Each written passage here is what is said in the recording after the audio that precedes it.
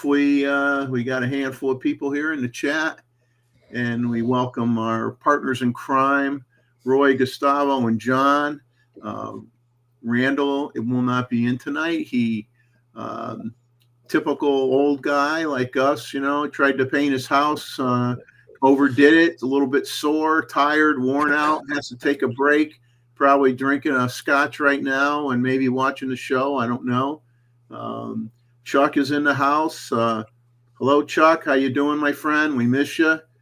And I talked to Chuck's wife, Maribel, today for probably over half an hour.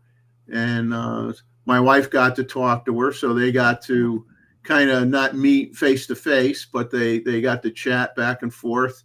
Of course, it gets into discussions about family and children and things like that, when the women are talking together and everything, which is fine. And so I think everybody, they got along well, and we had a nice talk. And Chuck is continuing to work really hard and making good strides with his speech and everything. So we hope that his goal of doing a Wednesday live stream, hopefully in a week or two, is on track. But Chuck, don't rush it if you don't feel comfortable yet. Step back a little bit. It's all up to you, my friend. Nobody's putting pressure on you at all. I guess us guys, we could, but we're not going to do that to you because we like you too much. But everybody misses you. And we got Art Bear in here. I had a conversation with him. You guys can see my dog is awake and walking around, probably looking for the ball, going to drive me nuts. So Wayne's going to stay in the chat today. We got Luke here. Ava is in the house. Hello, Ava. Robert's here. We got Woody, and I'm going to back up a little bit and see if I missed anybody, because I probably did. Buddy Bill. We got David Stewart, is visiting from your vacation spot. David, you can't be that bored, are you, to come on here when you're on vacation? I would. Going back to bed. Okay. He's just coming in to say hello. And we got Jeff and Leslie in the house. That's great to see you guys. Tim Mackin. Albert's here. Hello, Maribel. I think I just talked to you earlier, didn't I? Maribel is a gem, I'll tell you guys. If you ever have a chance to talk to her, very I met her, so I can vouch that she's a very lovely lady. As Chuck likes to say, his lovely bride when he's on air. And she definitely is. And a belated, and we should all wish Maribel a belated happy birthday. It was her birthday last weekend. She's 29. And so she's doing great. She's 29. She's hopefully had a good weekend. Little bit of partying going on, I'm sure, at the Egan household, and hopefully everybody had a good time. And so we wish her well, and as well as Chuck, of course. So good to see Albert in here. And I think did I miss anybody, guys? I think I got everybody so far. We're already up to 22 people. That's really good. Let me change the messaging here on the screen. Not that I want to get rid of Chuck. I want Chuck to stay on as long as he can, but I want to put up the reminder because it's that time, guys. It's that time. We've got the March 2nd photo review, which is obviously next Saturday. We have, I wrote it down here somewhere. Let me find it. Give me a second. We have 37 images so far. So we want to get, it would be nice if we could get at least 20 more. We've been running close to 60 images the last 2 or 3 times we've done the show. And although that's a little fun to put together, I certainly don't mind when we're actually doing the show, because it just perks me up to see all the wonderful work that everybody does and the effort everybody puts into what they do, and I think it's everybody's show of the month, to be honest with you. I think everybody really gets a lot of enjoyment out of it. So please send your images in before noontime on Friday. This coming next Friday, and we will get you in the loop, and we'll have a good show. At least I anticipate having a good show. Let's see what else we got here. Give me a second. Well, before I go putting everybody to sleep, which I'm very good at, I hear that the sleep ratio on this show is very, very high. People usually last about an hour, and then they leave the computer on and they pretend to still be here, but they're all sleeping. You guys have anything interesting going on that you would like to share with the folks in the chat? Yeah, make sure you subscribe. Yeah, make sure you subscribe to my channel so you can watch Mr. Wu and his vintage cameras. Yeah. John's doing so many videos now. I just hear John in the background going, woo, woo, woo, woo. That's all I got to do. So, that's amazing, Mr. Wu. So how's this work? John has 3 cue cards that he has to read during the whole video. Yeah. Mr. Wu's doing everything else. Okay, we'll see you later. Thanks for coming. Yeah. But man, John's cranking them out like he's trying to catch up to Randall, I think, which is, no one's going to do that. Yeah, Randall. How much? I got to tell you how much money I've made off this. I look at the YouTube analytics. A big fat 0. Yeah. John is a good interviewer, correct? He let the Mr. Wu talk, and he prompted him when he wanted to go in certain directions. So great job, John. Oh, thanks. I don't have to say much. He just goes. It's so important to have these cameras on video, though. Yeah, I mean, I think to me, everybody knows that I like vintage stuff, of course, too, and I like the history of photography, and I know Roy and I think all of us here appreciate the history of photography, and it's important to keep it going, to save these things, because if you don't have to be a collector, but if every person on this show bought one vintage camera, at least you're preserving a little bit of history. That's what I look at. That's how I look at it when I'm buying an old camera. I'm preserving, in a way, a little bit of history that might otherwise just go away, and nobody's ever going to know it was around. And I'm not J. Paul Getty, so I can't buy every vintage camera that ever was made, but they're not very expensive. I selectively choose the ones that I want in the collection, and I enjoy them, and I am fooling with them more, and I'm waiting to finish up another roll, and I'll be sending out 4 rolls that get developed, and we'll see what I get back. But it's I'm not one that's going to say, film cameras, the interest in film cameras have gone up. Kodak has hired more people. Kodak is making more film, but it's not going to be like some people like to say. Film is back. Well, film is here. It's a niche thing. It's fun to do. A lot of people that are new into photography want to kind of see what it was like in the old days, and they're buying some vintage cameras and using them, and that's great. But obviously, the workhorse in 2024 is, the digital era is here, and it's not going to go away. So, I'm not going to be saying I'm going to shoot nothing but film and not do digital. It's going to be like the 80-20 rule, 80% digital, 20% film, if that. So just enough to keep my keep the cameras in operable condition and have a little bit of fun and relax, because your perception and how you photograph with a film camera, you will find is completely different than how you're using your digital camera.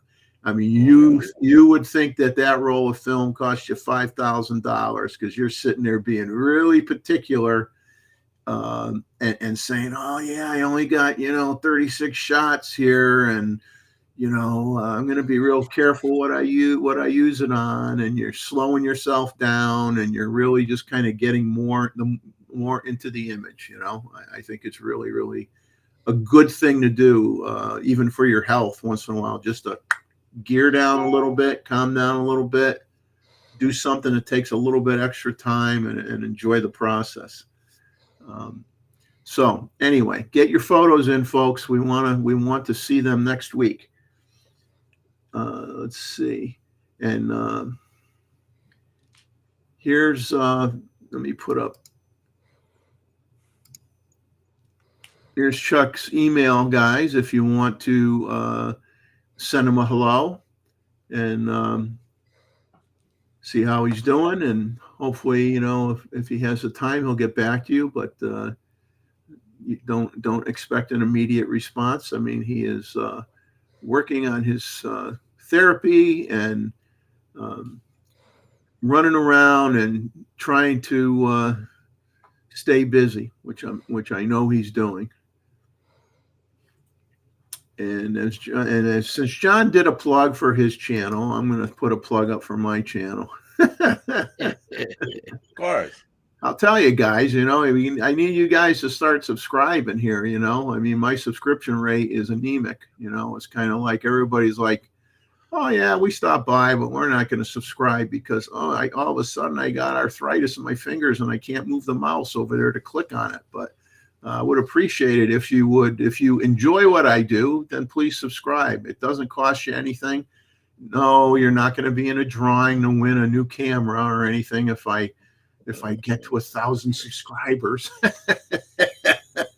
Gee, okay. Just have the satisfaction of showing a little love here would be appreciated. I have a question, Jeffrey. This AP Studios Facebook page. Yeah. Is that Chuck is doing that, right? Yeah, that's kind of my understanding is it's an invitation only thing. I mean, you have to get approved to be, you show an interest and they kind of give you to sprinkle the holy water on you and bless you, and they let you come in. But that's all Chuck. He's the one that handles that. And because I don't recognize a lot of the names. I don't recognize. Yeah, I don't go on Facebook. I signed up for Facebook and I went out on it once when I was doing my my battle with the park, and I wanted to correct the only Sad Jeff goes into Facebook. The news narrative, and that's it. I haven't been on Facebook again since. Sad Jeff is the only one that's allowed. Sad Jeff, yes. That's the only one that has an account in Facebook. See, I try to smile as much as I can. But yes, so I really don't know if let me go back to the chat here. Hey Chuck, if you can comment, or Maribel, is that Facebook page you guys are able to keep up with it and everything? You have administrators that help you out? Dimuts was supposed to help, correct? Yeah, we haven't seen him in a long time. Yeah. Long time. David Moots was helping with the David hasn't been on in ages. And we got the youngster in the crowd. This is now this is lowered down the average age here on the panel, which is greatly appreciated. Greatly appreciated. How you guys doing? Hey, we're doing good. As they say, you woke up on the right side of the lawn. We're doing good. Joe lowers our average age. Oh yeah, he doesn't realize how important he is to the show. Yeah, you got to lower our average age, Joe. I mean, I also have to increase the overall IQ, right? I mean, I'm kidding. No, but it's nice to see everyone, and hope everyone had a good week. Yeah, you too. And hey, I want to everybody out there in the chat, and I'm sure those on the panel have already seen it, but give Joey some love, guys. I mean, let's get up his the number of people that have watched his last video called Blues and Hairs, Dapper Street Barbershop video. That is a cool video. I love that video. I'm telling you, go to his channel, watch that video. You will love it. He did a great job with that. I applaud him. I give him 2 thumbs up. Thanks, Jeff. Come on. Do it. Broken. It's broken. It broke. That's you it. Want it out. Yeah, there we go. Fireworks. And, That's awesome. You guys need to check out Joey's channel. I mean, he's doing some really cool things and experimenting and having fun with his new camera. And isn't that what it should all be about, is having fun with your camera, irregardless of who made the camera. It doesn't matter. Agreed. You have to enjoy it. You like it. You're the only one that has to be satisfied, and you don't have to justify your purchase with anybody. You just get what you want and you use it. What did Joe get? I got a Panasonic S5 II. Oh, way to go. Good choice of video. Nice, yeah. And Joe, when is your drum special coming up? Drum special? Yes. Drone. I thought you said drums. Sorry for my accent. No, Gustavo, you're good. I was like, man, I haven't drummed. Gustavo said sorry for his accident. Did you hear Gustavo? Exactly. Sorry for his accident. I mean accent. No, it's going to be next Saturday. So next Saturday morning, okay. It'll be at the camera store. Yeah, it's going to be good. We're going to have virtual as well as in person. So yeah, it's going to be good. Yeah, definitely looking forward to doing that one. It's one of those things where like the guy who I'm doing the live cast with just knows so much more. I mean, even flying, like he's a much better pilot than I am. But really, really nice guy, really down to earth. And I mean, I know obviously we're mostly going to be talking about like drone regulations and stuff in Canada, but a lot of the rules I think are transferable, right? So yeah, no, it's going to be a good time. So if anyone wants to tune in, just go on over to the camera store on their YouTube channel. They've got a live cast scheduled in there for Saturday, so it should be a ton of fun. I see Mazman is in the chat. Hello, Mr. Mazman. How you doing, buddy? I was talking to Maribel today, and she asked about you, and I told her that you had been working your behind off so much that you don't know which way is up or down anymore. So hopefully things calm down for you a little bit. And John, he has a good question for you. Just put it on the screen.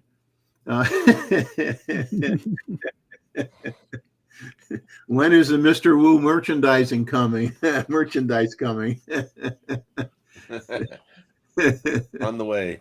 You can have a picture of him like pointing to all these old cameras, you know.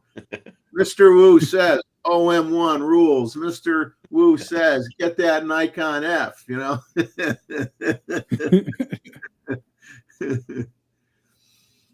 I hope he realizes he's becoming a celebrity because of you. Does he realize that? Yeah. Yeah, I think he does because you know what's great is that he works at this camera store and they just treat him like an old dinosaur and he just sits there and doesn't, and I felt bad because I've known him for 30 years. He's like an encyclopedia, but he just sits there like this dinosaur and I think they should treat him better. So I say, hey, Woo, man, let's start talking about all your cameras. You've got like 100 of these things. And his eyes get like marbles. Oh, yeah. And before he could, he hardly talked. And then as soon as I brought this up, he couldn't stop talking.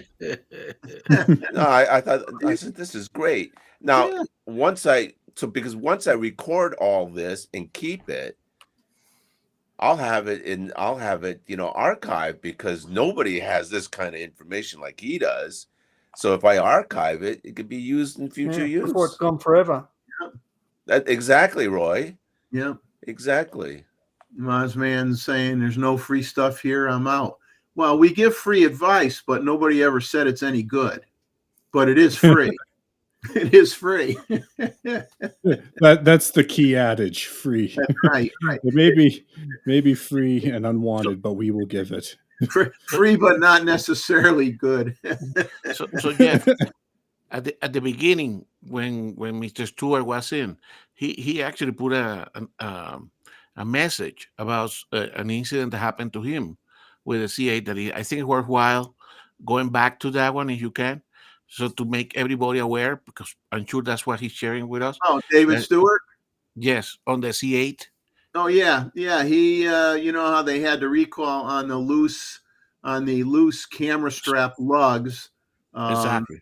And he had one of them while he's been on vacation. One of them, it didn't like fall off, but you know, there's a piece rattling inside, and the lug is loose, and he's able to use the camera, but he's got to bring it back now. He did have that camera checked. He did send it back checked, and now that he's on vacation using it, whatever mechanism is in there, let go, and he's able to use the camera, but now he's got to bring it back to Nikon when he gets home and get it and have them look at it and fix it.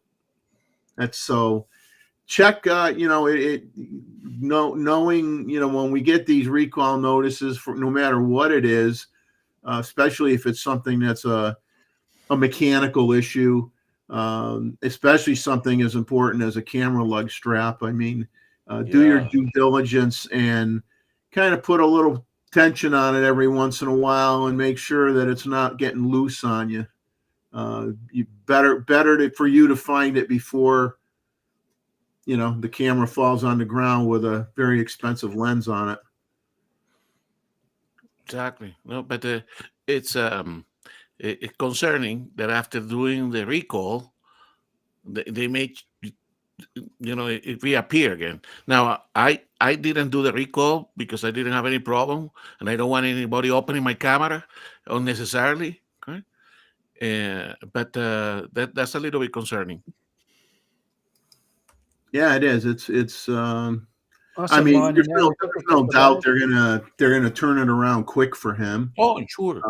But it's unfortunate. But you know, see, of course, you know, the natural reaction is to say, oh, you know, Nikon screwed up, they poor quality control, this or that or the other. But when you're in manufacturing, which I worked in my whole life, basically, so much stuff of any product is subbed out. So many parts are subbed out to other suppliers, and sometimes, hey, you know, they have a bad batch that sneaks through, and you're not always doing 100%. Most companies do not do 100% inspections on parts. I mean, maybe if you're doing military hardware and life critical hardware, that's one thing. But when you're talking consumer products, they're not going to do 100% inspection on every part. They're going to do random sampling.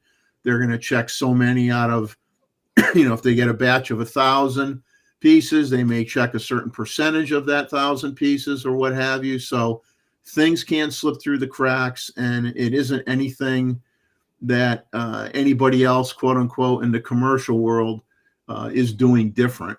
Sounds like Boeing, told us about it. You know, obviously, if you buy a Leica, okay, that might be an exception because Leicas are still handmade, and as far as I know, and obviously, you know, that's a different creature. But for most, they had shutter problems at one stage, though. Yeah, Trouble I with mean, the shutter. it can happen to the best of them. I mean, it sounds like Boeing to me. Yeah. Yeah. I mean, But at Luke, least Nikon told us about it. I appreciate your comment, Luke. I really do. What you could do is maybe change your name 15 times and keep subscribing.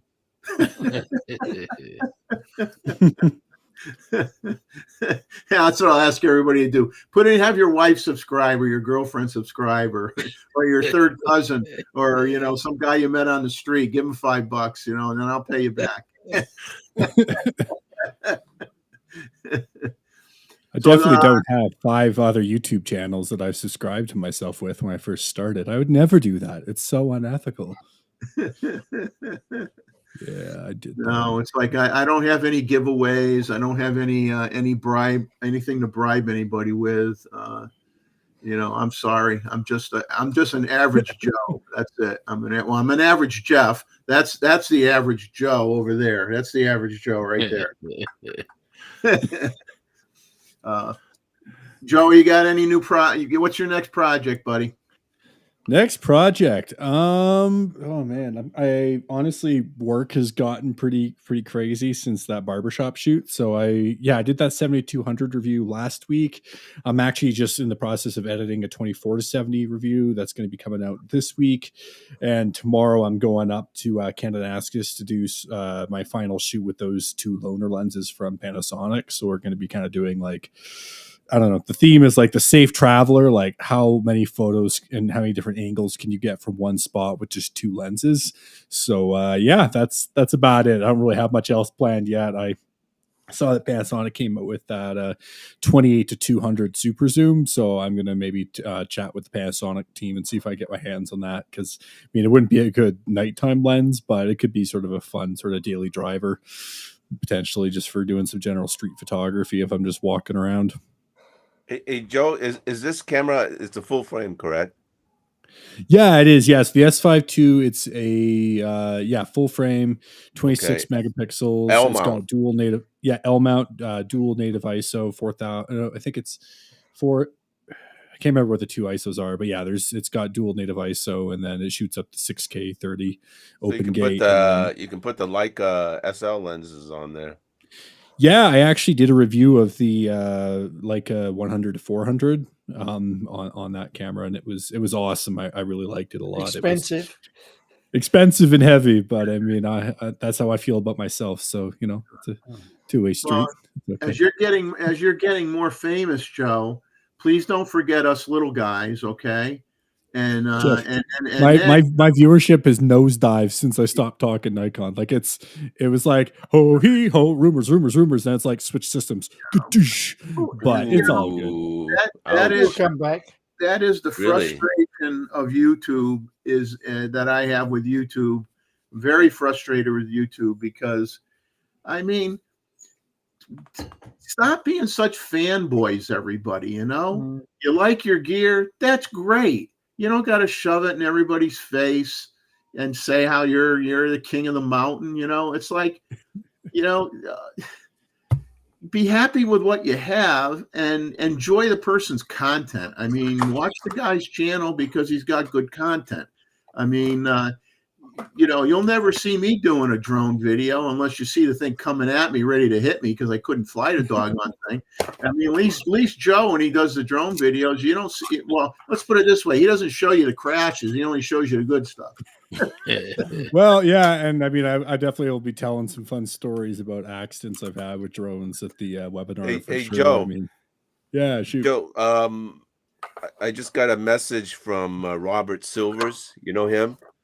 Yeah. He's just did a thing on your Lumix. You should hook up with him because he's a Panasonic. I think he's hooked up with Panasonic. Sweet. Maybe you guys could do a collab with him. Yeah, that'd be fun. Actually, Frames reached out a couple, maybe 2 months ago now, and he's wanted to jump on doing a sort of a Panasonic Nikon talk too. It's fun. Robert is incredible. Yeah, Robert's channel is great. He's such a good photographer. I think that's the thing that's fun about Panasonic. I feel though, like compared to some of the other brands, is it's less all right. If I'd gone from Nikon to Canon, I feel like it would have been more of like a trader sort of vibe, right? Just because of it.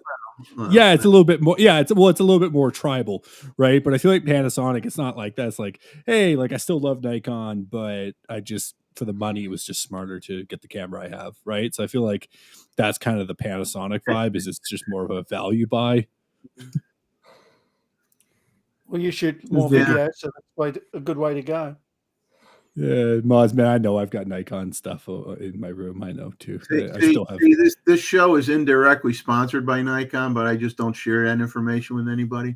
I get $0.000 for everything I do, and I actually have a friend of a friend coming over tomorrow, so I can help him set up his Z8, which is also going to be a $0.00 event.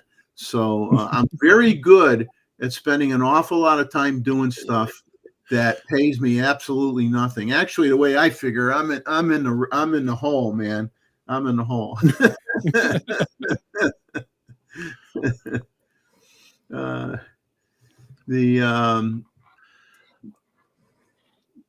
Yeah, let's see. What is I was trying to find somebody's comment in here. I don't know if I got to back up. Give me a second, because it was about a question that John mentioned about the Facebook page, and Mozman put up a comment. James is like a moderator or something on that channel, so I guess people will go through to want to go on that Facebook page. And then James forwards the person over to Chuck, and he approves it. So it's a pretty quick process, but it isn't like you could just go in there and start posting stuff. You got to go through a little bit of a process. But James is involved with that. He's one of the folks that works with that channel. And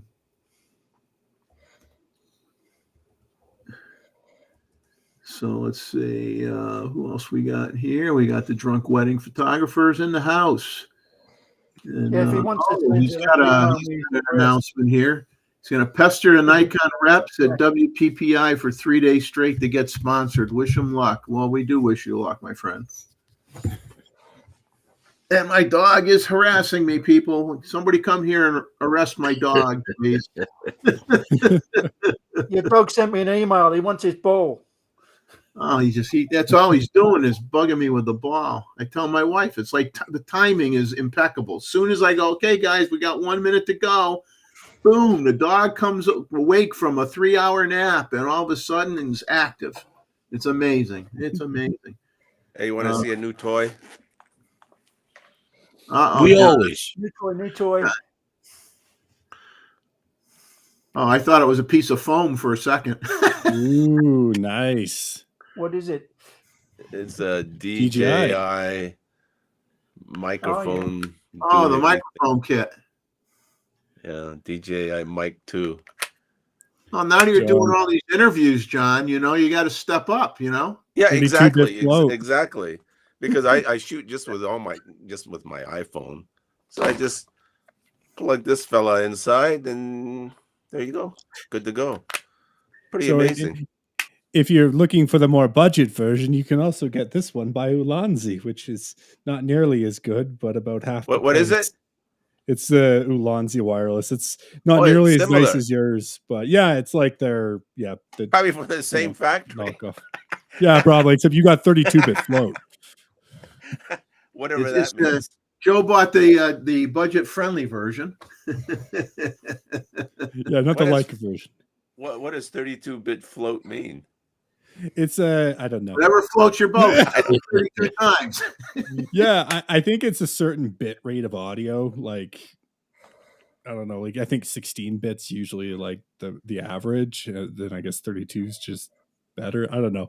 That was their whole thing they were advertising with the newer mics. Yeah, it's actually funny if you get the Pocket 3, the older mics won't wirelessly pair with it, but the new ones will. So if you're wanting to get the Pocket 3 and you're thinking, oh yeah, my DJI mics are going to work, no, you have to get like a whole like setup. But if you get the same mics that John's got, the newer ones, then they will wirelessly connect. You don't have to get a connection cable and all that crap.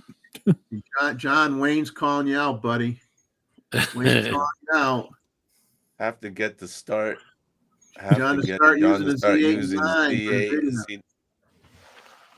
Oh, you mean using those cameras for videos? Yeah, none of this phone stuff, man. None of this phone stuff. It's such a hassle. Big old planes, carrying that stuff around. Listen, oh, hey, I mean, sacrilege! Sacrilege! No. I mean, on the iPhone, I watch it on my 65-inch flat screen, and my God, it's amazing.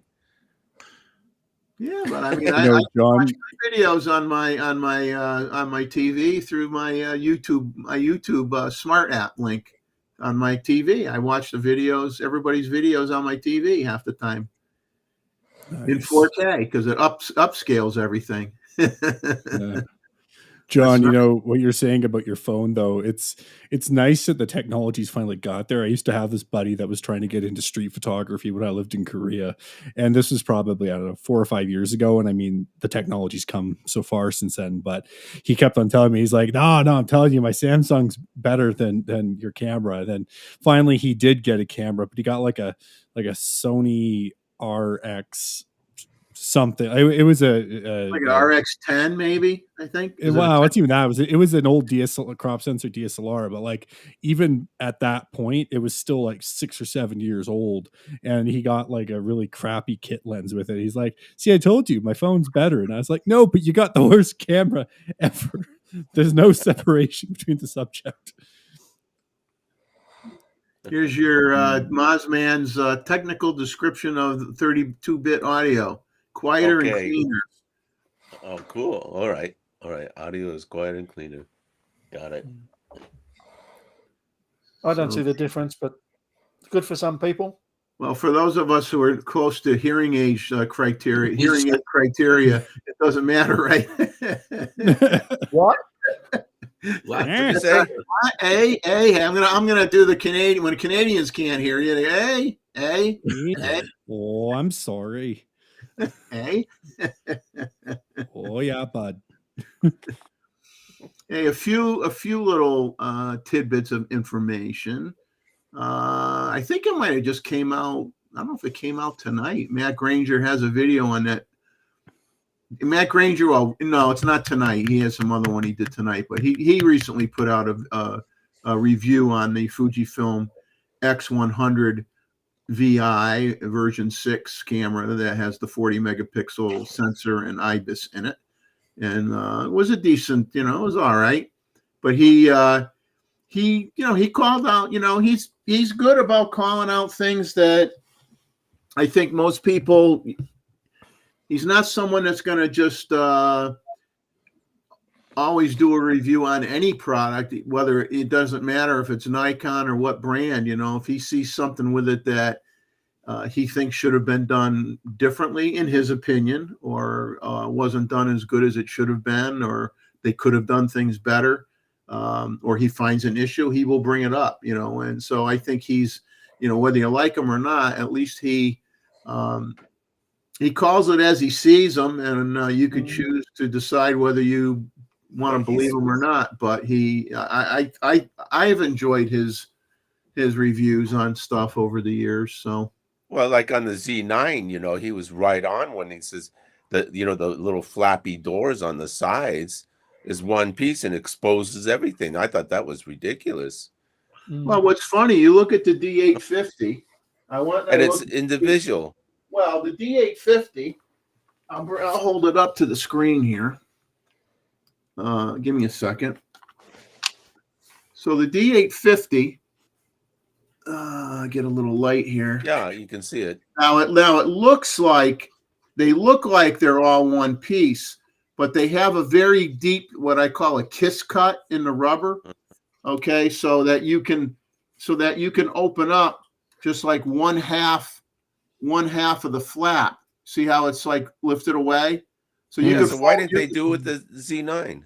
Well, they put the score into it, but it's not a deep enough score where you can only open up like one half of it. It's almost like for aesthetic reasons they put the lines down it, but the lines don't do anything other than look like lines. But on the D850. The 850, they scored it enough on the back side so that you could fold over and just use the microphone or the headphone jack and not open up the whole thing. I see now you see the two jacks there, but I could fold down one section and then you only have one jack showing, so the other side doesn't get wet. So I don't know why they did that. That is a very good observation, and I'm glad he called them out on it. And it wouldn't have, what would it have cost them money wise to score the rubber a little bit more? Maybe have to use a little bit higher grade rubber material so it doesn't, like fall apart. But I mean, it's really, really makes a lot of sense because exactly. I don't get it why they did that. Yeah. On the 9. No, I mean that's where Matt is. He's right on certain things, and like the card thing, and he brings out these small details, and the devil's in the details, right, Jeff? Yeah. Well, when you sometimes something that isn't like a major spec type of thing, but a nuisance item can drive you nuts. After you buy the camera, and and if you're using it, like he's obviously doing a lot of video content and stuff like that, and he's out there in all different weather too. He's not just a fair weather photographer. So yeah, something like that, gets under your skin. You're like, come on, why didn't you do it like the like the good old D850 days, Good camera. Yeah.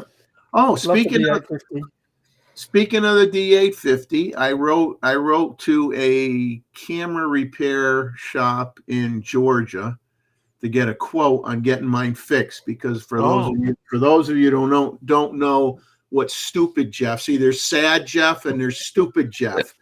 And when stupid Jeff does something stupid, then he's sad again. So it's like stupid and sad Jeff. So it's like SS Jeff, stupid and sad. But I had my D850 in my travel luggage, and I had a TSA lock. I'm not going to be able to. I see it now. Okay. In the corner. Yeah. See the crack? Yeah. See the crack? My TSA lock flipped over when I closed the lid on the bag, and it hit the top plate, and it cracked the protective glass that's on the LCD panel on the top. Now, the LCD panel reads fine. There's nothing wrong with it at all. What are the chances of that happening? So, 1,000,000 to 1, but if it's going to happen to anybody, it's going to be me. It happened to me twice. So I went twice.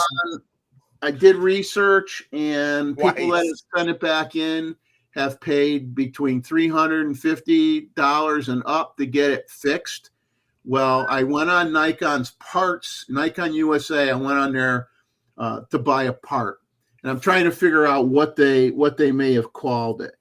And so they had that piece that's cracked. Okay, let me get my finger in the right spot. That piece that's cracked is removable. Okay, not easily removable, but it is removable, because basically it's like a piece of glass. It has like adhesive around the edges, probably like a heavy duty double-sided tape of some kind, and it adheres to the outer edge of the LCD display. So it's an insert piece, okay, that gets pushed in there. And I saw that they have a D90 LCD window. They call it a D90 LCD window, and it costs $2.80. The part costs $2.80. They do not list that same description where you can buy the part for the D850, and I guess supposedly you can only buy parts for the cameras when they're a certain age, probably, when they're not doing a lot of repairs on them anymore and they want to get rid of some of the part inventory, they'll start freeing up some of the parts, and you can buy the parts. But the D850 is not old enough yet, so they don't list that where you could buy the part. Because I saw a video where somebody took it off and replaced it. Now, I don't think I would do it. Jeff, this is just reminding dangerously. I don't think I would do it because I'd get snow on my head.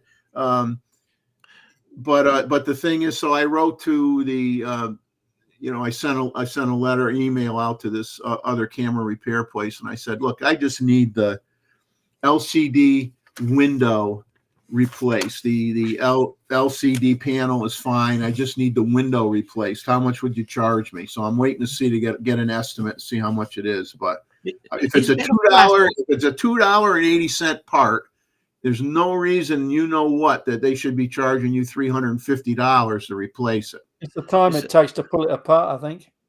It's a plastic. It's made of plastic, yeah. Well, you touch it, you can see it's plastic. Because it happened to, I told you, it happened to me twice with the D800, which I repaired, and with and I think was the other one. The first time it happened with the 300. So, how did you break it, Gustavo? It's actually, I put the lens in the back of the car together with two cameras and one roll, and hit the other one. Oh my God! Yeah, so it's very fragile. Not on the Z8 and the Z9, because that is really glass. But in all the other cameras, I don't know about the D5 or D4, but in the 800, the D300, the 850, it's a piece of plastic. I didn't know how. And Wayne's saying here, the video is basically you have to apply heat. You have to apply heat onto the area. And a video I showed, somebody had something they put in the microwave and they heated it up, and then they laid it on there, and the heat worked its way down, and then you got to get like a curved X-Acto knife blade and be very careful to not go too deep with it, otherwise you'll stab it into the LCD display. You got to put the X-Acto knife blade part way down, and you got to kind of slide it across and work your way all the way around, and then you can lift it up, and then you clean the residue from the adhesive, and then you get a new piece and you can install it. But if you can't buy the piece, if you can't buy the part, then you got to send it to somebody to get fixed. So I'm just trying to see if this other company will fix it for less than $350, because to me that's an awful lot of money. Yeah, and I would not be surprised if a piece of plastic is the same for all those cameras, because they look very similar inside. Well, that's what I was wondering, if the D90 one is the same size as the D850. I'll buy the D90 one, and maybe I'll do a little video, and you guys could see me scream and swear when I screw it up. I don't know.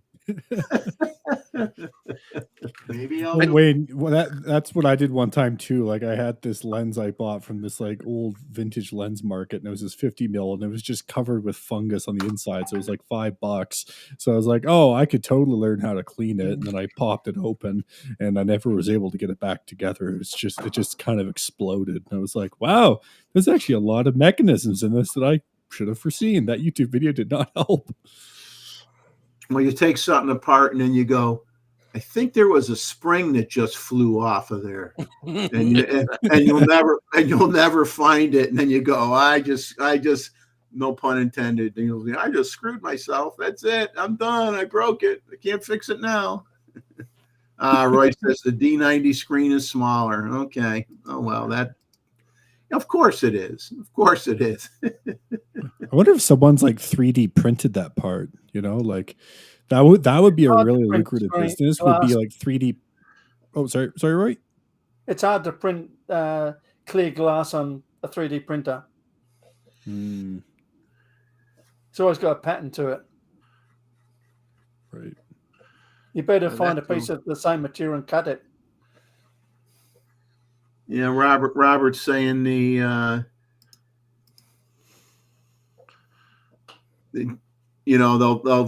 do the full cleaning and remap dead pixels and all the other stuff, and lubricate it and everything for $130. Of course, that's on top of the repair. But while you have it in there, then you may, because they'll even calibrate your exposure meter as well. They'll do a calibration on the camera as well and if you got it in there, you go, okay, I'll spend the extra $130 or whatever and have them go through the whole thing and do all that. But it's just I like the camera, but I mean, I honestly I use it occasionally, but not like I did. So I'm trying to get. I'll be honest. I'm trying to get off cheap if I can. That's all. I'm being cheap. I admit it. But your hack that you reported last week seems good to me. I know that you want to have your camera perfect, but taking one of those protector screen, which are very transparent, and putting it top so there is no ingress of water, because that's what you fear, correct? Yeah, I mean, if I get a clear, like whether it be a cell phone protective screen, and I trim it as required, and I put it on top of that, at least I can take it out if it's raining and the water won't get in there and do anything. Because I could read everything on the LCD, and to be honest with you, I don't need to look at the LCD anyway. I get all my information I want in my viewfinder. I don't really need to look at the LCD really for any reason. So water could get in there. That's the only drawback. What's that? Rain could get into it. Yeah, that's why I want to put something over it at a minimum. But if I can get it, if I could get it fixed for like $150, I'll send it out for $150. But exactly, $350 is a little bit like, yeah, we got you right where we want you, and we're gonna make you pay. Yeah, it's buy those Gorilla type kits for it.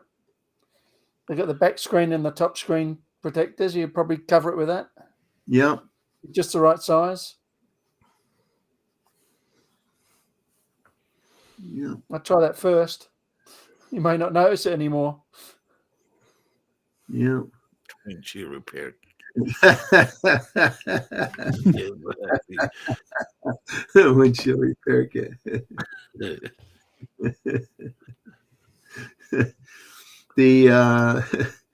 But anyway, enough about that. Enough about my woes, my complaining, whining.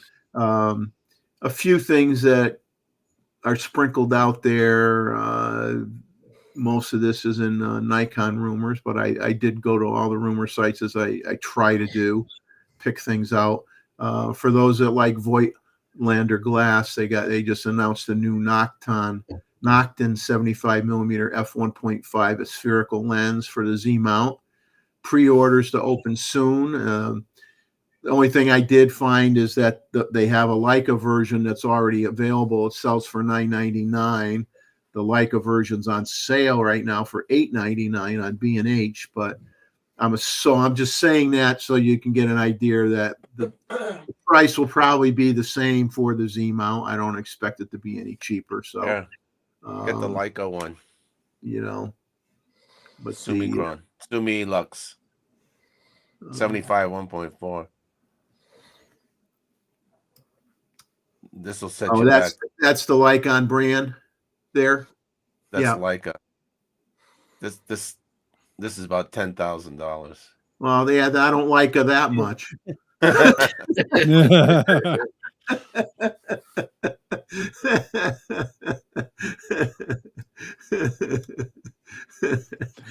Well, Jeff, on that pun, I think I'm gonna have to drop. But it was nice seeing you guys.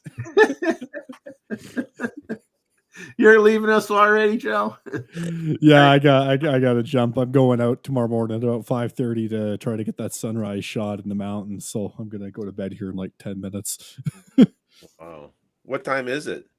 Where you? It's only 8 o'clock. Oh, the youngster has to go to bed early. Don't we all feel sad for him? I mean, it's just so horrible. The world is tearing me apart. Just kidding. But great seeing you guys. And us old farts stay up till midnight, and then we get up at 5 and go shooting. What is this? I gotta go to bed early. Oh, geez, Joe. How long take you during the winter to get to Kananaki? 45 minutes, an hour? Oh, an hour. An hour. So I'm gonna try to be on the road 5:30, get there 6:30, sunrise is 7:30. It's like I want to break out the violin here. I'm gonna start playing the violin. Yeah, right. World's smallest violin. I know. But nice seeing you guys. Have a great night. All right. Take care, Joe. Great video again, once again, my friend. Great video. Thanks, Jeff. Really appreciate it. Bye, guys. And youth is wasted on the young. Yeah. Who wrote that? Who said that? Famous author. What's his name? He's probably an old guy, so I don't remember him. Famous American author. Youth is wasted on the young. There was a commentary on the Nikon rumors that supposedly there's going to be a minor Z8 firmware update to improve high ISO performance and a few bug fixes. I don't know what the bugs are that are going to get fixed, but I haven't seen any. no, I don't. Yeah, I haven't heard anybody. My buddy has one, and he has no complaints at all. Doesn't find anything wrong with it. Have you tested 2.0, Jeff? I don't have a Z8. I don't have the Z8. I thought you did. No, I got the Z9 and I got the ZF. I thought everyone had a Z8. No. Oh my god. No. Should have. Roy, have you tried it? Yes. I've got Gustavo, installed. Yes. No problems. I installed it the minute it was released. you It tested is it? fantastic. It is fantastic. And as Is a it? matter of fact, Jeff, as a matter of fact, I part of the C8 discussion, we can make a plug, and I think I for Steve Perry, because today he sent us an email. Yep. I already downloaded it. I already downloaded it as well, because I think we can give him a little bit of a promo here for our small audience. That is for me, is the best reference guide for the C8 and C9. Okay, so I think I Great even camera. I think I even put a little. So here, let me see if I can find it. I mean, what Gustavo's referring to is obviously Steve Perry has a lot of teaching videos, or basically video books on how to optimize the autofocus and your setup on your Z8 and your Z9 camera.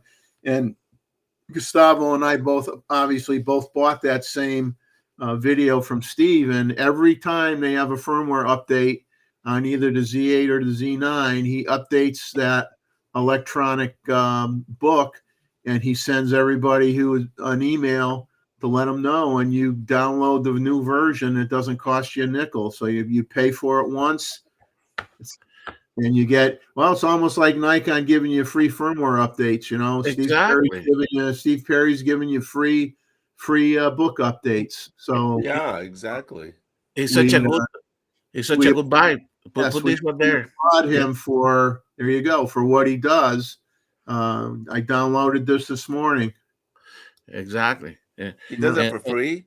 Does it for free. If you get after you buy the book, you get free updates forever on that book. And he does it. I mean, this time he didn't have a pre-release version of that firmware, and so it only took him a couple of weeks before we got a big update, a lot of pages, right? And this is in PDF, searchable, correct? So Yeah. actually, I love what he does. So that's what I even put a little slide here for you guys, because I think he deserves recognition. Yeah, I mean, especially, he goes over a lot of stuff that isn't all just, it's just good things to look at and set up on your camera, whether you're a bird photographer or not. I mean, obviously there's a lot of content in there in terms of what the best settings are if you're doing wildlife and birding, but there's a lot of general information in there as well. And it's funny, I got a little crazy with buying stuff. I bought Matt Granger's setup guide as well. I bought Tom Hogan's book on the setup guide, which I'll be honest, and no offense, Tom, but I never had time to read your book. I just ran out of time. I bought too many books. I couldn't read them all.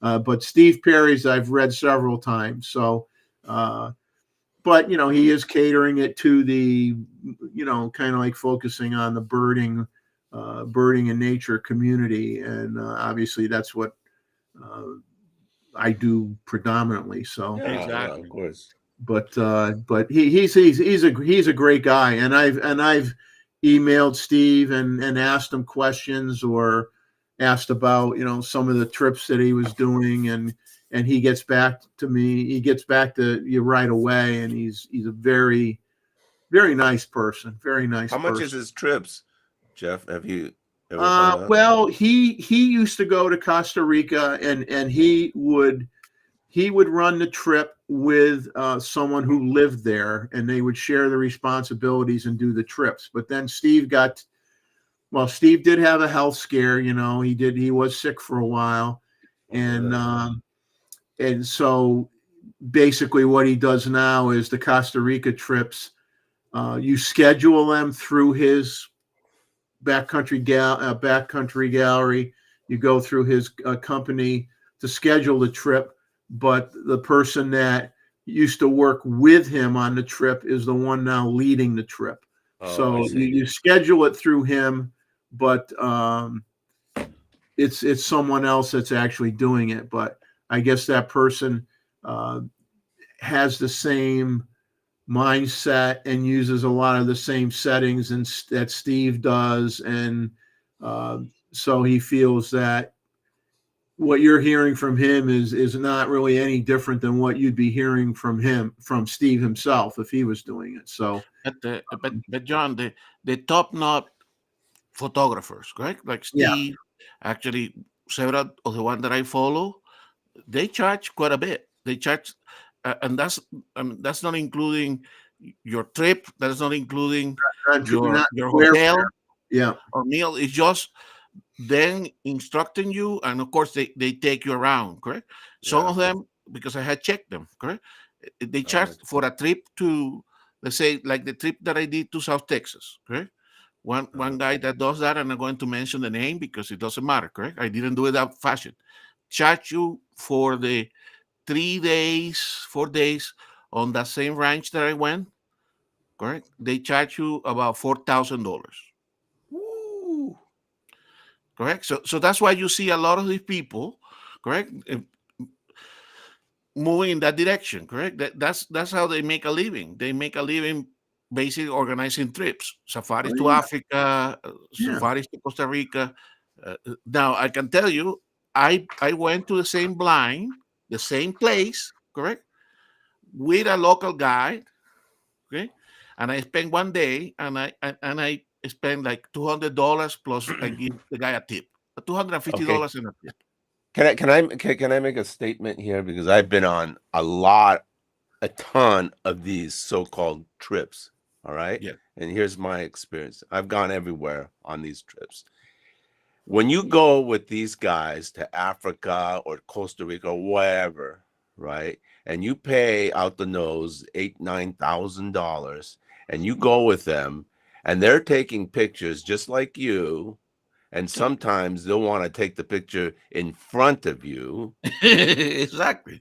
I have an issue, and Of some course. will even tell you, by the way, this is my vacation too, and you go, what? I paid $8,000. Now, I've done this, and Diana and I get quite upset. We spend all this money, and what do you do? And you get the local guy who gets paid peanuts to do 90% of the work, right? And then they have an agenda, of course, to make money off of everybody. So in the future, look, I go direct. If I want to go to Mongolia or something, I go straight to the source and says, "Can you do a trip? Here's what I want, XYZ," and I guarantee you, it's half the cost. So why do I need to hire somebody?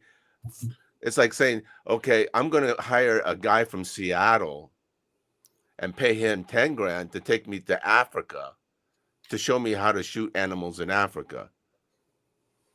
Well, that's ridiculous. Well, right? When you can go straight to Africa and get the guy from there to do it. Well, I think that's the thing that I always thought about with these trips, and you make a good point, is that there are some that'll advertise and they'll say, some of them will flat out say, we're here to make sure you have wall hangers to put on your wall when you leave. And we're not competing with you to take images for us. We're there to make sure you get great images. So you have to really do a lot of screening and a lot of research on all these places. And they're not cheap. But the only thing is, it's like, if I've never been to a location before, in all fairness, like for me, I wouldn't know who to contact if I just flew somewhere blind. I wouldn't know. You just use Google. All you do is go to Google and look at the reviews, and you can do it. But I just don't think you need some guy from your hometown of South Carolina to take you all the way to Africa. And when you get there, you get split up in different vehicles, and he's not in the vehicle with you to give you, okay, here's what you need to do, Jeff. You stand here, and there's the sun. Here's what you want. Here's the f-stop. Here's the shutter speed. Here's the ISO, et cetera, because he's not in the car with you. He's in another one. Yeah. Chuck's taking off, everybody. Take care, Chuck. Yeah, and John, you that's a point. But I mean, like I'm saying, if I've never been to Yosemite, a national park or whatever, I don't know the trails. I don't know the time. I don't know when the best time. You could do you could spend a week of research and probably figure something out. But you go with someone that goes all the time, and you do that. If you go and do that once, you pay the wad of cash once. But then if you like the area, now you learn from, you know where to go. You could do it on your own, or you know who he used to do this or he used to do that, and you could bypass that guy the next time. But sometimes it depends. Sometimes you want to go with a certain photographer because maybe it's somebody that you admire and you want to pick the guy's brain. Like I'm a big fan of Art Wolf. I would love to go on an Art Wolf trip, but I can't afford a $13,000 trip. Well, I mean, Jeffrey, you could get 90%. You know more. You could do 90% of it on your own and not pay like $13,000. If I wanted to go to Australia, I'm not going to get some guy from Arkansas to take me to Australia. I'll just contact Roy. You get Roy. He'll just charge you $10,000. Yeah, hey Roy, set me up, man. Right? Roy will charge you 10. And I think, Gustavo, I think it's a scam. It is. It's a scam, man. I agree. And this is from experience. Well, I wouldn't say it's a scam. It's a business model that apply for these people. Some of them, if they, if you have a lot of money and you pick a C9 and you never use it, and you pick a 600 TC and you have never used it, and you go with one of these guys, that's good. But the majority of these people here in the forum, and that's a point that I think Luis P. make to Jeff and me, and say, these guys are not going to teach you things that you already don't know, correct? Exactly. Exactly, Gustav. They're not going to tell you something that you don't already know. No. And you're going to pay $8,000, $5,000. I mean, that's ludicrous. Now, I grant you, yes, it will be probably more effective because they know all the places. But I think part of the joy for somebody like me is finding the places myself. Correct? Yes. So I may get a day that it doesn't go that well, but I tell you, if I like a location, I always take it like a scouting. Okay, the next time I go, I know where to go. Correct? But that's how they make money. Correct? You see, guys, we got a hot deal coming up on the screen here. Jeff and Leslie.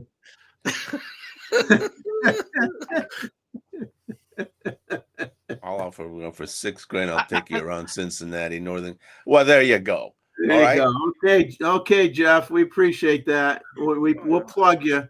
$6,000, everybody. What a deal. Jeff and Leslie, I'll do it I agree. For $1,500. But I agree with Jeff. Look, if somebody is your photographic idol and you want to meet him, correct? Then you pay the $4,000 and you meet this guy, correct? But that's a different type of thing. It's a fan trip. It's not a Yes, photographer. Gustavo. Yes. And by the way, if you go with one of the big shots, what, you're not going to be the only guy there. He's going to Exactly. have 15 to 20 people, and he's not going to have the time to sit there and babysit you. Oh, Well, sure. believe it or not, a lot of those guys at his level are usually only doing 6 to 8. They're not doing 20 people. Well, But, but $5,000, $4,000, but that looks like a good business for them. Okay, well, Gustavo. yeah, Okay, that's really how they support their income now, because how many people are buying prints? Exactly. I mean, how many Nobody. people? I mean, they make fine art prints and they sell them for. They sell some of their prints for over $1,000. You know, they'll do a what they call it, a limited edition series or something. They only do so many copies. They're all serialized. And they'll charge you over $1,000 a print, and then they'll do some that that have no numbering, and it's just a nice print, and maybe you'll get one of those for $500. But if you want one of their prints, you're paying big bucks for the prints. You're not like a schmuck like me. Oh, you want a 20 by 30 print? Yeah, okay, I'll charge you $180 for it, or whatever. Make a little bit of money on it. But now using like Johnny was saying, using the local photographer that you pay $150, $200, that's good. The local guy. And actually, Luis, who does these very regularly, correct? He said, even I go with a local guy for one day. The next day he goes by himself. Photography is a very, I know that we sometimes photograph together, but it's a very personal thing, correct? Sometimes I don't want to be photographing with 10 people, correct? No. I use this guy, right? Exactly. I use this guy in Bali, right? Now the Indonesians, when it comes to photography, when it comes to conceptual photography and concept shots, they are the best in the world. So I tell my guy, so when I see him, I said, I want the dancing girl, I want this, I want that. Bang, it is done, right? So when you show up at the airport, he picks you up, he takes you to the volcano, and he's got the horses, he's got the warriors all lined up. It's like a Hollywood production, right? And he will tell you, he will draw an X in the sand, in the dirt. He says, you stand right here. Here's the f-stop. Here's the shutter speed, blah, blah, blah. The sun is coming in exactly 2.5 minutes, start shooting. And then he directs the warriors or whatever to do their thing, and bang, you got the shot. It's a wall hanger, right? How much did it cost? Pennies. And I guarantee you, John, you and Diana, you still want to put your own imprint, correct? You still see, okay, fine, I take the advice, but I'm going to try something different, correct? Yeah, sure. Of course, you can change that. But the point is, Gustavo, is everything's set up. Oh, So you just bang away and then you get the shot. For example, Diana's shot of she's the finalist for that Smithsonian, right, contest, and it was a shot she took in Bali, and it was all arranged that her and I do a private session with this old lady and this dancing girl, and the lighting is just perfect, and it's already easily done, and then we take it and we direct it, just the two of us. Well, just her, actually. And that is more difficult. You don't need to hire these so-called experts for 10 grand to take you halfway across the world. And I can tell you, and that you describe is a little bit more difficult because it involves models and stuff like that. But when it's nature, you're still at the mercy of nature. They cannot guarantee you're going to see. Of course. Yeah, of course. So you want to take a picture of a yellow-belly sapsucker, all right? And so the guy says that's all he does is the yellow-belly sapsucker. Don't call me names, John. Don't call me names, John. That wasn't nice. So you get the local guy. He says, okay, I want to take pictures of a yellow-belly sapsucker sucking sap. No problem, John. We'll set you up. Bang, it's done. But why should I hire some guy for 10 grand to take me halfway across the country to take a picture of a yellow-belly sapsucker? And certainly for us in nature photography, the places, correct? That these places where they have heights, those are private, like a private ride in Texas. Next week when we show the photos, I show you. I mean, I went to photograph with this guy, a local guy, correct? And we spent in the heights one morning session and one afternoon, and I mean, incredible amount of pieces. Okay, so I wanted to photograph a Creste Caracara, and they have 80 Creste Caracaras. Correct. So you have plenty of opportunity. For me, I think is a better option. Now, I live in Africa. Africa can be more complicated. There are places that are logistically complicated, and there are places that are logistically simple. Correct. Taking a guy here in the United States or in Australia or in Europe, that doesn't make sense to me. Exactly. Right?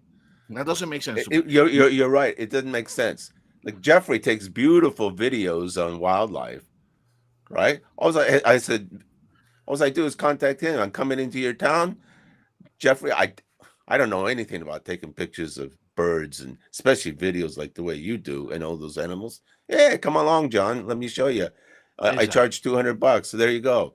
But I'm not going to hire somebody from California to take me to South Carolina to show me the same thing Jeffrey's showing me. I have the perfect financial model, and it's $0.00. Well, there you go. It's even better, you know. And then I take you out to lunch. You know, exactly. But John, that's the way. Unfortunate. Certainly for wildlife photographers, that's the way they make the money.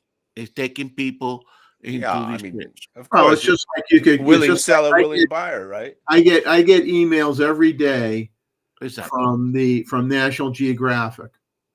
Okay, they do a ton of expeditions with scientists on the boat, and they go to the Galapagos Islands, and so they're always, trying to woo me. I mean, I'd love to go to the Galapagos Islands. Don't get me wrong, but they're always sending me stuff on the Galapagos Islands, on one of 2 or 3 vessels that they have. And this one does this, and this one goes there, and this one goes there. But then some of the trips will say, oh, and then you can add on and you can go here. And then, okay, you do the add on, you look at the price, and some of these trips are $20,000, $30,000. Who in the heck got $20,000, $30,000 to go?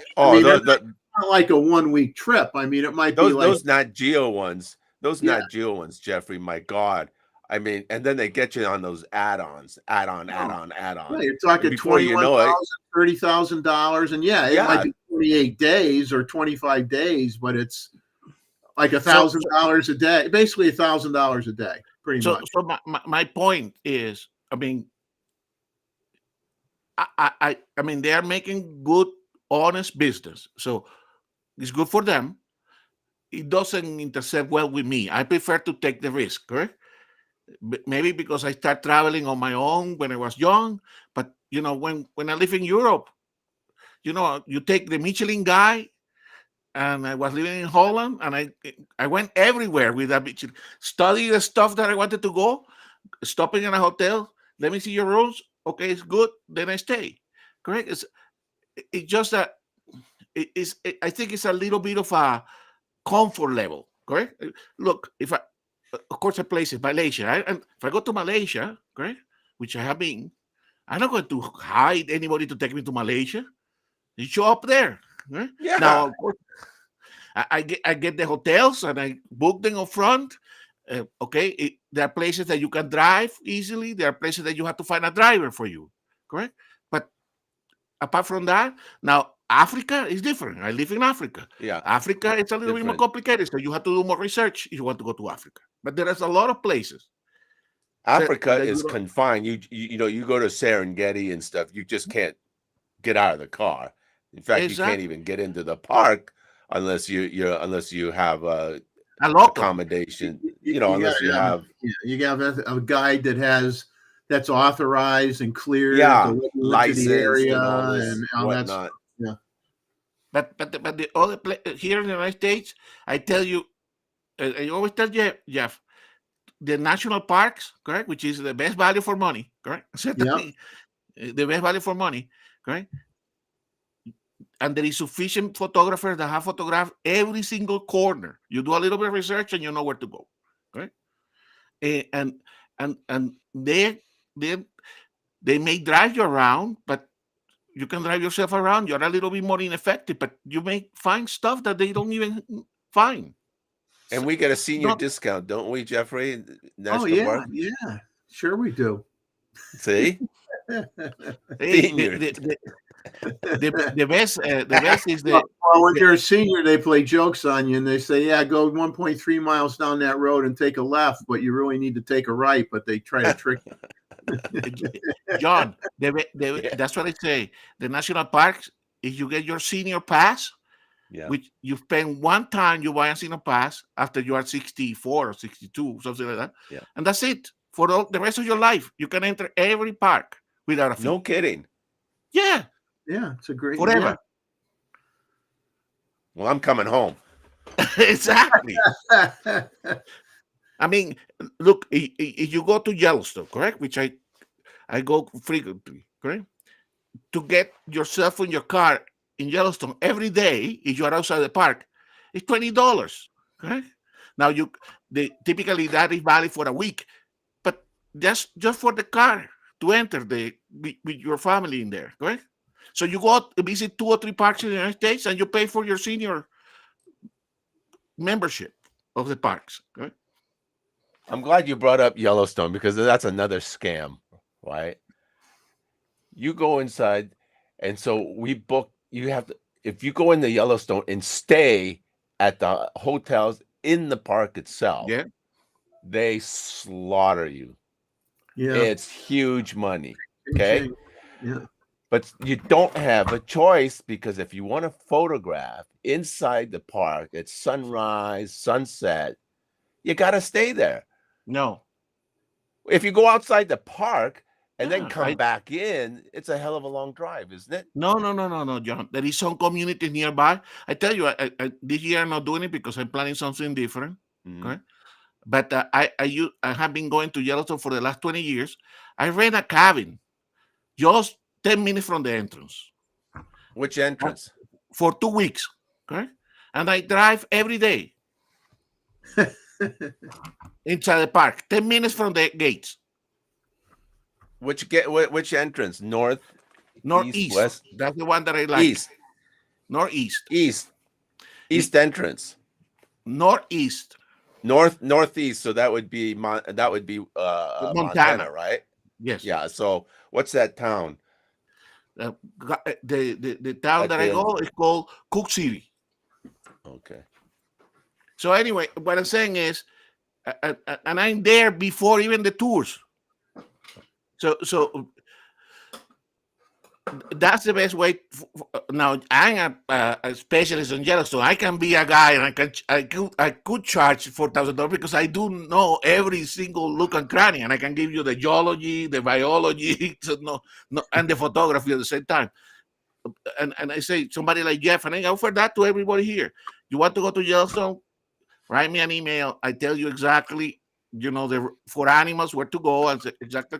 I mean, I think it's mostly people comfort level, and they want, of course, if you want to have every single feature, every single possible animal, which they cannot guarantee in Yellowstone, right? To have, you better spend the same amount of money to stay longer, correct? And then you double your chance of seeing the animals. Yeah, the money you would save would go in through a fancy level guide. If you stay 3 or 4 days longer, exactly, because you're not gonna be as experienced getting around, so you're gonna have a few lost opportunities, but you stay a little bit longer to make up for it, and you still end up being cheaper. You eat dinner at that Yellowstone lodge or something. Oh, it's huge money. Yeah. So if you rent your own cabin, the way I do it, I get every morning, 4 o'clock in the morning or 5 o'clock in the morning, go to the park, come back, have a lunch, correct? in my house or in my cabin, cook by myself so I don't get sick. Correct. Have a siesta and go back in the afternoon again. I mean, it's easy. The animals are only active in the morning and in the afternoon. So anyway, but I mean, you can see that this is a new model. You probably mentioned the other day, Mark Ranger is organizing a trip to Iceland. Yeah. I'm going to try to go to Iceland sometime this year. I'm not going to go. I'm going by myself. Just show up there and travel around. Yeah, Gustavo. I've been to Iceland, and do not pay for one of those. Exactly. No? You go on your own, and it's such a small island. You can do it all on your own. You cannot get lost for sure. There's no way, and then you can save literally thousands of dollars. Well, you don't need the guy to find the ice for you because it's everywhere. Yeah, exactly. You don't need a babysitter to take you to Iceland. You can do it on your own. I'm sure that they can take you to a place where there is a fantastic view, but I like finding those myself. Yeah. I had a guide in Iceland, cost me an arm and a leg, and then they just sit there and they don't do anything. He just sits on the rock and waits for you to finish. Exactly. And and these guys are paid. In Iceland is not cheap, man. It's $12 for a hot dog. Exactly. Hey, sounds like a great place to go to lose weight. Oh, I mean the food. I hate to say the food sucks. It's I don't know. Those people, they eat some nasty stuff, and $12 for a hot dog was just like, forget about it. You can see, John. I mean, again, it's an honest business, correct? Yeah, I mean, I got nothing against that. Exactly, Granger. He's not a wildlife photographer, correct? He's taking people to Iceland to do wildlife and landscape and all that. He's a competent photographer, very competent, very good photographer. He knows his equipment very well, but he's not a wildlife specialist, correct? So if he may have certain knowledge about certain type of topics, if you want to go and photograph ladies, probably that's a good choice. But to photograph puffins, I probably go by myself. Yeah, he'd be good with the naked ladies on the black sand. Exactly. All right, okay. I would pay for it. Maybe I'd pay for it. Boy.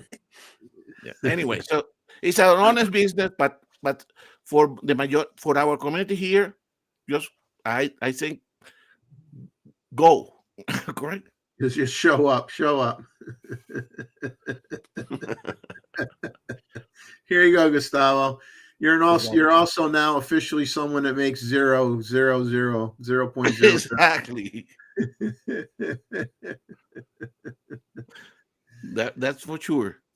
It's nice to not be alone, and that we should start a new club, the $0 Club.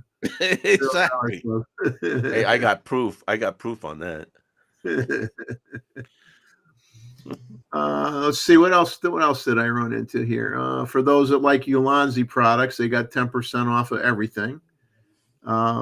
There were these strange body caps for cameras that I found strange. I guess I'll stick to strange. New Polar Pro Defender camera body caps. They got little hidden compartments that are customizable for either slipping in an AirTag or a memory card. And they're like $50 a pop. They're special order. Of course, they don't include the memory card or the AirTag. That's additional cost. But it's so if you want to have a custom body cap for your camera of choice with secret compartments in it for various things, well, the two things being memory cards and or AirTags, then go check it out. And of course, Nikon rumor has stated, and it hasn't changed all week. I've checked it pretty much every day. They claim no one is stating Nikon has any announcements for the CP Plus event. And of course, it started on the 22nd and it ends tomorrow on the 25th. Of course, because it is a rumor channel, you expect them to throw a teaser out there. So of course they say, well, there are some possibilities that could be the Z6 III, or maybe a second camera body, or the 35 millimeter f1.2 S Z lens that, the last thing on the roadmap that hasn't come out yet. And they mentioned a 28 to 400 millimeter f3.5 to 6.3 lens.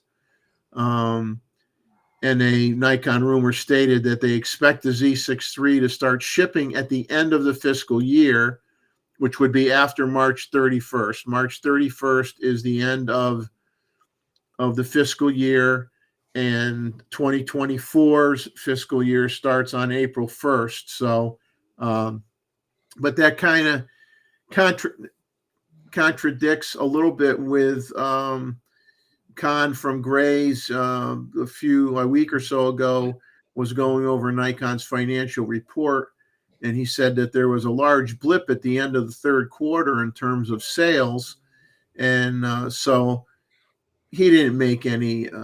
One was making assumptions that, well, obviously, if you got a big blip of sales at the very end of the last quarter of the fiscal year, what's causing that blip? So, you're starting to make assumptions that maybe, okay, they're going to throw out the 35 1.2 and they got a bunch of lenses ready to go out, and they're going to swamp everybody with them and sell them. Or is it the Z6 III? But I think I would tend to agree more with Nikon rumors on this one, is that I think Nikon's very happy with their financials that they got from this year. And they obviously want to start off strong for their next fiscal year starting April 1st. So it would seem to make sense that a Z6 III and or in conjunction with a 35 1.2 would make a lot of sense for Nikon if they want to jumpstart their new fiscal year on a good note. So we'll have to wait and see what happens. Then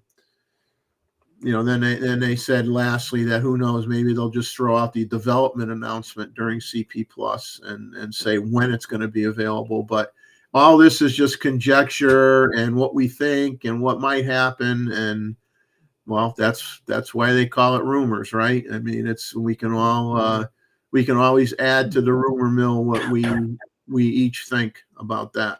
Well, one thing for sure, correct? All the camera manufacturers seem to be doing or following the Apple model, that they don't use these trade shows for announcement anymore. They either announce it before, they announce independently in their own event. Yeah, they have a special event that they start, that they use, that they do it. Yeah.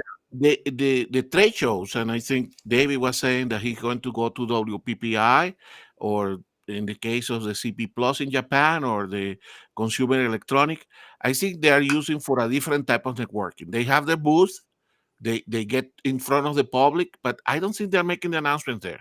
No. That is not the way it goes there. So obviously the rumor mill, go after the possibility, and then of course it gets everybody hooked, and nothing happened, right? Yeah. So it's just disappointment.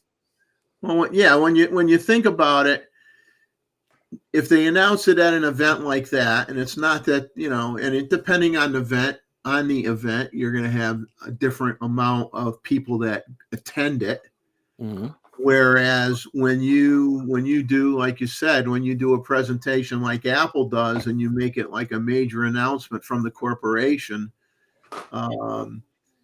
you're going to get a lot of focus. Exactly. You're going to get a lot of focus on that event, and you're controlling the entire narrative, and you got time to put up all the wonderful slideshows, and the have some guest people come out and talk about it, or people that got to use it for 2 months before it's getting to come out. And it's a great PR thing, and obviously Apple's the best of it. I mean, they were the best for decades, basically. So exactly. they make a very good model to copy for stuff like that. So Yeah, and Wayne, I threw Wayne's thing up here, kind of falling in line with what we're talking about. Announce it in March, ship it by June. Makes sense. Yeah. I'm surprised I haven't seen it around though. The Z6 III. Usually it's around some of the photographers by now. I think they're really clamping down on the agreements. NDAs are now stronger. NDAs are definitely stronger than they used to be. These guys used to whisper in the back room a lot and say, pss, pss, pss, "Don't tell anybody." Pss, They I miss are being able to go play with them. They are controlling the narrative a lot better nowadays, and that's to a degree good, right? So it's bad for the rumor sites because they don't have that much to say, but they should become more of a review site. Now, going back to this AirTag, I like AirTags. I think they're very convenient. But those, Jeff, that you mentioned, I don't know if you have it there, they don't look very. I mean, they don't look like it's easy to hide. I mean, it's pretty obvious, correct? That you put a cap, that they will have something. It's not like your regular cap. It look like very thick. Yeah, it's a lot thicker, and you could tell it has like a hidden section that slides out. So you got to say, what is that? Exactly.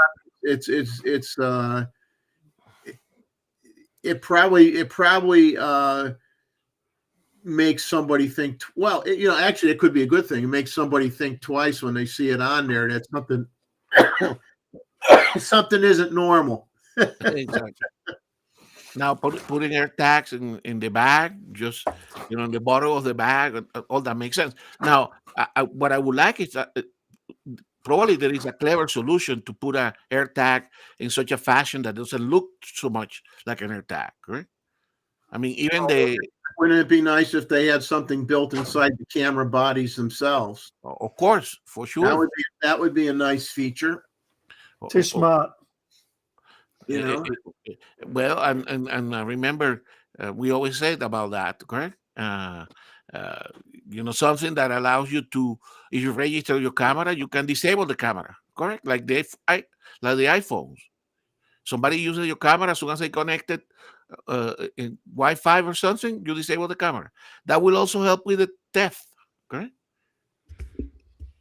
Like the key fob for your car, where the car doesn't start until you're near it. Exactly, something like that. Yes, the camera. Yeah. Now announcing the camera fob. Dun, dun, dun, dun. But the AirTags are good. So, but it's just that we need to wait for somebody to develop something, I think, a little bit clever, and hiding the hiding of the memory card. That I don't understand why. I mean, no, I don't. That AirTag maybe memory card. No. Why do you need to hide the memory card? Exactly. You put it in the card wallet, and then you put it where you want it, wherever you want it. In your pocket, not in the case. Yeah. The Matt Irwin did a nice review on that, and Tim, Mr. Mosman, had mentioned this on, I think, in the last chat from last week, or maybe even the week before. But Matt did a nice review on a new autofocus 10mm f2.80-DFF, which is a full frame rectangular lens by Laowa. He took a lot of images, which he always does when he does a lens review or a lens discussion. The images look fantastic. The characteristics of this lens was it was designed to have little to no distortion, and basically it proved that to be true in the images that Matt took. The only thing that popped up on some of the images, like street lights or whatever, occasionally you would have a light, which you'd get like a rainbow effect coming off the light on some of the street lamps. And he said that would be easy enough to remove. I'm not a Photoshop expert, so I'll take his word for it. What's interesting, and I mentioned this to Tim in an email, if you go to the Laowa website on that lens, like Matt was reviewing, the autofocus version. So when you go on there, because I wanted to find out how much does a lens cost, because lots of times DP Review will talk about a lens and they don't tell you what it's going to cost. So I always try to find, see if B&H or Adorama or whoever is taking pre-orders and find out what this is going to cost. And I share this with you guys, but he did a test on the autofocus version of the lens. And when you go on their website to order it, you have two options. You have an autofocus lens, which has 5 aperture blades. And then you have a manual focus version that has 14 aperture blades. Now, either option doesn't matter. The lens is selling for $799, and they're going to start shipping it in mid-March. So I guess my initial thoughts were, usually, you'd want, more apertures, but then again, you're talking about a lens that basically is going to have extremely good depth of field, and you could probably get away with only the 5 aperture blades because that's my thought. What The wider the lens, the more aperture blades you need, though. What's that? The wider the lens, the more aperture blades you need. So otherwise, the bokeh goes all over the place. Yeah, so now you got to wonder, although his images look very, very good, but you got to wonder, why didn't you make the lens with 14 blades, irregardless of whether it was manual focus or autofocus? Why did you do it 2 different ways? I don't get that. On a very wide lens, you're going to see those 5 blades.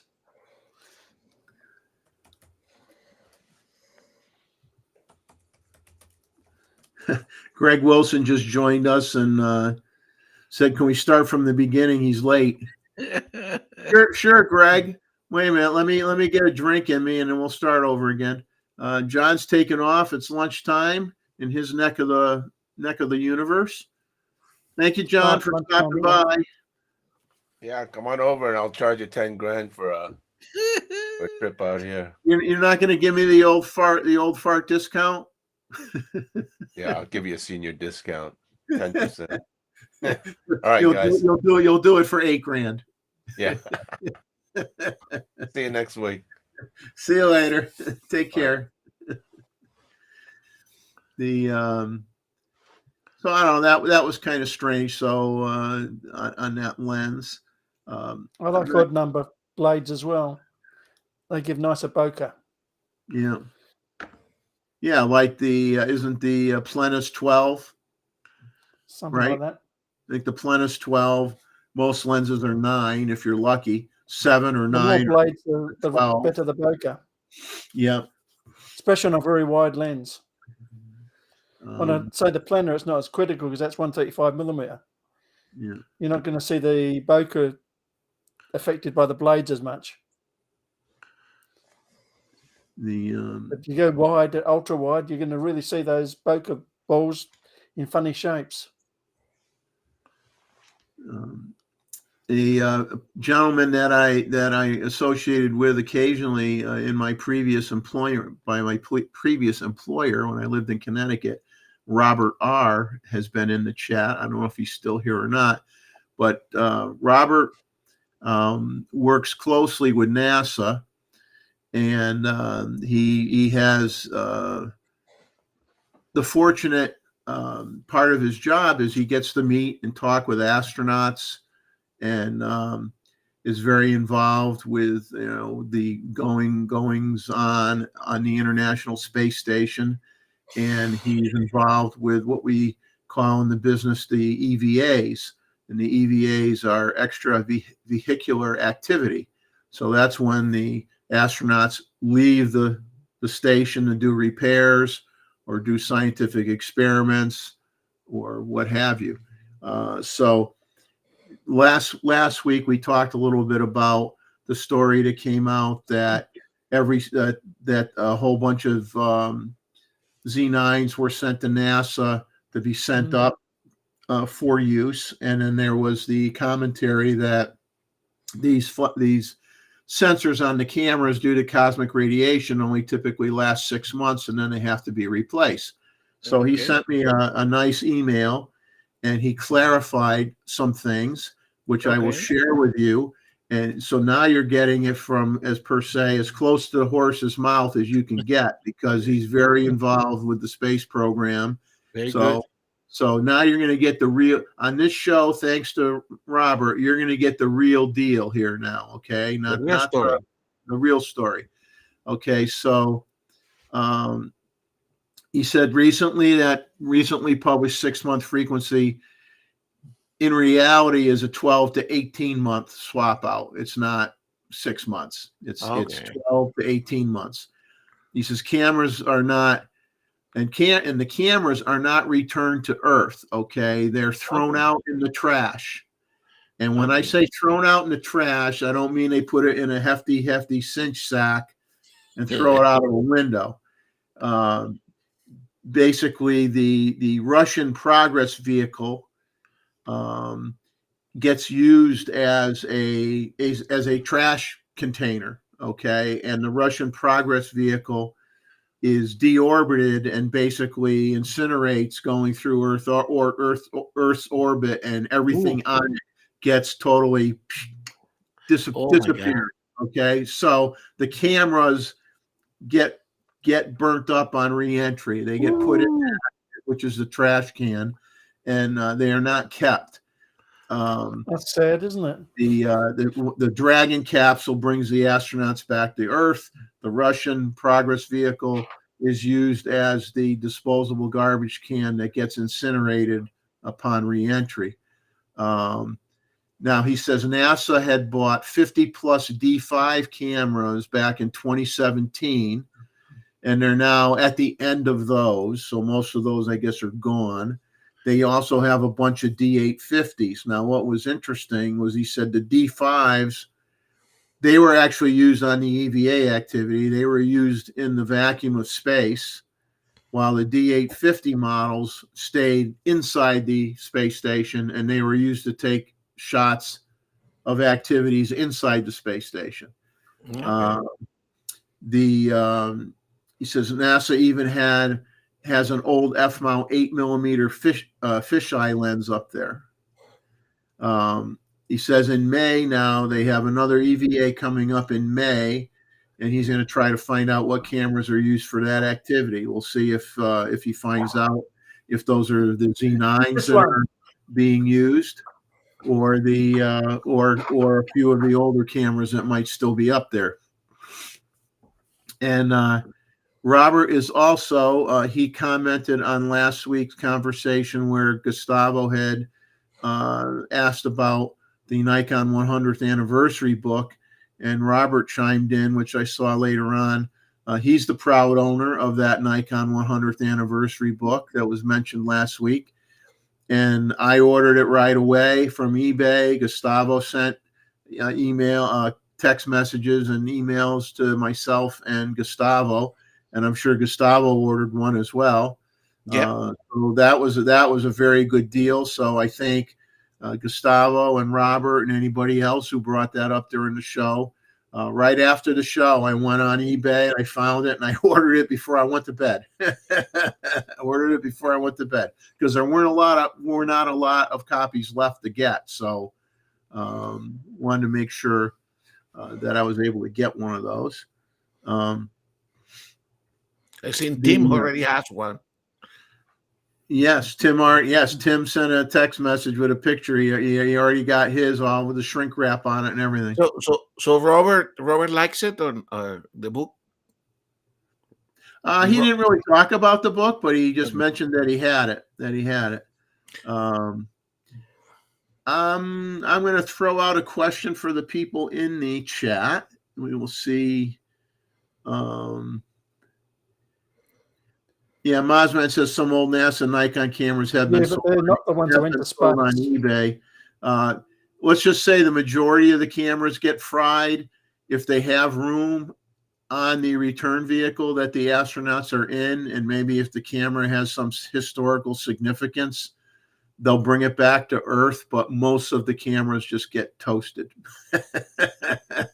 The ones that don't go to space get toasted, but most of the ones on eBay from NASA are not space cameras. They're just used by NASA. in their facilities. Organization. Yeah, in their facilities on Earth. They've got a lot of cameras in a lot of places. Yeah. I'm just curious for people that Robert's saying keep in mind that any cameras that went up in the shuttle would have come back. That's true. They probably survived, no Nikons. Or the Apollo capsules. Mm. So Robert, so sometimes when we see those view inside the space station, I know that they have those kind of white bags. I believe that, and they have room full of those white bags. I believe that's the garbage, correct? Because I know they generate they recycle a lot, but I'm sure there is garbage because I see this room full of, bags this big that are white, correct? And I think it has their garbage waiting for disposal. Yeah, we'll wait and see if he says those are called CTBs. Ah, exactly. Crew gets damaged as well. Crew transfer bags. And if you've ever done work on military hardware or space hardware, there are a million acronyms in the business. And when you first get hired and you're working for a company that's involved with military or even commercial aircraft, but especially military hardware and space hardware, you're running around like crazy because you're the new guy on the street and everybody's talking, abbreviations, and you don't know what the heck they're talking about. You don't know what those abbreviations mean. When I first started, I think the first 6-8 months when I was there, I had a notebook with just what all these abbreviations meant because I didn't know what they meant. New guy. Hey, Jeff. The new guy. Yeah, Robert probably appreciate that, but I mentioned it to my wife. Hey, you know that my friend Jeff worked on the space station toilet, so she wasn't amused by that. Well, I was getting the hepatitis shots to work on that, and then they ended up having somebody else work on it. So I started to learn about it, but I didn't actually have to work on it. And but I did get to work on a lot of the hardware that went on the space station and some of the stuff for the space shuttle, and once in a while dabbled with some of the stuff for the spacesuit. Although Robert is a very, very involved, like I said, with the EVAs, and has had the pleasure of meeting a lot of astronauts and breaking bread with a few as well. So he's had some real great life experiences in his position where I used to work. So you don't forget that stuff. That's all special stuff. I'm curious. Okay, he says all the stuff that's going to get thrown out gets packed into the Progress vehicle. I'm not sure if they put them in bags or not. Okay. I'm wondering how many folks in the chat use Nikon NX Studio for their primary image processing software, or do some people just use it for certain applications? I know just recently, I think Adobe announced that they're going to support some of the features that are in the Z8 that previously could only be done if you had NX Studio, but now they're going to get supported with the Adobe product line, not focus stacking, the other pixel shift technology. So yeah. I use NX Studio when a new camera comes out because Adobe doesn't normally support it straight away. Now you could download it free from Nikon USA's website, but is there also a paid version, or is there just the free version? No, Only one. Only one's free. Free version. Yeah. It works well enough. Yeah, I used to use that decades ago, or whatever they Mm. called it decades ago, with the what they call the control point technology, so that you can change your hue and your saturation and certain characteristics within a very small part of your image, and you could do that everywhere you want and be very precise on where you make certain changes to. You know, it's Yeah, not but all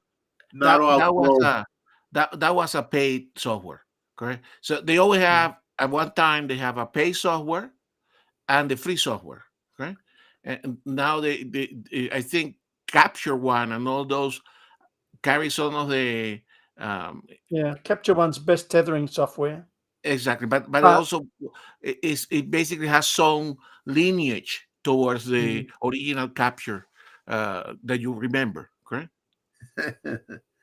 But when a new camera comes out, normally these software don't support it. Yeah. But NX Studio does. Yeah. But what I do I do open sometimes the photos on Capture, and probably later in the night I'm going to show some of that to discuss a little bit of ISO issues, correct? Because there was this discussion about what is we have been discussing what is a good ISO and the modern workflows. But the good thing about having Capture One, I recommend it to have it. It's not that it's a great editing software, but it has the best description of your information about your camera. Okay, your metadata. Your metadata. It has the most complete version of the metadata. So if I'm editing the photo and I want to, as you guys know, I like to write some of the metadata in the bottom of the photo. I typically go to Capture One because it's the one, it tells you whether it's DX or not DX. If you use the EV, sometimes even Adobe camera raw doesn't have all the information. Camera Raw is okay, but Capture One's better. Yeah, I like. I decided many years ago to stay with Photoshop, and since I don't like the cataloging of Lightroom, I use Adobe Camera Raw because for many years Lightroom screw my workflow because I had to create these catalogs, and I have a way already of cataloging my photos that was differently. So for me, it's Adobe Camera Raw. Yeah, I use Lightroom and Photoshop. I'll be honest with you, even though I've probably got 3 different courses on my computer on learning Photoshop, I'll go through the course, I'll fool around with it a little bit, but because I don't use it a lot, obviously you use it or you lose it. And if you don't use it a lot, I mean, that is a software program that you need to use it a lot and stick with it to get comfortable with it.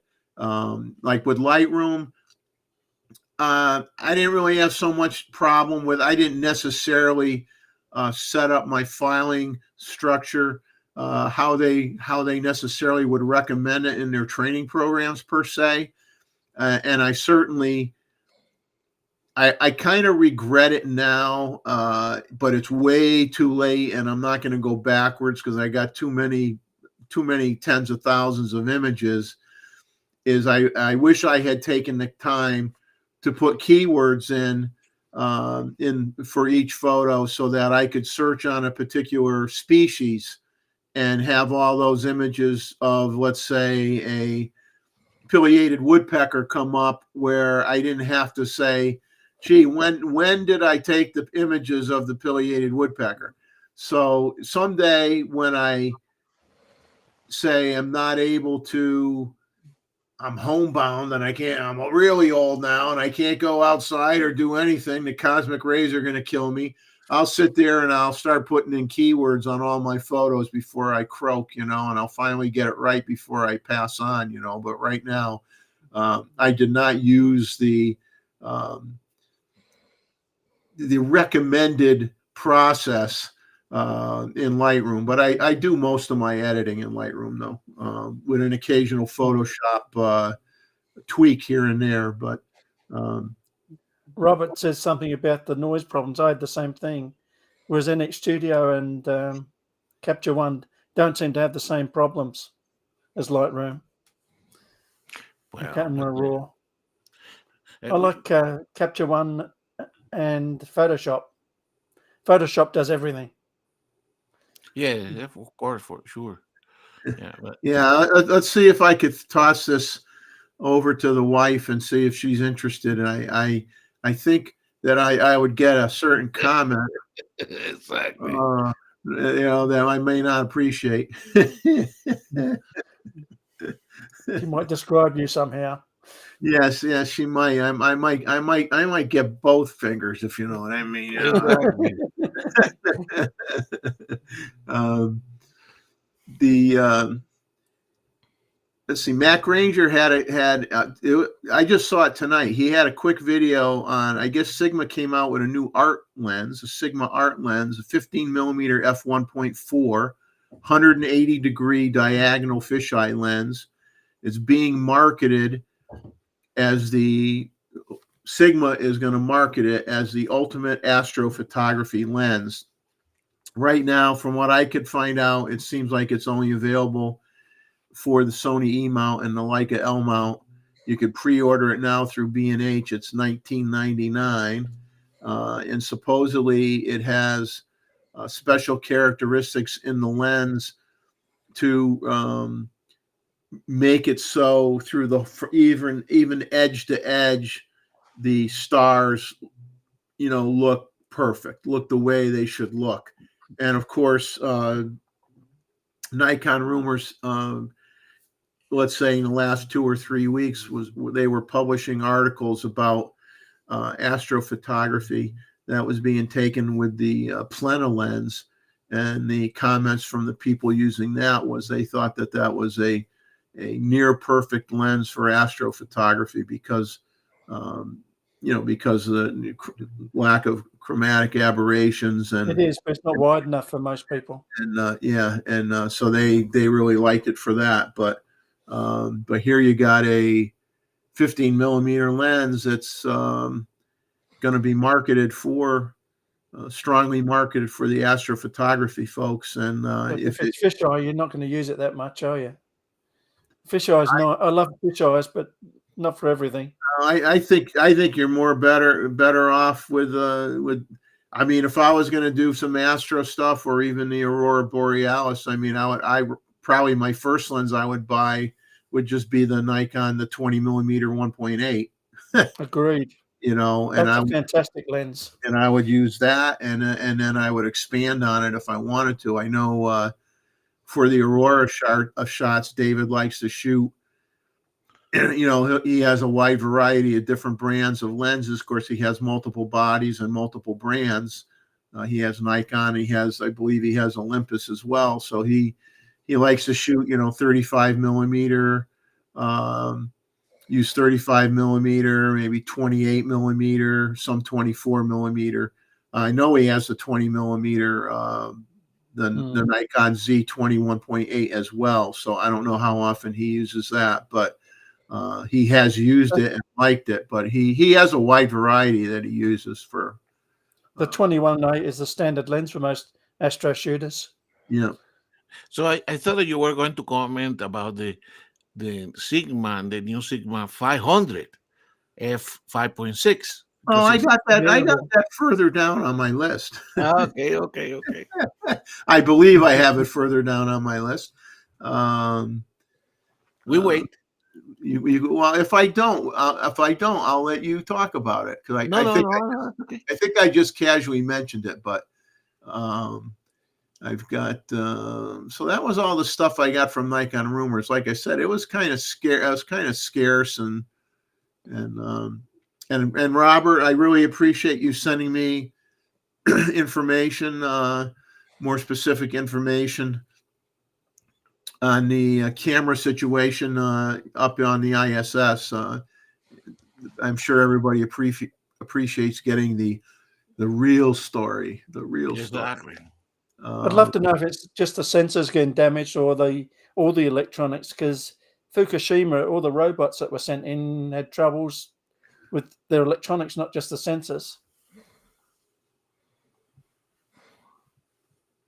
Yeah, Robert, yeah, it's a full frame fisheye. It is a full frame fisheye. Let's see if I had any. Yeah, that's what I thought. I'll let you talk about that lens. I didn't write it down. I think I read it and I just said, okay. I didn't really elaborate. You want to talk about it a little bit? Well, no. The issue is that is basically a direct replacement well, of course, it's not in the Nikon mount. It's only on the L mount. I think it's only for Sony and the L mount. Yeah, exactly. But it's basically the same or very similar design as the 500 PF, correct? Which is such a popular lens, correct? I don't think it'll be PF though. And I think there's also a PF. Yeah, that'd be interesting if they have. Exactly, but so Sigma obviously came with that lens. So there were some discussions in the why Nikon doesn't reissue the 500 PF, although the 600 PF is actually that lens, which right? I don't think that it's not needed, but it's good. It's still not completely inexpensive. I think it's close to what is it they say, $2,900 or something like that. Well, that sounds more expensive than the 500 PF Nikon. Oh, for sure, but this is optimized for the mirrorless system, correct? Yeah. But so I think it interested to see some these third parties developing some of the not only the zoom lenses for the mirrorless system, but also some of the basically the prime lenses like the 500. Yeah, yes, you see, Rakesh. Yeah, $29.99. Well, the thing is, like when you say it's optimized for the mirrorless system, I think the only thing we got to throw a caveat in is when if you're not in bed with Nikon, you're still you don't necessarily have the secret sauce because they're not sharing all their information with their autofocus and everything to you, and you're kind of doing a reverse engineering type of thing. So lots of times the third-party glass may seem attractive, but it doesn't necessarily perform as well as the Nikon because they don't share every little secret with Sigma or whoever. Now they may be sharing more with Tamron because they kind of have a gentleman's agreement with them, letting Tamron make some certain lenses for them, and some of which we assume get rebadged to say Nikon on them. But I don't know about Sigma, so it's only going to be as good as their ability to copy what they think Nikon's doing. Yeah, but I don't know how they optimize for mirrorless. I can understand optimizing for video, but not for mirrorless. Yeah. I don't know how that works. But the important thing is that you take the 400 4.5 and you take the 600 6.3, correct? The Nikon lenses, correct? These lenses is on the same category, correct? And which so there are options, but also the popularity of these telephotos that are light, correct? I'm very much for that, correct? I'm a heavy telephoto guy at the F4s but at the 800, but these are very, very practical. Yeah, practical. Sorry, I was reading there. I was saying bye to Jim, but Jim is saying bye to Jeff and Leslie. So yeah, Jim, I almost got tricked by that too. I thought Jim was leaving. We want Jim to stay. He's in California, so yeah. So anyway, I think it's good, correct? But I think this is more a direct competition with the 4.5, the 400. But I like telephotos. I'm not going to buy that one for sure. I don't need it. But I'm very much I'm a fan of the 500 PF and a super fan of the 600 PF. Gustavo, I'm going to have to do my Chuck impersonation and say, it's not that you need it, it's that you want it. That's true. We need Chuck back. Yes, For yes. sure.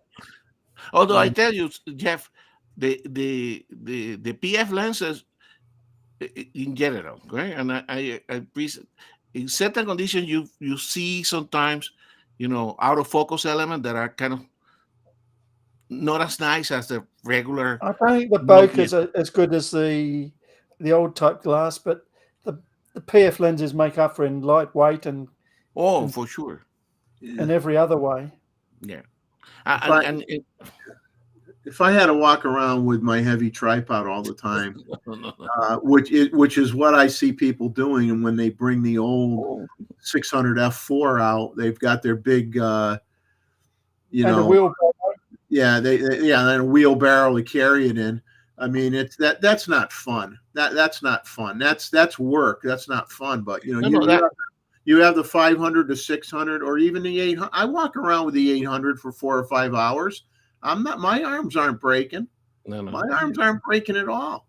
But like the 500 or 600, I mean, they're even lighter. It's like you could walk around all day with those lenses. The flexibility. And you can shoot video handheld too.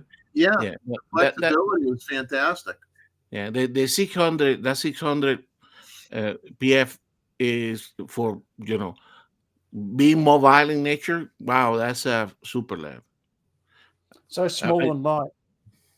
Yeah, I tell you, I mean, I have been going around with that lens on the 800 and other lenses. That's the one that come out first, correct? I take the C8 with that 600. That's the one that comes out first. Then, okay, I know what I need to do. Then other lenses come out. But that 600 PF is fantastic. But going back to the Sigma, I still like the fact that that these options of light telephotos, we have more options, correct? Yeah. Options are always good because a lot of it comes down to price point too. Not everybody can afford. I mean, although that lens isn't it isn't cheap at $3,000. Basically, it's not a cheap lens. But I'm saying when you look at some other lens, you look at more conventional lenses. I mean, third-party lenses for many are the only option they have. I mean, they're not going to swing the costs of the Nikon glass for every single purchase that they make, and that's understandable, and there's absolutely nothing wrong with that. And the thing is too, I'm not sure who I was talking to at the time. It might have been who called me. I get calls from people out of nowhere. Art Bear called me. Ted called me up during the week, and we were talking. And I said, and once again, this is my opinion. Your opinion may vary, so don't get upset with the person talking here, because you could just ignore me and turn me off anytime. But I made a comment, and I said, when I did that recent video with the 135, the old 135 defocus control lens, usually if I'm looking at an image, I'll just look at it at 100%. Now on that lens, I said, well, it's a special lens. I'm going to look at it at 200%. And it was funny that me and Art Bear have some kind of Vulcan mind meld thing going on. I don't quite get it, because when I recently bought an Ulta Maxim 7 for my camera collection, he called me up and he said, "What are you doing?" He says, "I'm looking at one right now too." And he bought one within days, no more than a week after I had gotten one. And then when I'm writing the review and doing the video for the 135, he calls me up and he's telling me that, "Gee, I just got done shooting with the 135 defocus control lens and did some portraits and this, that, and the other." And he says, "Oh my God, they were fantastic. They were really, really great." And then he says, and I laughed at him and I said, "This is too weird." He goes, "What do you mean?" I says, Well, I just got done using it too, and I'm writing a review about it. And you just got done using it, and we're not like talking to each other ahead of time. It's really weird. So we've been having a lot of interesting conversations lately. But he says, well, I one-upped you when I told him I looked at it at 200%. He says, well, I went and I decided to look at it at 400%. It still looked great. I made a comment in your video. I still want to understand what is the physics of how it's supposed to work, correct?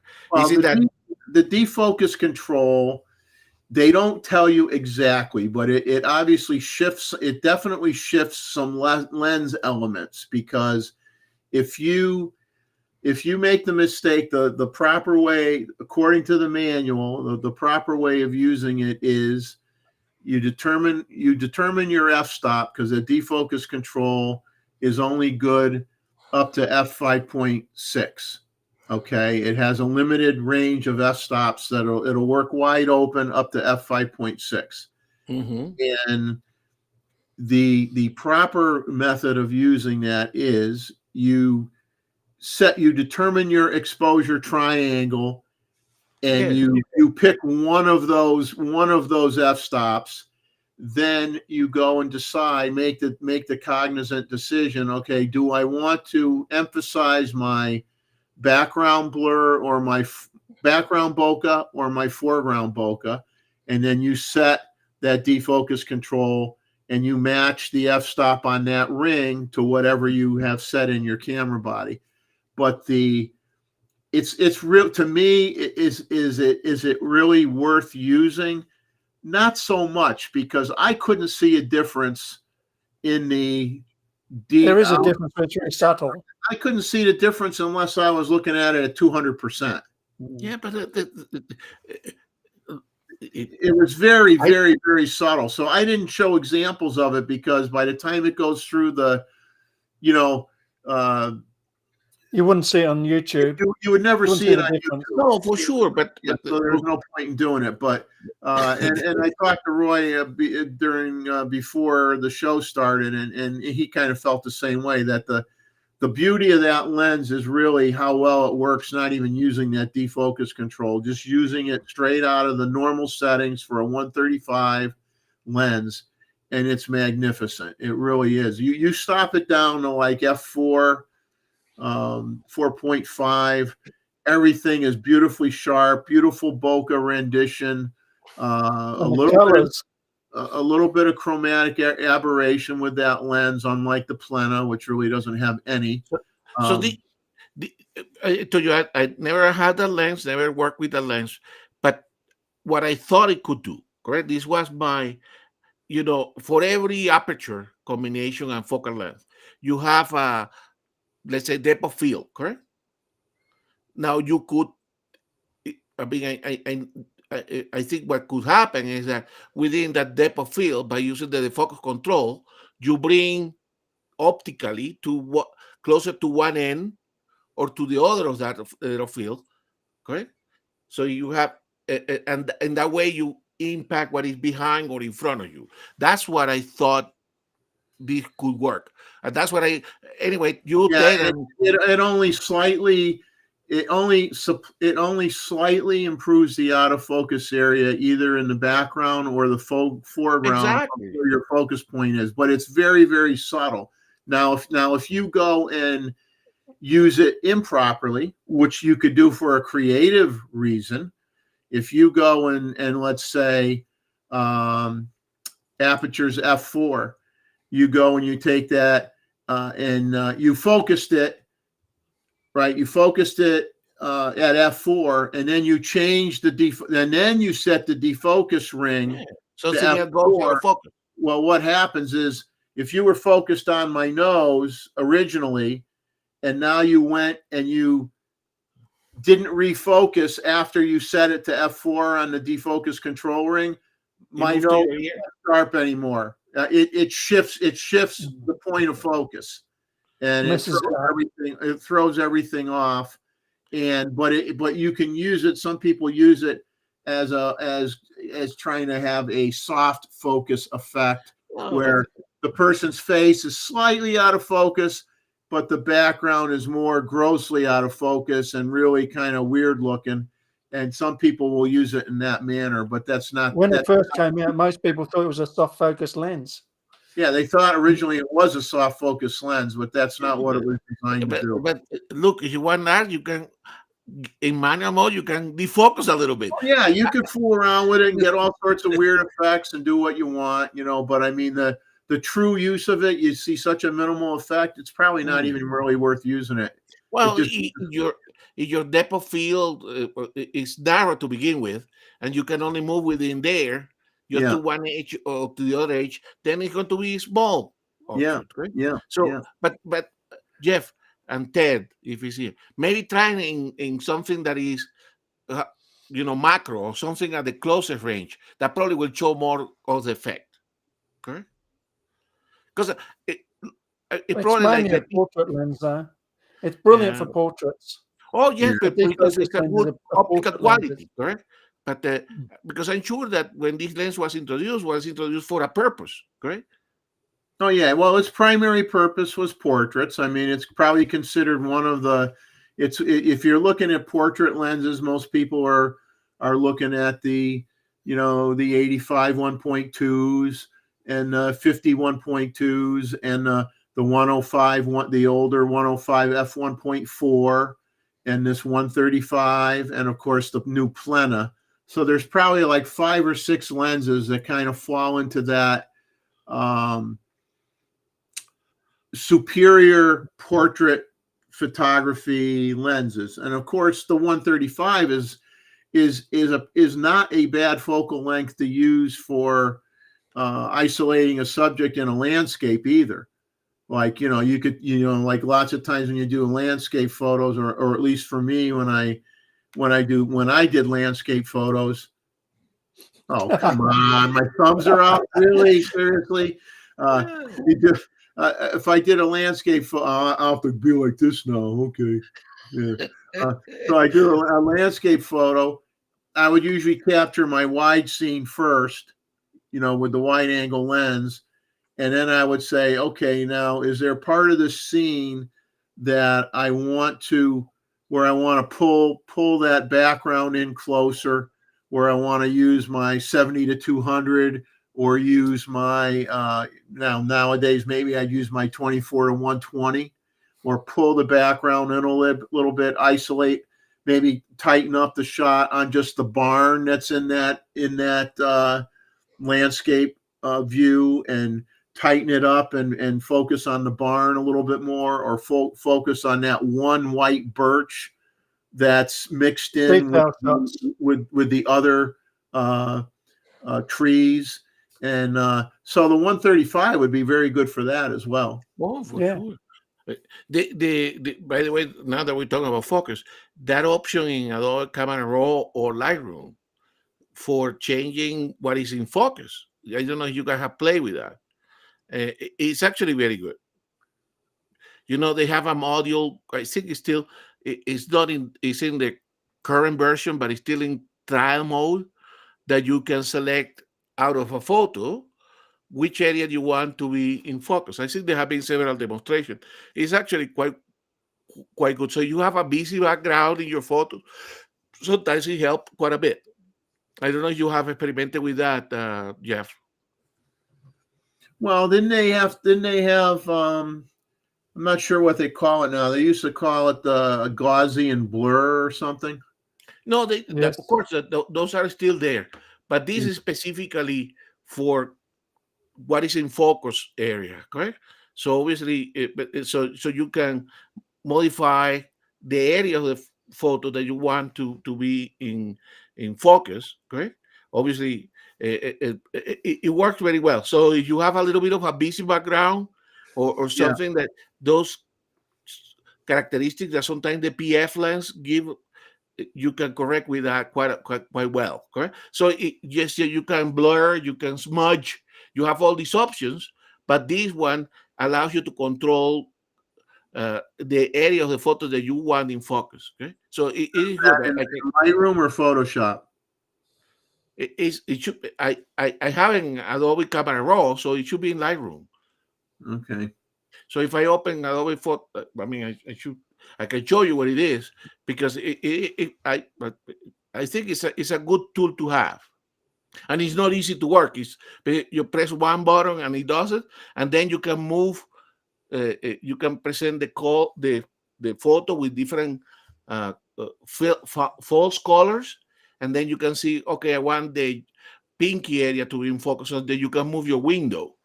So it is good. It's a good option. Same AI they're using in phones, I think. Exactly. But I mean, those things, we all agree that you try to take the photo, that you have to do the minimum, but sometimes you have to do some manipulation, right? Actually, one time we had to go and have a discussion about AI and for editing. Okay. Yeah, that's the that. Well, what's that term AI is just really overly used, and it's not really AI. It's just intelligent. It's not. The thing is that there isn't like a brain in algorithm. there. It's not a brain. Algorithm. It's an algorithm. It's only as smart as the guy who programmed it. Although in the case of Photoshop or Adobe Camera Raw, it basically it requires the image to be somehow interpreted outside your computer, correct? So it get processed. That's why you have only limited number of times that you can use it. So for certain very tricky situation, it's good. It can be good, but I don't use it much. Better than not need it in the first place. No. But we can. I think let's plan a discussion of that. I think there have been some discussion by Hudson Henry that I think is an appropriate use of that type of thing, and I can bring that example that I try to create, complete a shadow. We can have a discussion. I think it's worthwhile discussion. Are more tools to us, correct? Well, all those things are good to use in certain circumstances, but of course, realizing that if you were doing that on something that you weren't going to enter in a competition, they probably wouldn't allow it. How many photos do we put in a competition? Oh, absolutely. I put in as many as in terms of what I make. Everything starts with a 0. Exactly. I like Jim's comment here. I'll throw it up on the screen quick. Exactly. Photos of the 800 PF, blown away, 2X, TC, DX mode. Yeah. See the sky and clouds in the squirrel's eyes. These PF lenses are amazing. It is scary. And the 600, I don't know if Richie followed up on that evaluation with the 600 PF, where remember he said the 600 PF he thought at 600 was sharper, was that it was sharper than the 800 PF. It is with the 1.4 teleconverter, which really shocked me. Yeah, that 600 is absolutely stunning lens. It's even better than the 800, which is a great lens. The 800 is probably for photographing squirrels' eyes, probably the best lens. I mean, the 800 is a superb lens. Both lenses are fantastic. When I get a picture of a small bird with the 800, and you get that outer orbit around the eye, and you see every line in it, how it's like segmented, and you see that all the way around, and it's as tack sharp as it could be.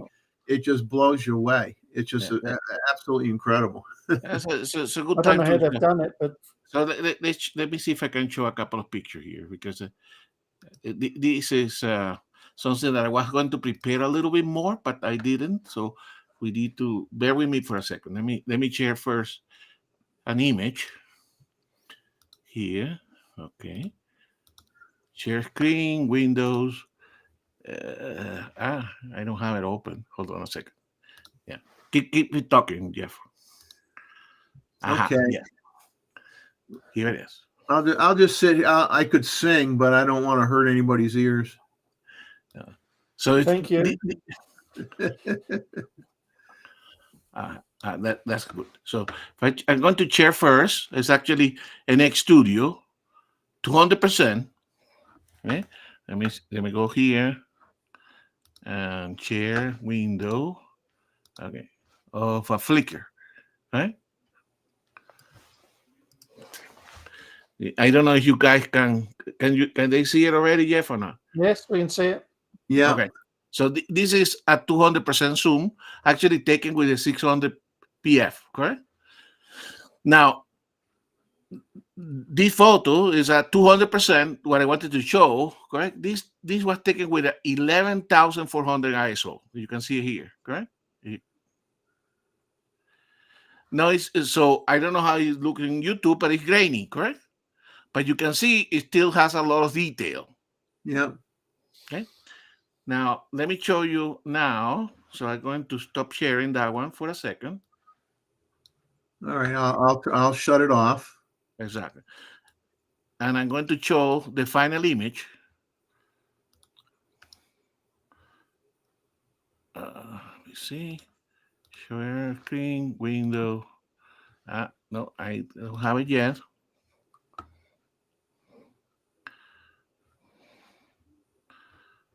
Sometimes. Okay. Oh. No, it's not open. Oh. A lot of camera makers have tried to do PF lenses, but Nikon have done it, and they're absolutely amazing. So, all right. So, Jeff, let me. Okay. All right. Now I can share that one. So this is the final process picture of the same image.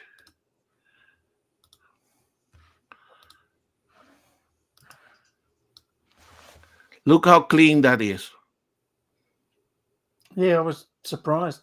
Yeah. So 11,600, 11,400, correct? If it's correctly exposed and you have certain conditions where the light is even and you expose a little bit to the right, I mean, like Jim was saying, correct? And this is in the reflection here of the eye, you can see my house, correct? and still on that very grainy picture, correct? That going through the different processing that we have now at our hands, okay, you can eliminate all that grain. So this issue of ISO is not a problem. I mean, 11,400, and you get at 200% the level of detail of the feathers. Yeah. Now you take this and you print it. You print it. It's gonna look perfect. Exactly. I mean, look. I mean, what more level of detail we want? And it's ISO 11,400. So I think that shows you that we need to move in a different direction, correct? We need to avoid camera blur or motion blur. That's more important. ISO is not a problem anymore. If you have the correct workflow, correct? Yeah. If you come back and don't do the what we can do nowadays, I mean, obviously we're not going to get the best result. Now remember, talking to Chuck wants to have this in the camera, okay? I'm not so sure that we need it in the camera. I still want to have the opportunity to do this, and I will show that. Let me show the final photo, how it looks like, because obviously nobody's going to photograph that. So let me go back here. Problem with so the final photo. Problem is that it's hiding. Okay. It's nice to have the control outside the camera, isn't it? It's good to get as much as you can in the camera, but you don't have to do too much. Well, yeah. If you ask it to do too much, then it's just gonna slow the camera down. Exactly. Then you have to have then you got to have a more powerful processor in the camera. Then you're going to generate more heat. Then you have to worry about cooling. then you got, you know what I mean? Everything, there's a cause and effect to everything. The more you have it do, the more process intensive it is, the more heat you're going to generate, and then you got to deal with that problem. And then what do? Make the camera bigger to get rid of the heat? Do you put a fan on the back of it? Which I'm not a fan of the cameras that use fans, to be honest with you. Exactly. I know Wayne's okay with it, but I certainly don't. To me, that's like the Band-Aid fix to me. I'm not big into the fan stuff. So this is the final image, correct? So obviously I just show it here because we have the ability to zoom in, but you can see, I mean, this is the final image.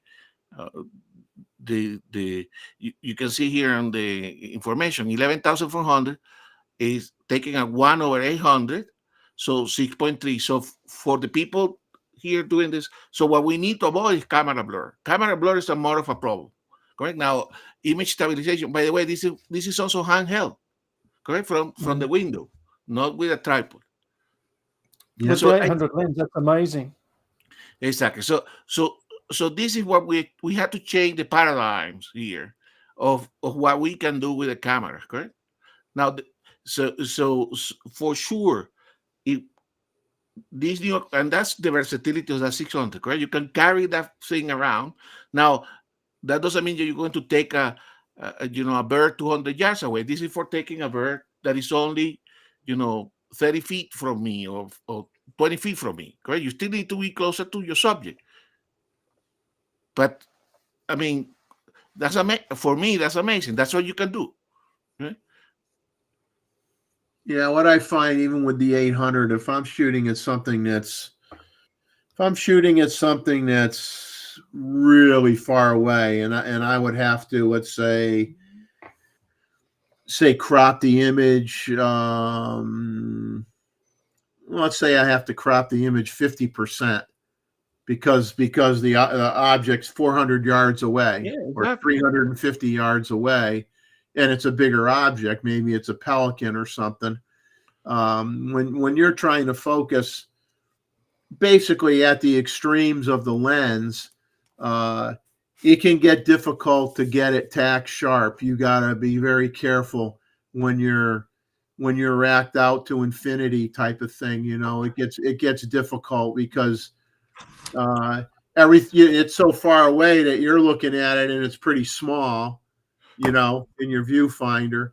And so when you take pictures like that, you got to do the pixel peeping afterwards, because if you got an opportunity there, you got to sit there and magnify the image and say, yeah, I nailed that one, or no, it's a little soft, I'm going to shoot it again while they're still there, or whatever. Because if you have an image, I guess what I'm trying to say is, if you have an image that means a lot to you, people like to pick on those where they say, oh, you're chimping your photos again, you're chimping. Well, if it's a photo that you really want to make a print out of and you want to stick it on your wall, you're going to chimp it and make sure it's as perfect as you can get it. If you're going to make a big print of that and stick it on your wall, and there's nothing to be ashamed about doing that. Some people try to shame you. Oh, you're chimping again. You're chimping again. It's like, sometimes you have to, man. Sometimes and certainly within a series of photos, particularly when you're handheld and you see the subject is moving and all that, sometimes out of a series of 5-6 photos, only one has everything that you want, correct? Either on the posture, or is the one that the iris was working the best for that image. So I think now you may look at it, we're talking about 200%. You do the 200% to select out the series, which is the one that you're going to keep. I don't need 10 photos of the same. I need one of the series to be good. Correct? Yeah. But anyway, so I thought it was good, the discussion, because you mentioned NX, right? And NX, you can see even the native noise reduction of Nikon is not as good as the noise reduction that we can get from. In my case, I use DxO raw, correct? First, I put the photos. If it's more than, I don't know, 1,600 ISO, it goes there, and I don't start even editing before that. So we can talk about workflow, but Yeah. then sometimes you have to do additional sharpening later on. Correct? Yeah, But, yeah. You may use Topaz. You may use the denoise that's in. I haven't watched it yet. I mean to watch it. Is Steve Perry? We talked about him earlier. He came out with a video talking about the nuances and what In settings Lightroom? you want to use using the denoise features that are in Lightroom themselves. And then he says you could get exceptionally good results using the Lightroom app. I know some people that say, no, I'd rather use Topaz, but I kind of, what I find though is the file size is smaller when you're doing the denoise in Lightroom than using Topaz. The file size is probably 30% larger. But it depends on the image. If it's just a little bit of noise, lots of times I'll use the one in Lightroom. If it's something that's more complex, I'll use Topaz. But I'm going to watch the Steve Perry video to see if he has tips in there on the Lightroom denoise capability to see if there's something in there that I've missed or something that I could do to make that work better. I want to know that. So that's a video that's on my. and you know what you can, you know, and that's he talks about. You know what is difficult to correct is you know, motion blur. So if the animals are moving, you're gonna be able to correct it. Yeah. So you need if you are moving the camera or the IBIS is not sufficient, you're not going to be able to correct that unless you increase your ISO. Correct. So ISO is not a limiting factor. It just you have to work a little bit harder afterwards. Correct. Lower ISO, you work less. Higher ISO, you have to do some manipulation on your camera. But you know, I shoot to get 1 or 2 good photos, so I don't have any problem. Unless you're shooting medium format, then ISO is a problem. Well, for sure. Let's see. No, people must be tired tonight. We've lost a good percentage of our audience. We're down to 20 people. We were up over 30 when we started. So we got a handful of people that are still hanging in here. I'll throw out here a little my segment. Did you know? I keep trying. I am running out of the did you know topics. I'm really stretching it a little bit. So the world's first true macro lens for a 35 millimeter camera was produced in 1955 by Heinz Killfit. The Killfit Mark IV Senate 4cm lens, which is a 40 millimeter lens, was made in West Germany, and that was the first true macro lens for 35 millimeter cameras. There were macro lenses for non-35 millimeter cameras before then, but that I specifically wanted to know what was the first macro lens for a 35 millimeter camera, and that was it. So then I said, well, let's go the other way. What was the first zoom lens made for a 35 millimeter camera? And that was made in 1959 by Dr. Frank G. Back. It was called the Zoomar lens, and it was introduced by Voigtlander. Now, depending on what source of information you want to trust, it was, well, I'll back up. Let me back up a little bit. The lens was a 36 to 82 millimeter f2.8. And some sources say it was made by Zoomar Corporation of New York. And I'm sure that's the name of the guy's business who invented it. But then other sources say, they didn't manufacture it. It got manufactured in West Germany by Voigtlander. And having seen images of the actual lens itself, I tend to believe it was made in West Germany. The lens is labeled Voigtlander-Zoomar. So It was, to me, obviously manufactured in Germany, although it was invented in the corporation in New York, but it was manufactured and distributed via Voigtlander. But that was back in 1959. You I see, know Jeff, that lens I is would have terrible. thought that. I thought that They said it wasn't very good. It wasn't a very good. It wasn't a very. Just because it was first doesn't mean it was any good, but it was first. Most of those early zoom lenses were pretty crappy. Yeah. But no, what I was saying, Jeff, this is interesting. I thought that zoom may have been invented earlier than that. 1959 is relative, considering that by then there was 100 years of photography already, correct? Yeah. Yeah. Wow. Now this one probably won't surprise any. This was the last one that I thought about. I wanted to know who is the oldest active lens manufacturer, and that's Carl Zeiss AG. Zeiss lenses were founded in Jena, Germany in 1846 by the optician Carl Zeiss, together with Ernest, I don't know how you pronounce his last name, Abe. He joined Carl Zeiss in 1866, so that was 20 years later. And then Otto Schott, who I've heard of, he joined in 1884. So the three of them basically laid the foundation for the Zeiss Corporation. And many feel that they're a little bit better than Leica lenses because they have half-stop increments on their f-stop range versus the half-stop increments that the Leica lenses use. So you have a little more control with the Zeiss lenses with your f-stops than you do with the Leica lenses. So I think they're better value. Yeah, They have a nicer look to them. But I remember, a lot of. I mean, I remember seeing Jena.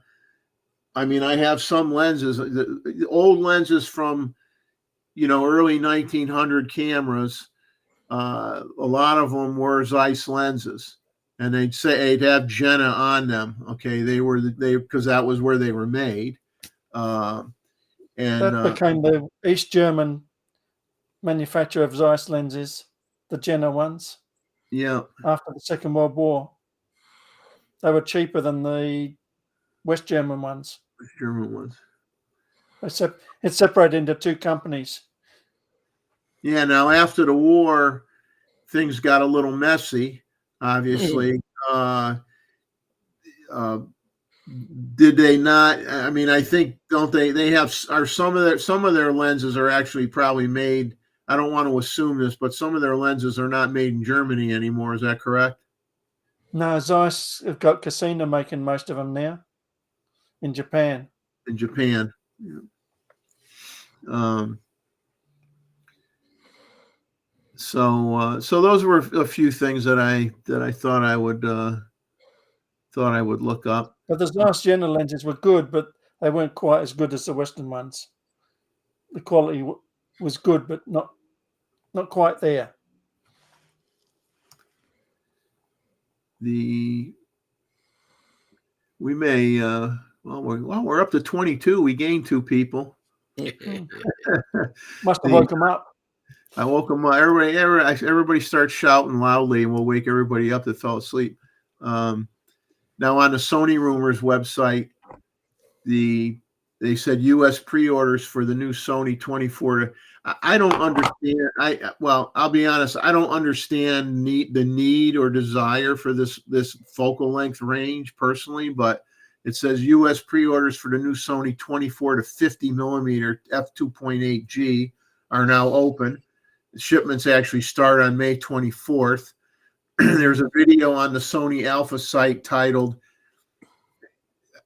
I love these titles, guys, so that's why I'm mentioning it. The video on the Sony Alpha site is titled Game Changer, my least favorite clickbait intro. Now look what you've done. Game Changer or just another lens.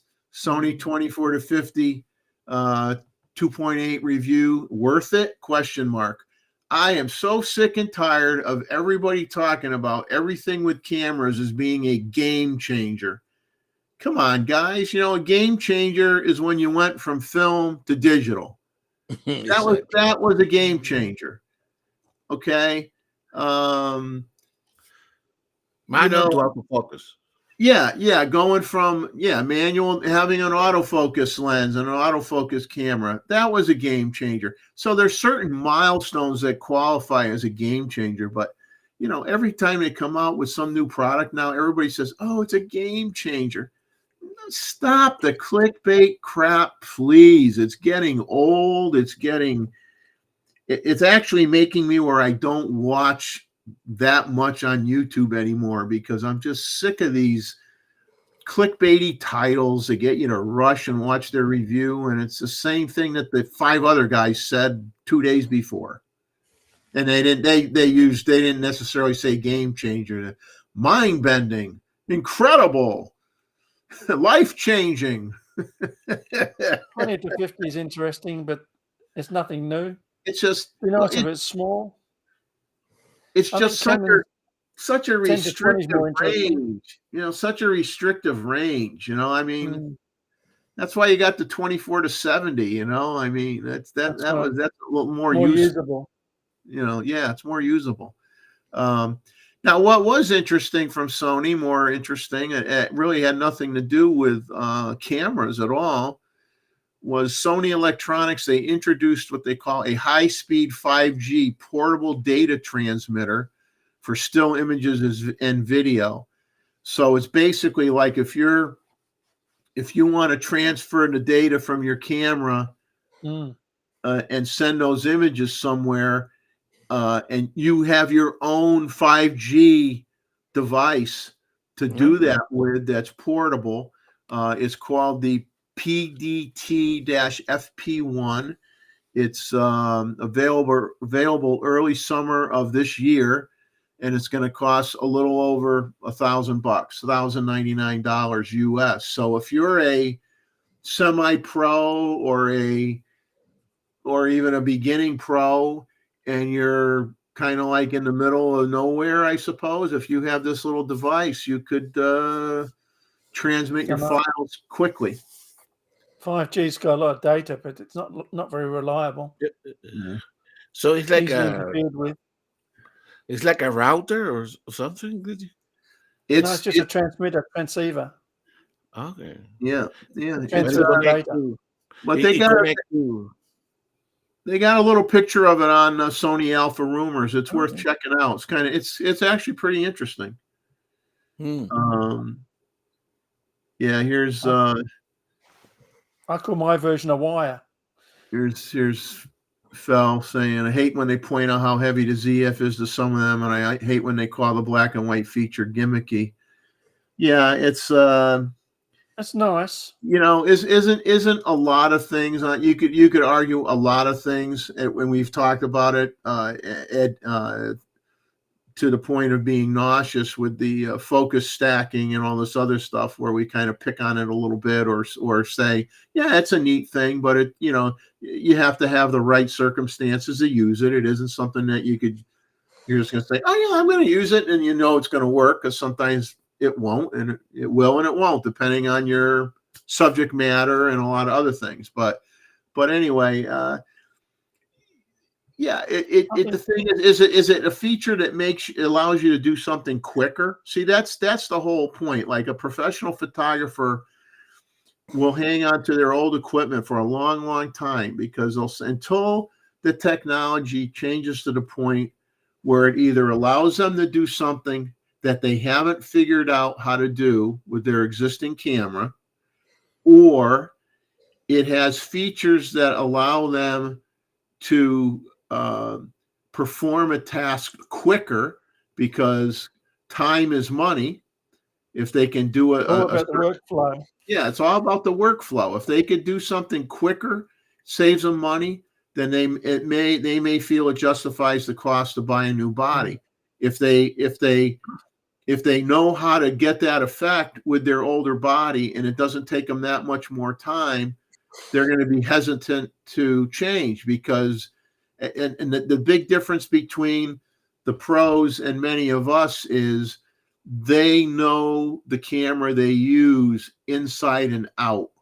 It's like take the whole manual for whatever camera they own and it's burned into memory, and they just know a situation comes up and they know, okay, I got to go in and make this adjustment to allow me to get the result I want. And it's just the camera becomes like an extension of their mind, an extension of their body. They just know, automatically what knob to turn, what switch That's to where turn it has on. to be, though. And that's the thing. And most people don't ever know their camera to that level. And that's why the pros will hang on to the stuff longer, because they've already figured out the workarounds. They already figured out how to do something maybe that new camera does quicker. But they figured it out and done it so long a certain way that they can do it almost as quick the old way. You know what I'm saying? So they're a lot more careful about, jumping ship and changing bodies. It's more the consumer market that gets all hyped up and tends to change a lot more often, in my opinion. That's my opinion. And of course, nowadays with the new firmware, every time they issue a new one, you have to learn the new firmware. Correct? You need to modify your camera again. It's almost like a new camera. Sometimes when it's a major update, it's like getting a new camera. Hey, T-Mid is in the house. Hello. We haven't seen you in a long time. You got the ZF. I know I'm enjoying the ZF. I took a fair amount of pictures with it the other day.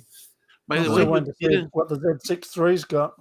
You didn't mention that rumor, correct? About a new firmware for the CF. Well, yeah. Well, that it was so corny. I didn't want to mention it. I mean, it was foolish. Hey. I mean, yeah, a new firmware on the ZF at the CP Plus show apparently allows you to customize your menu color to match the body color of your camera. But it's so silly. I didn't want to really essential stuff. I didn't want to mention it because it's just so cute. It's so cute. Hey, you guys. So how long did it take to do it? Well, it's not available for us yet. It's just something they're showing at the show. It's not released yet. You'll have to wait. Oh, I can wait. I wasn't even going to mention that, Gustavo. You had to mention it. I'm like, I read it and I go, oh, you got to be kidding me. I'm like, oh. Yeah. Near as important as those new beep sounds with the shutter. Yeah. It's like, oh my God. Now Fuji, of course, the big talk, and Verhagen did a video on it. Mac Ranger did a video on it. I'm sure there's 4 or 5 more out there by now. The big discussion about the Fujifilm A100 VI, which is the 6th iteration of the A100. And it's using the 40 megapixel X-Trans V sensor and the X processor 5. It has IBIS. I don't think the previous body had IBIS in it.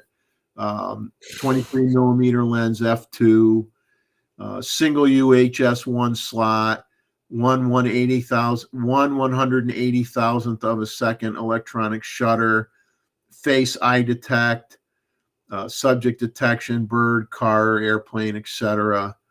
2-way tilt screen, 3.69 million dot EVF, yada yada yada.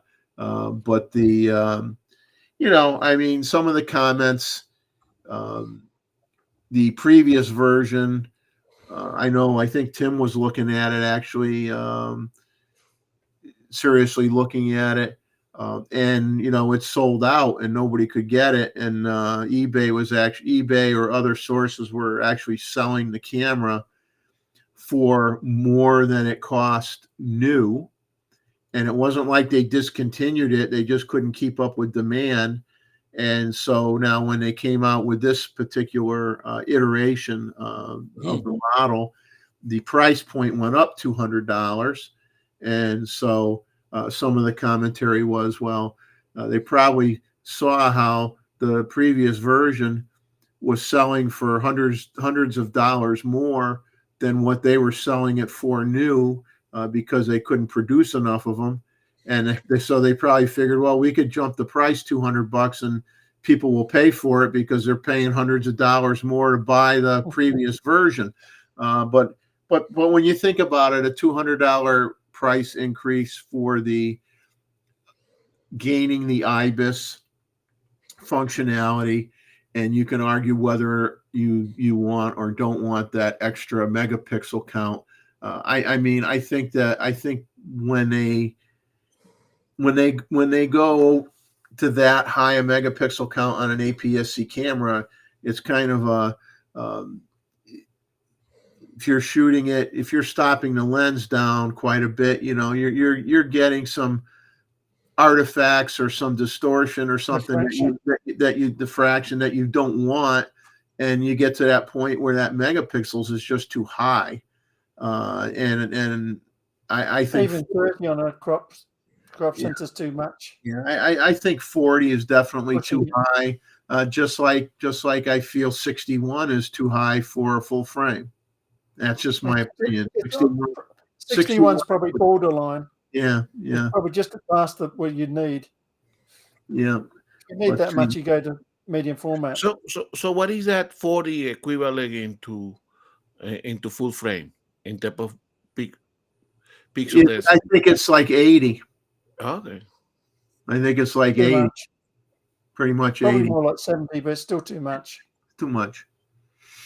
But and of course this is a fixed lens camera too. Okay, it's a 23 millimeter f2 lens. Now the lens did not get improved from the previous. The lens is the same lens that was on the previous body, which was a lot lower megapixel count. So one also has to say, can that lens support the resolution requirements of that new sensor? Did the lens need to be improved a little bit? And some will argue that it should have been improved a little bit. I'll leave that argument to other people. I don't know enough about it, and I had that lens on the X2, and it was a good lens, but you start, like you said, they're pushing it. Yeah, you start pushing it, and all of a sudden, a lens that was excellent at 26 megapixels maybe isn't quite so excellent at 40. I mean, I'll never own one to be able to tell you factually. You'll have to watch other people's content that have tried it out. But the initial comments from some is that it's 40 is too much of a stretch. If they're going 40, they should have gone full frame. But they seem to have, among the influencers and YouTube reviewers, a relatively good reception. Okay? Yeah, but many of them are paid to produce a good reception. Yeah, that's the whole problem nowadays with YouTube and content creators is they're either sponsored or they're partially sponsored or supported by some of the camera brands. So it's very hard for them to be constructively criticize the product that they're given to play with, or what? Sometimes it's not that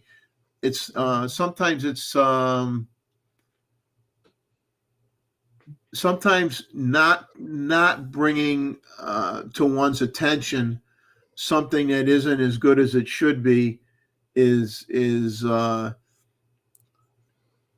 safe. Is as bad as not criticizing it. You know what I'm saying? Like, that something isn't really the way it should be, and you choose not to talk about that. So you only talk about the good stuff, but you don't talk about the stuff that you were a little, you weren't so sure about it. And you just keep your mouth shut because, you're kind of on the dole a little bit. You don't want to lose a sponsor. You don't want to lose the ability. But have you seen these agreements? If you're an ambassador for these companies, but you can't criticize. But you somebody can't like other brands. There's a whole list of things you're not allowed to do. But they'll make you an ambassador. Exactly. But somebody like you, Jeff, that do some street photography as well, correct? So your options are at this moment, you either use your iPhone, okay, or you go and take your CF with a, let's say, whatever lens, 35 millimeter or the 50 millimeter. Okay. Now, do you see in that, for that style of photography, that you will go with something which is in between, correct? Because still a $2,000 camera with with a single lens that you cannot change. Where is that for that type of photography? Does that is a niche there Well, between the iPhone? It's very it's street photography. it's. I think the thing is when you're talking something, in that case, I think. Correct me if I'm wrong. I think they were trying to sell it for $1,600. I believe that's what the A lot price of was. money. $1,600 for it. So it's $400 less than a ZF. Okay, Okay. so it's going to be lighter than a ZF. It's going to be limited by that one, obviously limited by that one lens choice. You could get the ZF, which is going to have more features. It's going to have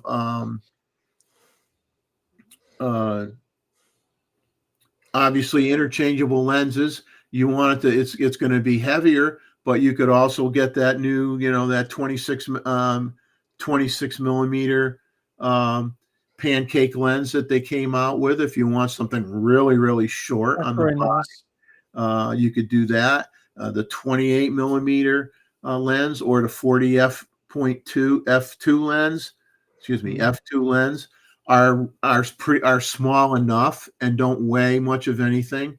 They weigh nothing. Yeah. So really, okay. Do you want to constrict yourself with a single lens choice? Yes, it's smaller, it's lighter, but it's not as versatile because of that restriction. Or you want to spend the $400 more and have a camera that can do more for you and has more options, Still, it's not a compact camera that you can put in your pocket, correct? Probably in not. a large pocket you could, Mhm. yeah. In a large pocket you could, but Mhm. it's kind of like going back to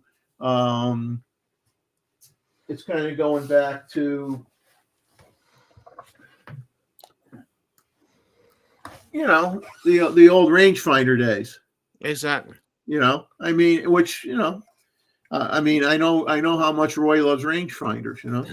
And actually, it's a very rangefinder looking camera. But Jeff, use that rangefinder that you have there, correct? And if you have your CF at hand, I mean, if you're going to go out to photograph, still you have a camera, correct? I mean, Yeah. I mean, it was funny. I went when I took pictures the other day. It was very humorous because I was really being anal about composition and my focus, and I'm using the focus peaking on the ZF with the 135 lens, and I'm not a big focus peaking guy. I mean, I never really used focus peaking that much. I'm used to using the older cameras with the split microprisms and all that kind of stuff, and using that. And so it took me a little bit to get used to the focus peaking, and I missed a few shots because I would chimp, because if it was a critical shot, I would chimp and say, nah, not quite sharp enough, and I would tweak it a little bit and take it again. But I only had to do that a few times. I probably had a hit rate in terms of my initial manual focus using the focus peaking. I'd say I probably had a success rate of probably close to 90% or a little 92%. So it was very few times I had to redo the shot, which I was very happy with considering I don't really use that function that often. exactly. But I'm being like real careful. And then this guy flies by me literally with oops, that wasn't good. Entanglement with like a Nikon Coolpix Okay. type camera, and he'd fly by me, and he'd have the camera in his hand like this, and he'd see a flower, and literally he'd stop for 1 second, boop, hit the button, just boop, hit the button, go to the next flower, put it up to boop, hit the button. Oh, it's so funny. So funny. Not putting any thought into that, That's what those cameras are for. Yeah. Mindless photography. Sorry, Roy. There's a little bit of delay here, but there is also those all film simulation, correct, on that camera that people seem to be in love. I don't like them either. Yeah. Why? I was a big Velvia user. Same here. In the day. I mean, I was a Kodachrome 64 slide guy, but eventually I drifted from Kodak, negative film to Velvia because I liked the color saturation better. It had more pop to me. I liked it better. I like images that I know Ken Rockwell is I call him Mr. Super Saturation because he really oversaturates all his stuff. But I like to have a little bit of extra saturation, but not go crazy with it. And the Velvia, I thought, really just gave it a little extra pop. I liked it. So it's kind of neat to have that. But there again, we could call that a gimmick too, right? That's kind of gimmick. That's gimmicky. There's NikonPC.com where you can download hundreds of those sort of things. Well, yeah. How many things, even in whether it be Photoshop or Lightroom, you could buy. Hey, you could buy Skittles. You could buy Frono's, Skittles package. You could get all those things set up where you get, you have a whole list to choose from. Oh, let me choose on the 25 different variations for black and white photography. Oh, I can just click on that. Do I like that? Yeah, let me click the other. Well, is that better? You keep going. I mean, it's the same thing. I mean, it's just it's in your software now instead of in the hardware. But you could call that all gimmicky stuff too, right? I like what Mosman says. Vignetting's out of favor now. I like some vignetting. But you want to control it, correct? Sometimes you want it, sometimes you don't. Yeah. Some pictures benefit from it. Yeah, of course.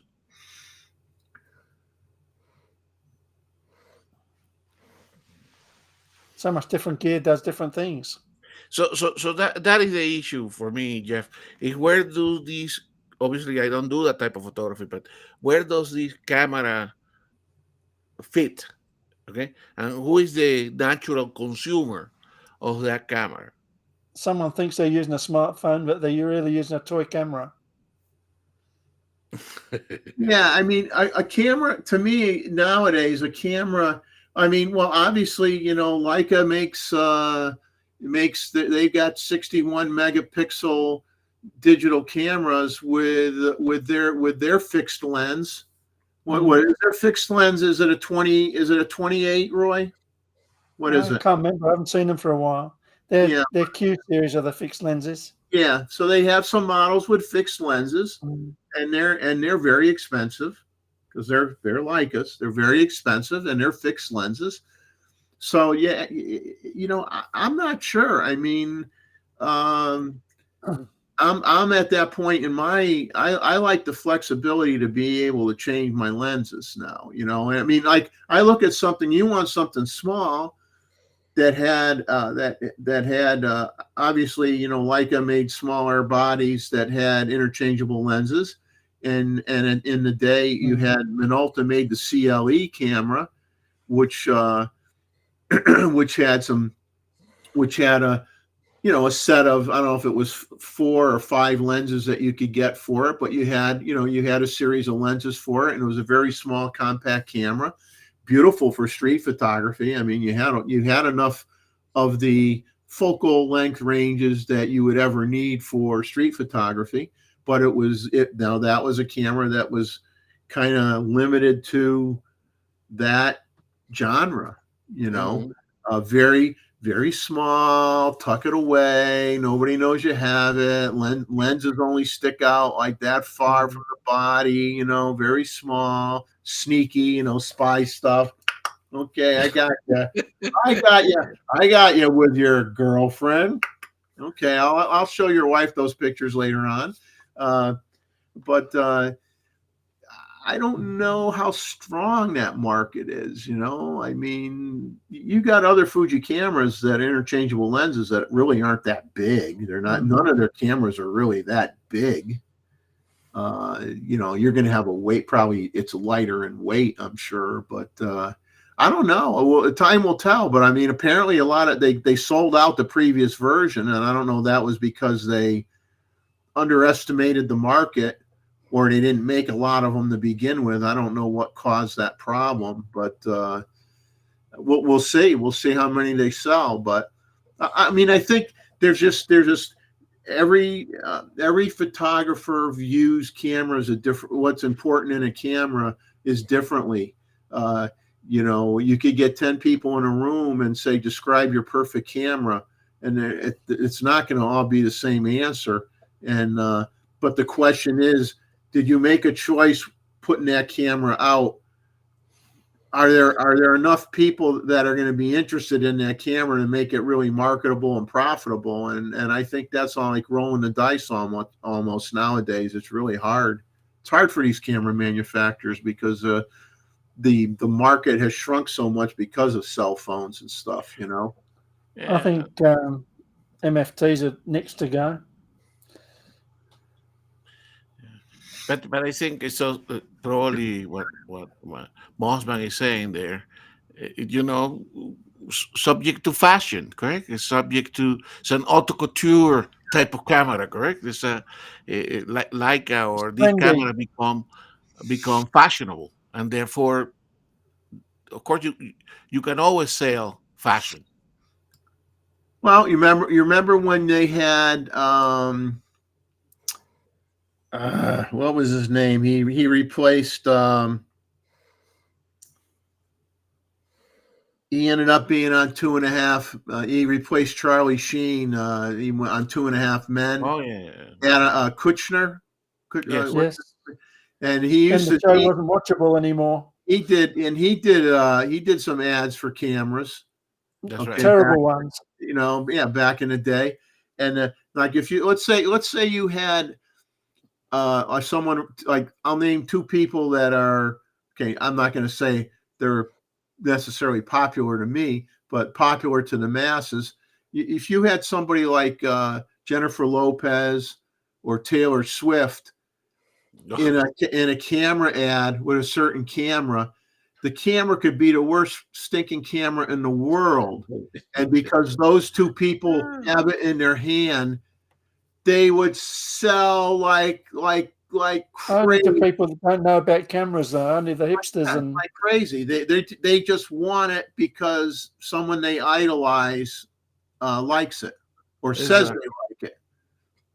So it's all like I said, you could market with the right person. You can market the worst camera in the world and make a ton of money because, and they do.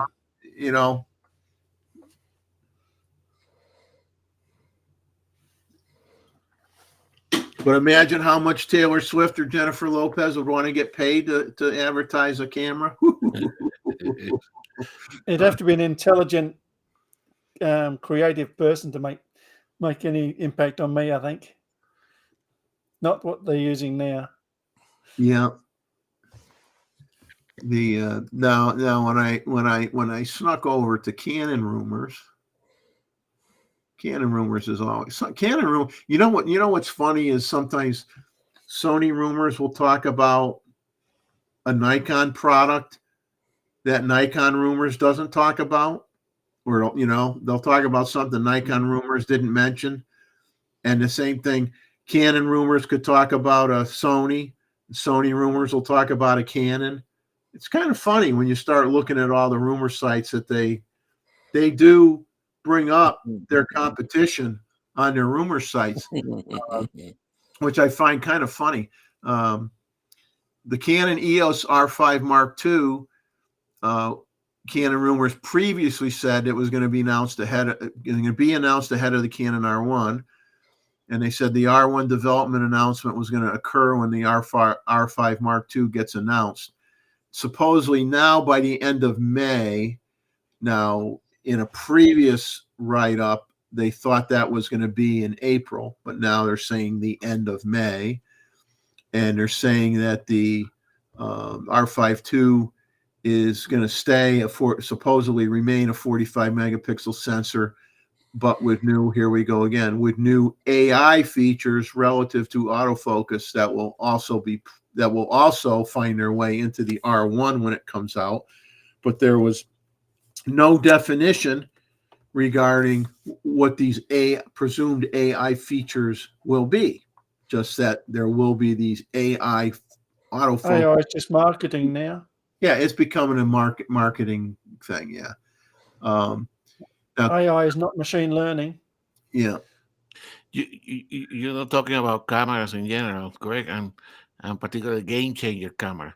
One thing I haven't seen that much, but I don't frequent all these other Nikon rumors and Canon rumors and Sony rumors as much, is the on the Sony A9 III, correct? With all the game changer. I haven't seen that many photos basically demonstrating that this camera can really do exceptional things. Have you seen a lot of that? Or You can borrow one if you really need one these days, and I know, not but as impressive as you think. If it's so revolutionary, I would have expected by now we should have been bombarded with photos that only that camera can take. And I haven't seen that. Well, I didn't watch it. I did not watch it. I can't watch every video. I can't do it. I'll leave that to Chuck. I'll let Chuck watch all the videos. I can't do that. But there was a female photographer, and I don't recall her name, but she had a write-up or a video on the A9 III, and she used the term game changer, and why this camera is a game changer, and did a review on it. But I personally didn't watch it because, as soon as I see the word game changer now in a video, I probably won't watch it because I'm just tired of the clickbait stuff. And I just say, forget it, just,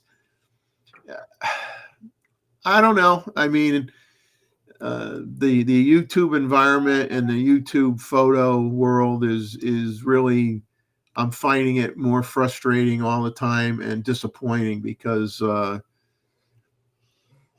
too many people are in it now, and now you do have, and we talked about it last week. Now you do have a lot of YouTube channels that basically are armchair quarterbacks, basically just using complete AI to create video content as well as narration for their subject matter. And that infuriates me because they don't reveal that it is an AI generated documentary or video.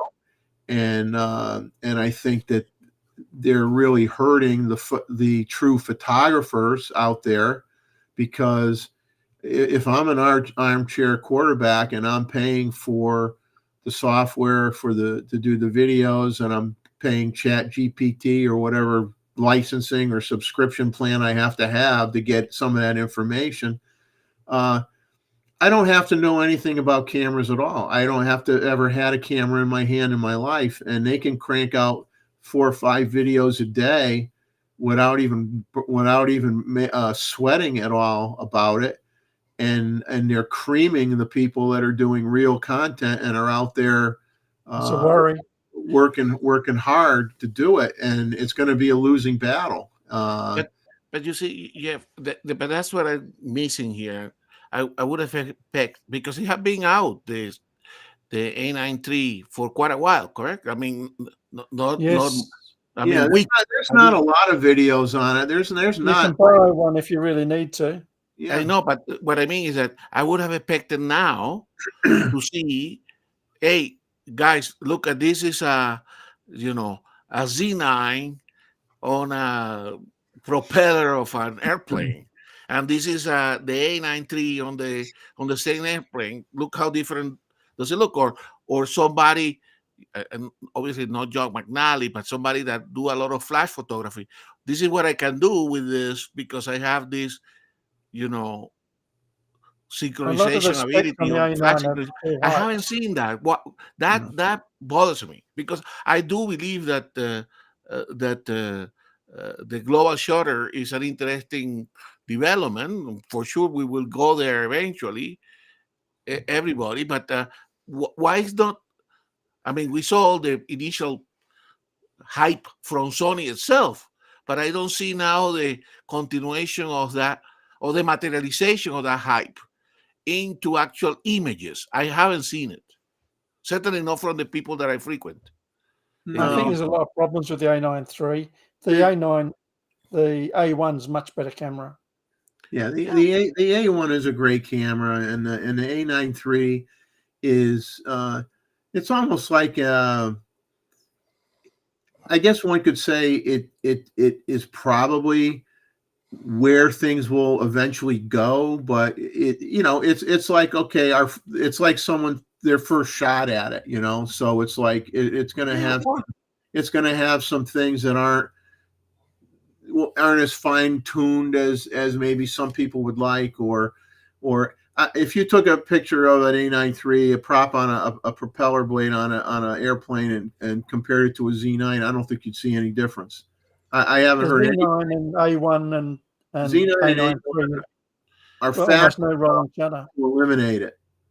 Exactly, but that But, is exactly. but I can't shoot a Z9. I can't shoot 1/80,000th of a second flash sync. Neither can the A9 III. That goes up to 1/16,000th. Yeah, there's the A9 III reminds me in some cases of like, well, like when they talk, the A9 1, they go, well, we could do 30 frames per second. Icon only does 20 frames per second, but you're not doing 30 frames per second at the same bit rate.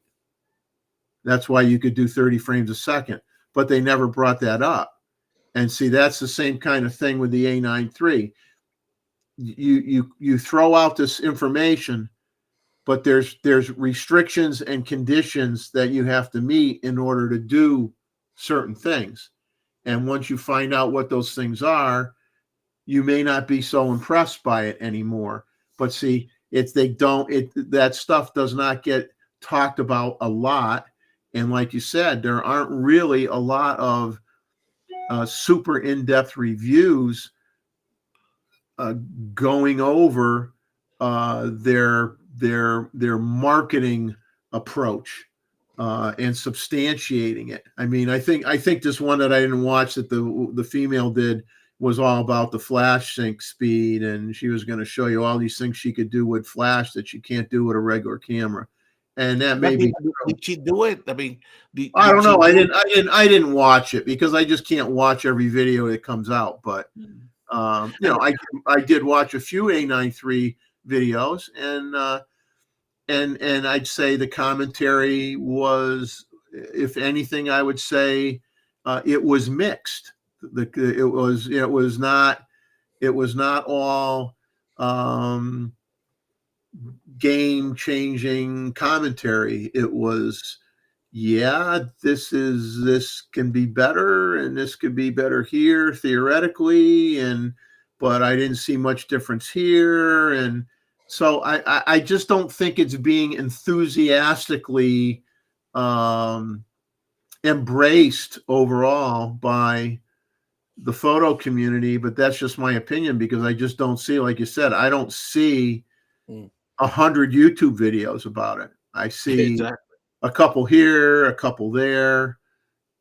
I don't know. So I don't know, but I mean, the thing is, eventually, they'll be the first ones that come out with the second generation of that, and that'll be so much better. And at that point, and then at that point, people will say, wow, people will say, like what they did for the perfect example. people will say when the next iteration that Sony does with the global shutter, people will say, well, gee, that's what the first one should have been. And you know what that's going to remind you of? When you had the Z6 and the Z6 II, and when the Z6 II came out, everybody said, that's what the Z6 should have been. Right? Everybody said, yeah, the Z6 should have had 2 card slots, right? Remember, it only had 1 card slot. Everybody beat the crap out of the camera. It only had 1 card slot. So when the Z6 II came out, everybody goes, doggone it, that's what the Z6 should have been. And that's what's going to happen with the A9 I like the Z6. Leave it alone. Yeah, but when the A9 IV comes out, or A9 3.5 or whatever, then they're going to say that's what the A9 III should have been. That's what's going to happen. But I think the Z6 was a usable camera, whereas I think the A9 III's got some problems. Too much hype and not enough performance. Like they used to say, all mouth and no trousers. About that. Yeah, you know, I don't even see when I go to Sony rumors. There's really not a lot of talk on Sony rumors about it either, and it's Sony. That's always suspicious, isn't it? You know, so I don't know. I don't frequent Sony rumors, but look, in Nikon rumor, correct? There is a new lens, and the day somebody get that new lens, you see images taken with that new lens, correct? Yeah. When you get a new camera, those that get the early immediately do they? Have you seen that in the Nikon rumors?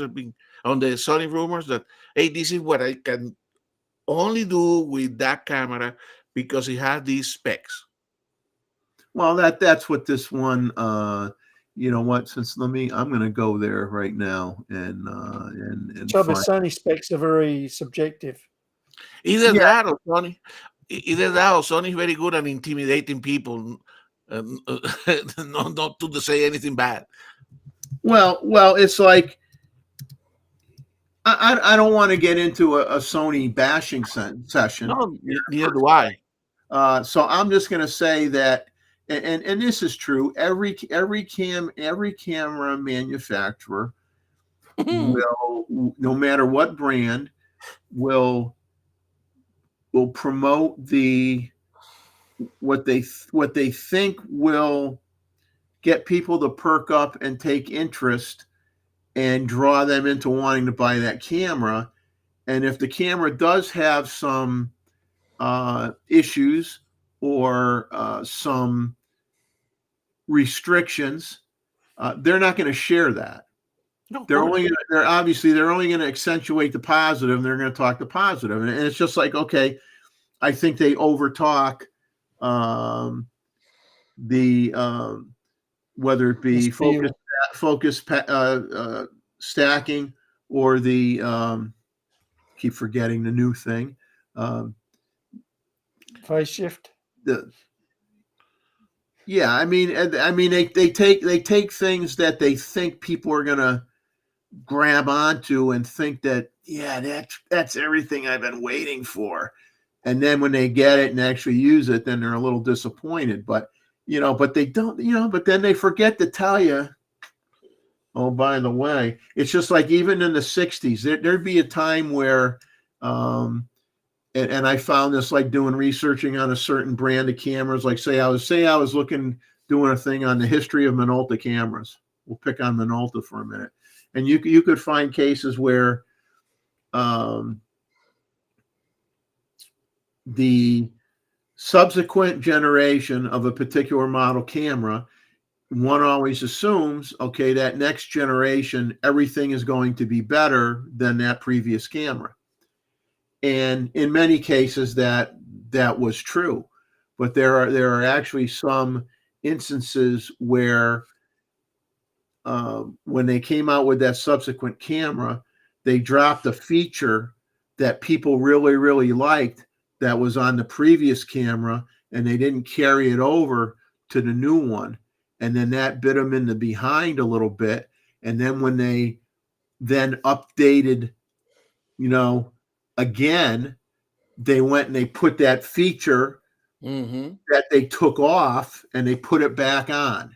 You know what I'm saying? So there's also been times in camera development where they had a good thing going with the previous model, and then for some reason they dropped that feature when they came out with the newer model, and people got upset about it, and then they had to correct it when they came out with the next model.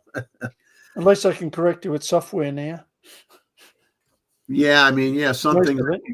Yeah, but things like flash sync, correct? Even before this camera was announced, always people complaining about the flash sync was only limited to 250, and when am I going to see something different? Or the videographers that they say panning, you know, when you pan relatively fast, that things that are vertical are kind of oblique, correct? Rolling shutter. Exactly, but I mean, you will see that indeed that's. I mean, but that comes with a compromise that you only have to shoot 26 megapixel, correct? Rather than the 8K or 4K. No, you cannot do 8K or. I mean, it's always compromises, correct?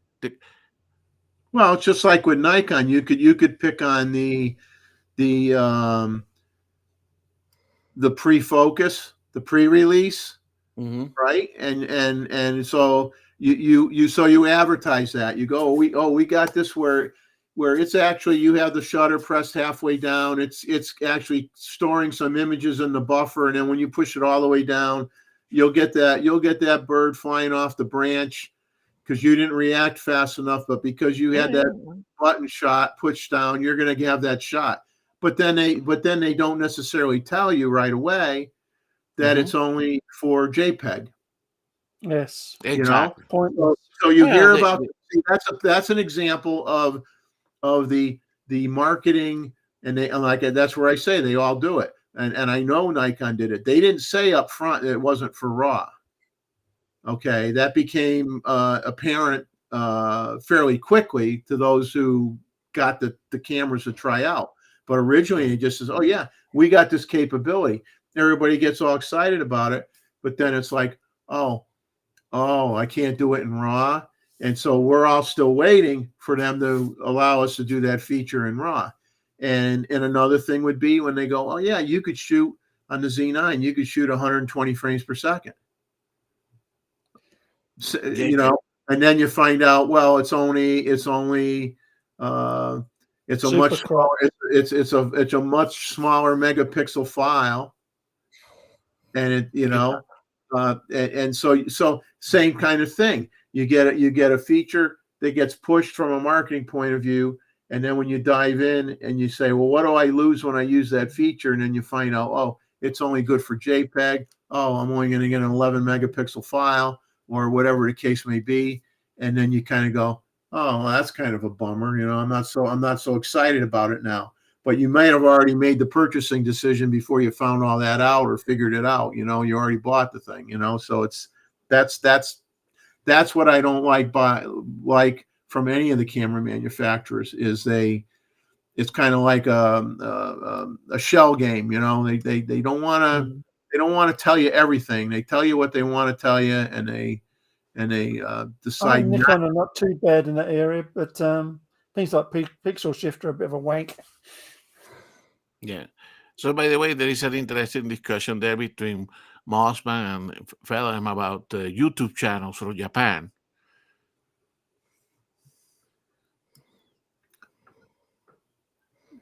Okay, and they can understand what they're saying, huh?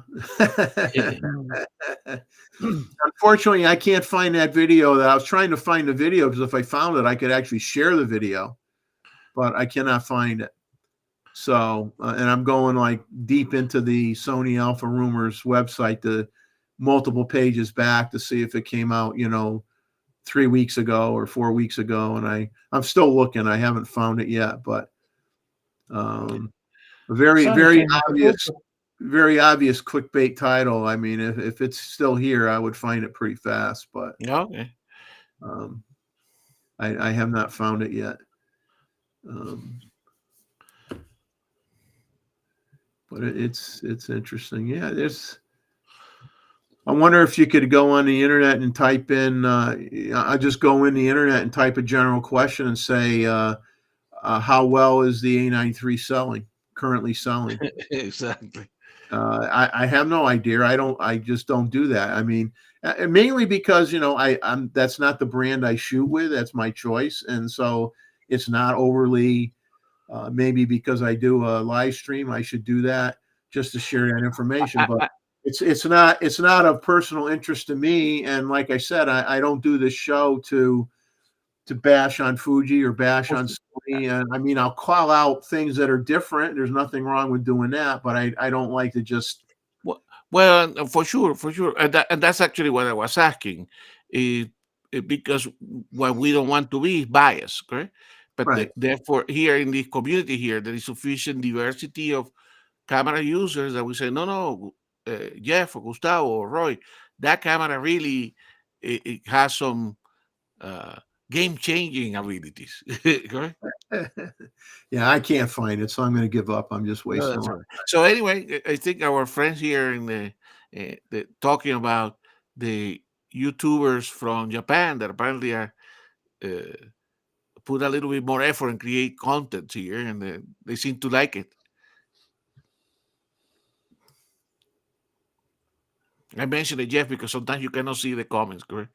Yes, yeah, because I'm looking at my cheat sheet and I'm thinking of what I want to talk about next, and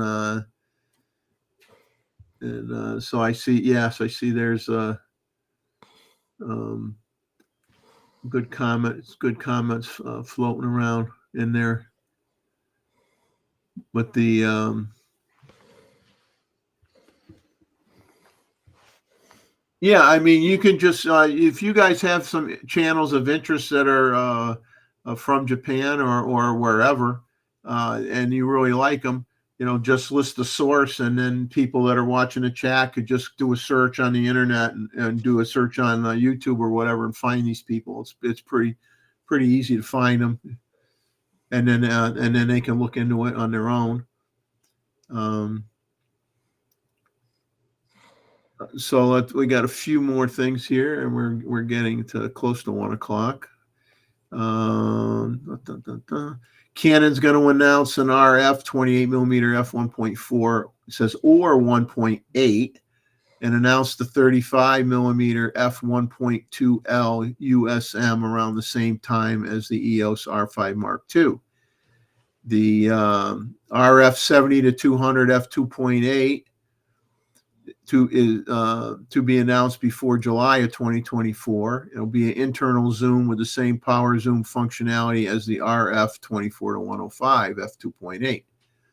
It says for cinema, EOS, the successor to the C300 and C500, is expected to be announced ahead of IBC in September. I'm not sure what IBC stands for. I think I had written it down somewhere, but I forgot to type it in my notes. It says both lines will get new naming schemes and come with RF mounts. So, okay, so you've got a cinema line that obviously has a mount that is different than the RF mount, and they're going to be renaming them and putting RF mounts on them. And EOS R3 now has a permanent price drop, making it $49.99. The anticipated price of the R1, pretty good range here, is $59.99 to $69.99. And lower resolution camera compared to a Nikon Z8 or Z9. They've heard 30 megapixel I stack. don't think so. Dual gain output sensor, which improves dynamic range. I think I think that to me, you want to use the term game changer in context. I think we may agree that if we had 16-bit in a camera I'd like that. with high dynamic range in any future camera, that we might consider that to be a game changer, because everybody's just going really two directions, megapixel wars and frames per second wars, three frames per second, megapixels, and autofocus, who's got the better autofocus. But I think if you want to, there's only so much more improvement you can do in those categories, and I don't think any of it's going to be game changing. It may be a little bit better or different or slightly improved or whatever, but if you want to get people really excited and, let's say, willing to, I don't care whether, I'm not going to say it's a Nikon camera, but whether it's a, say you come out with a camera that is 16-bit, great dynamic range, low noise, yada, yada, yada, but has all the other stuff. Okay. That might make someone, if it happens to be a Sony camera, maybe that makes somebody sell their Sony A1. If it's a Nikon camera, and it's a Z9 II, maybe people sell their Z9s. So that's kind of the question, is what is going to be a significant enough change at this point to make anybody want to get rid of their current flagship camera? Exactly. And mine, I'm not moving. And global sensor may be it at some point, but I don't think it's it right now. It's too early. Because it doesn't appeal. It only appeals to, theoretically. I don't, to me, they go, oh, it's great for wildlife photographers. Well, I'm a wildlife photographer. I have no interest in it. Too expensive for wildlife. Sports photographer, maybe. Someone that uses a lot of flash photography, maybe. Events. General purpose camera, no. It's a niche. It's a niche camera for 2 or 3 market segments, but not broad, not as broad. A1 is very broad. Z9 is very broad. Z8 is very broad. So, I'm just, to me is like, what is the, what is truly going to be that next technology that's going to make us want to get rid of a camera that maybe we only bought a year ago? Exactly. And for me, that price, the price point of the Z9 was really a super stretch for me. So, I'm assuming if it's something that is really a game changer, like the camera body's probably going to be $1,000 more than a Z9. I may not be able to get it. I might not be able to get it anyway. I may just. And that was one of the things that I noticed at the end of the year, when a lot of people were making predictions of what is that should be coming in the market. I didn't see anything that people were predicting. Maybe there is that would say, "Wow, is that going to be significant better than a C9 or a C8 for us to make me want to have a camera?" And it doesn't seem to be anything in the horizon. Yes, the global shutter, perhaps when they get to maybe 45 megapixels, correct? Global shutter. Yeah, and it's the next generation, or maybe even the third generation. Who knows? But yeah, I don't see myself. I think I'm at that point now where I really wish Nikon did their due diligence with us, with the sport photographer and the wildlife photographer and the birding photographers. I think if we have anything to complain about, then we just complain for the sake of complaining. I don't think there's anything to complain about. I think at this point, they need to get, because it's the last thing on the roadmap, and I don't know why it's taken so long. They need to get the 35 millimeter f1.2 out the door, and then they need to start focusing. That concerns me, that lens. It's mainly a street photography lens, and it's going to probably be big. Exactly. Yeah. It just doesn't seem right.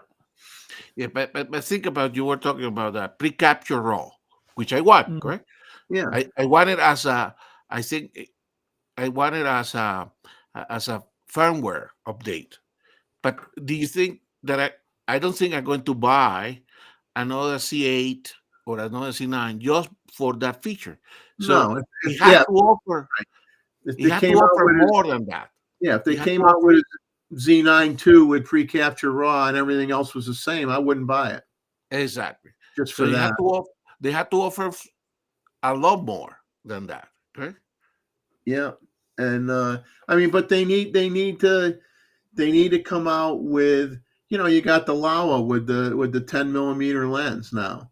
They need to come out with some specialty lenses. They need to come out with some ultra wide zooms. They need to come out with some very fast ultra wide primes. They need to come out with eventually tilt shift. Are they ever going to do tilt shift lenses for the Z mount system, or are they going to rely on people using the converted with the FTZ mount, using the F mount tilt shift lenses? Are they ever going to come out with a 200 millimeter macro lens? Are they going to come out with are they ever going to come out with what was considered a great portrait lens as well? Are they going to come out with a 105 1.4? Not I don't non-macro, think so. just a Not for a 105 while. 1.4 or even a 1.2. Nice fisheye would be nice. Yeah, a nice fisheye. I mean, there's still a good 10 lenses at least that they could. I remember 10 or 12 lenses that they can do that are more specialty, because I think the baseline stuff and the sports world and the wildlife people should be satisfied. exactly, and they produce typically, correct, an average of 6 to 7 lens per year, new model that replace all the model or come with some innovative design. So we should expect the same rate. So they have the opportunity to bring some of those special lenses, correct? But we haven't seen anything yet. Mm-hmm. I mean, on that front, the 35 is still from basically the migration into the Z system, right? But for sure that so it would be interesting, right, to see what is that they can offer to make people like us, maybe in a year and a half from now, decide, hey, I'm going to retire the Z9 and get the Z9 version 2. It had to be more than pre-capture RAW. Probably won't be me then. I'm happy with my Z9 and Z8. Yeah, They do everything I want to do. I think at the I don't want to make it sound like I got 6 months left on the planet, but at my age personally, the Z9 does everything that I need a camera to do. I mean, sure, there are maybe a few, anything that I would like to see improved on it could be done with firmware updates, which may or may not happen. And the thing is, like, when they have a refurb sale, they have it marked down and they say, oh, knock another 10% off, and you could buy a Z9 for $4,000. Why would I not?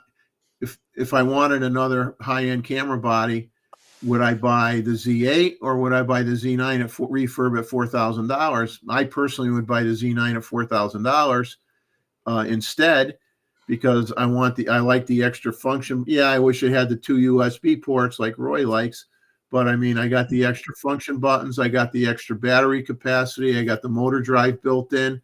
I throw the motor drive on a Z8. I'm at $4,500. I'm paying $500 more. But Jeff, continue that kind of line of thought. But that's good for Jeff. That's good for Roy. That's good for Gustavo. But it's not good for Nikon. Nikon had to make you want to have something 3 years from now. The same way that they make us move from the D300 Oh, yeah, to yeah, the but D800. I don't know what that can be because Exactly. I think there's been enough discussion about 45. You could play the game and say, well, instead of a 45.7 megapixel camera, it's 51, it's 52, and you could Negligible difference. play that game and say, well, it still gives us fantastic quality images, and it's just that little bit more cropping capability or blah blah blah. It's but you're talking when you're talking that small of a gap, that would be strictly done from a marketing standpoint, not necessarily something that is going to make you drop your camera and go buy it. I mean, it's got to be at this point. It's got to be, to me, dynamic range and bit rate and dynamic range and reducing noise and having maybe you have a camera that has a larger buffer and can move the data even faster. Exactly. So those are like a few things, but I don't know where they're going. I mean, Well, no clue. I mean, it's the same thing with this, correct? The evolution of you remember the first phones, correct? The evolution was very rapidly, and then it became slow and slow, correct? So if you have a 13, did you have to buy the 14, or you wait? Hey, maybe I can stick with this for until 15 or 16, and probably you can, correct? But they still had to offer you something that is sufficiently an advancement that that makes you take another $3,000 to buy another, or $4,000 to buy another C8, like Phelps is saying, correct? I don't see anything in the horizon, and of course here we don't know. But even when I saw like Seth Miranda or Conan Becky and people that are more into the industry, even I didn't see from Matt Ranger, I didn't see any of the predictions to be kind of wow. Looking forward for that to come. Yeah. Well, okay. So now, let's say for whatever reason, we're all talking pretend and wishful thinking stuff. Let's just say for whatever reason, none of these companies are going to want to invest in the sensor technology that they're going to need to have better dynamic range and stuff like that. They just don't want to do it or whatever. Okay, so all right, so then, do you get to a point where are you now getting to a point where you have to offer a whole different range of camera like medium format? Medium format to me is already too well established between Hasselblad and Fuji in a limited market as it is. So do you really want to enter that market when you're the new kid on the block and you've got two established brands in a small market to begin with? Do you really want to do it? Exactly, but that may be the only option for them to keep moving along, correct, as a company. And kind of regressing a little bit on the conversation was like talking before about, whether you look at an image at 100% or you look at an image at 200% or whatever. But the bottom line is that if you took a survey of and I'm not talking necessarily people like us will make a print. Mm-hmm. We'll do a canvas. We'll do a metal print, or we'll do an acrylic print, or a fracture print, or whatever. We'll do that. But if you looked at the entire photo community, from entry level photographers up to professional photographers. I'm just going to throw a number out. My guess, I would say. Oh,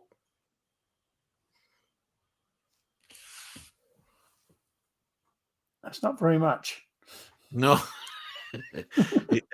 I think he got frozen. A frozen Jeff. Exactly. Sorry, guys. We wait to hear for Jeff too. I think a monochrome sensor is pretty niche. It is an improvement if you're doing a lot of black and white work over a color sensor, but it is niche and it's a lot of money for just a sensor. Yeah. So, welcome, Andres. Andre here. He's asking, hey, Andres, you're asking the wrong person about pronunciation of niche or whatever way to pronounce this. I Since I'm thought not niche. native English speaker. Probably Roy can tell you. I don't know. I call it niche. Oh, you got promoted here. I have been. We've lost a Jeff. Exactly. Remember when Chuck lost his channel and we took over? Exactly. Feels a bit like that, doesn't it? But medium format's dying. I've got medium format. I'm not going to the newer ones. It's nice to have, but it's slow, clumsy, and very expensive. Okay, so see, we have now the Roy channel here. We do. Exactly. So Roy, why you were showing the SB24? Let's go back to that where we're waiting for Jeff. Our drunk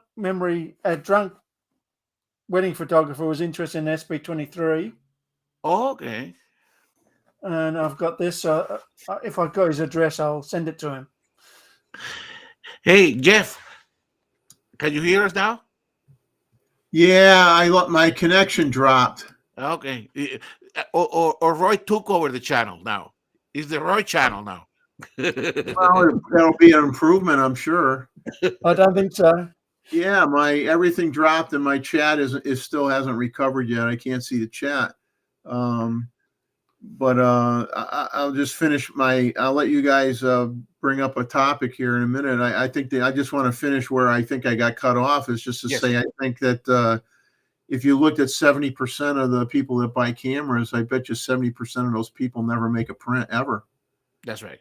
They're just doing Instagram and Facebook and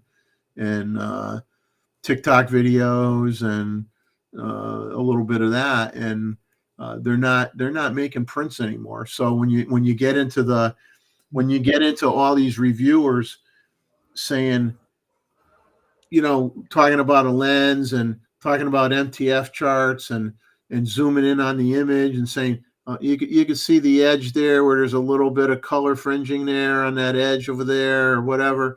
And the thing is, who are you talking to anymore? People aren't making prints, and they're showing a puny little image on their Facebook page or their Instagram page, and really none of that matters. Exactly. Any camera doing more than 20 megapixels is wasted on YouTube or Instagram. Yeah, I mean, so okay, so if 70% of your market is people that don't make prints, just use social media,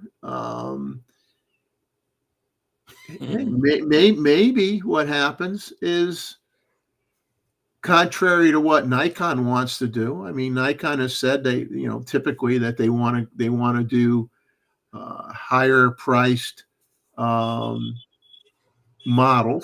Mm-hmm. But maybe because a lot of that market is people who love their phones first, and then maybe are migrating into some of the lower end cameras. Maybe you have to make more mid-range cameras, more lower end cameras, and less high end cameras, because what percentage of the photographer base is buying the high end cameras? Like I said, I got a friend of a friend coming over tomorrow that I got to work with on his Z8 to help him out with some settings he's confused about. And the thing is, here we go with these cameras are so customizable and so many features that you can tweak and so many different conditions you could set depending on your preferences. And sometimes until you've used the camera for a while, you don't even know what those preferences are until you you do a cause and effect. Well, what happens if I change that? Do I like that result better than what I did before? And then, oh yeah, I do. I'll go and I'll change that in my settings. You know? Probably the first thing that you have to do is which firmware version do you have on your Z8, correct? Yeah. And help this person load the latest one, correct? So you don't. But So- I've done this card already. So I'm just saying, I don't know where these guys go no. Anymore. The little camera shops are all gone. But I do know where we should go. We should go to take more pictures. We should go to bed. No. But again, trying to go back to the discussion, correct? And that's why I think some of the YouTube channel are having problem, because the conversation should go into better fieldcraft, better. It's all about camera specs, isn't it? Exactly. So Nothing about photography. you see, but when the camera specs don't change that much, then nobody's interested, correct? All cameras are pretty good now, so we should be focused on photography Exactly. and lighting. More lighting. Yeah, the sad thing is But it that, doesn't sell. yeah, I mean, my chat still isn't coming up. I don't believe this. This is like, why am I having such a problem here? I apologize to anyone who's making a comment to me in the chat. I cannot see my chat right now. All Yeah. good, we can Don't say what worry. we want. It's just, I guess I'm going to be, I don't know what's going on because I have full Wi-Fi capability. My Wi-Fi didn't drop out, but I'm having a restream. It's a restream problem at my end. Don't worry, we keep an eye on Jeff as usual. But it's just it's really confusing. I mean, I think we all have a good idea of what a Z6 III probably would be, in a Z7 III in some cases, saying, is there a need for it? Because if you don't make it 61 megapixels to compete with somebody else who's got 61 megapixels, how is it going to be different enough to squeeze in between a Z6 III and a Z8? Is it really necessary? And that's a very good question. Z6 III, I think that's definitely necessary. Z7 III, I'm not so sure. And if the only thing that makes it necessary is because you decide to go with a 61 megapixel camera sensor, I don't know. I don't know that that's a good decision. Exactly. When I got my Z9, I sold my Z7 too. And I don't usually sell my cameras. Yeah, so it's this is an interesting topic. I mean, the sad thing is, and I'm seeing this like with my, obviously this live stream is a kind of like a dotted line to my channel at this point, but my normal content that I do on my channel, it's becoming more difficult to support that channel, just because if you're not always talking gear, and if you're not always doing gear reviews, and you're not choosing to use the clickbait title approach to attract attention, or you're not willing to say Nikon sucks, Canon's great, Canon sucks, Nikon's great, and you're not willing to use words like that, just creating content, there are very, very, very few content creators that gain a very powerful audience, that gain a very strong audience. I mean, because the people are migrating to the reviews, they're migrating to the controversial channels, so I'm kind of getting a little bit bummed out that there's a lot of effort that goes into doing a channel, and I got to decide. And I vacillate on how many times have I told you guys I'm going to start slowing down. I'm not going to necessarily do a video every week. I'll do one when I feel like it, and then maybe once in a while you'll have a week where I didn't do a video, but probably 95% of the time there's a video every week. You know, it's like I say one thing and I continue to do videos. And Well, but Jeff, but you were clear from the beginning that this is for you. I mean, you do those videos for you to communicate, correct? It's an expression of communication, correct? yeah, Is that my whole reason for doing it was to I guess I felt what I and I had something to offer that people would enjoy. Number one, exactly? being willing to share, not being afraid to share my work, which I never did before. Never did it.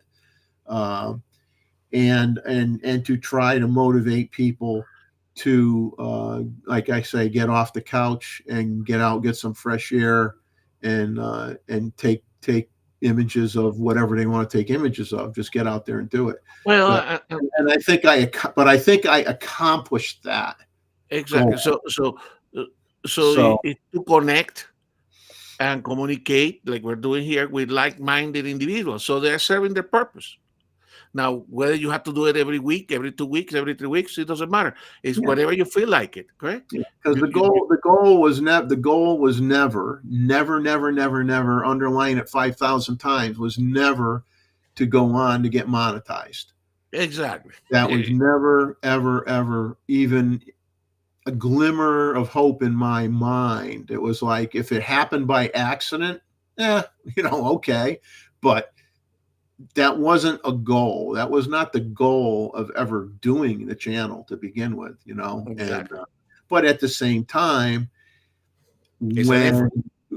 at the same time, when you don't see your channel growing, you feel like you want to feel like you're providing a service or content that is enticing enough to attract more people, and it's really not. It's pretty much, it's been flat for a long time. I mean, any bump that I got, which is exactly why I didn't want to get a bump. Any bump that I got on my regular content, I attribute directly to having done a live stream, and that's not how I wanted to have my subscription base go up. I wanted that to stand on its own, and this is just something else that I'm doing,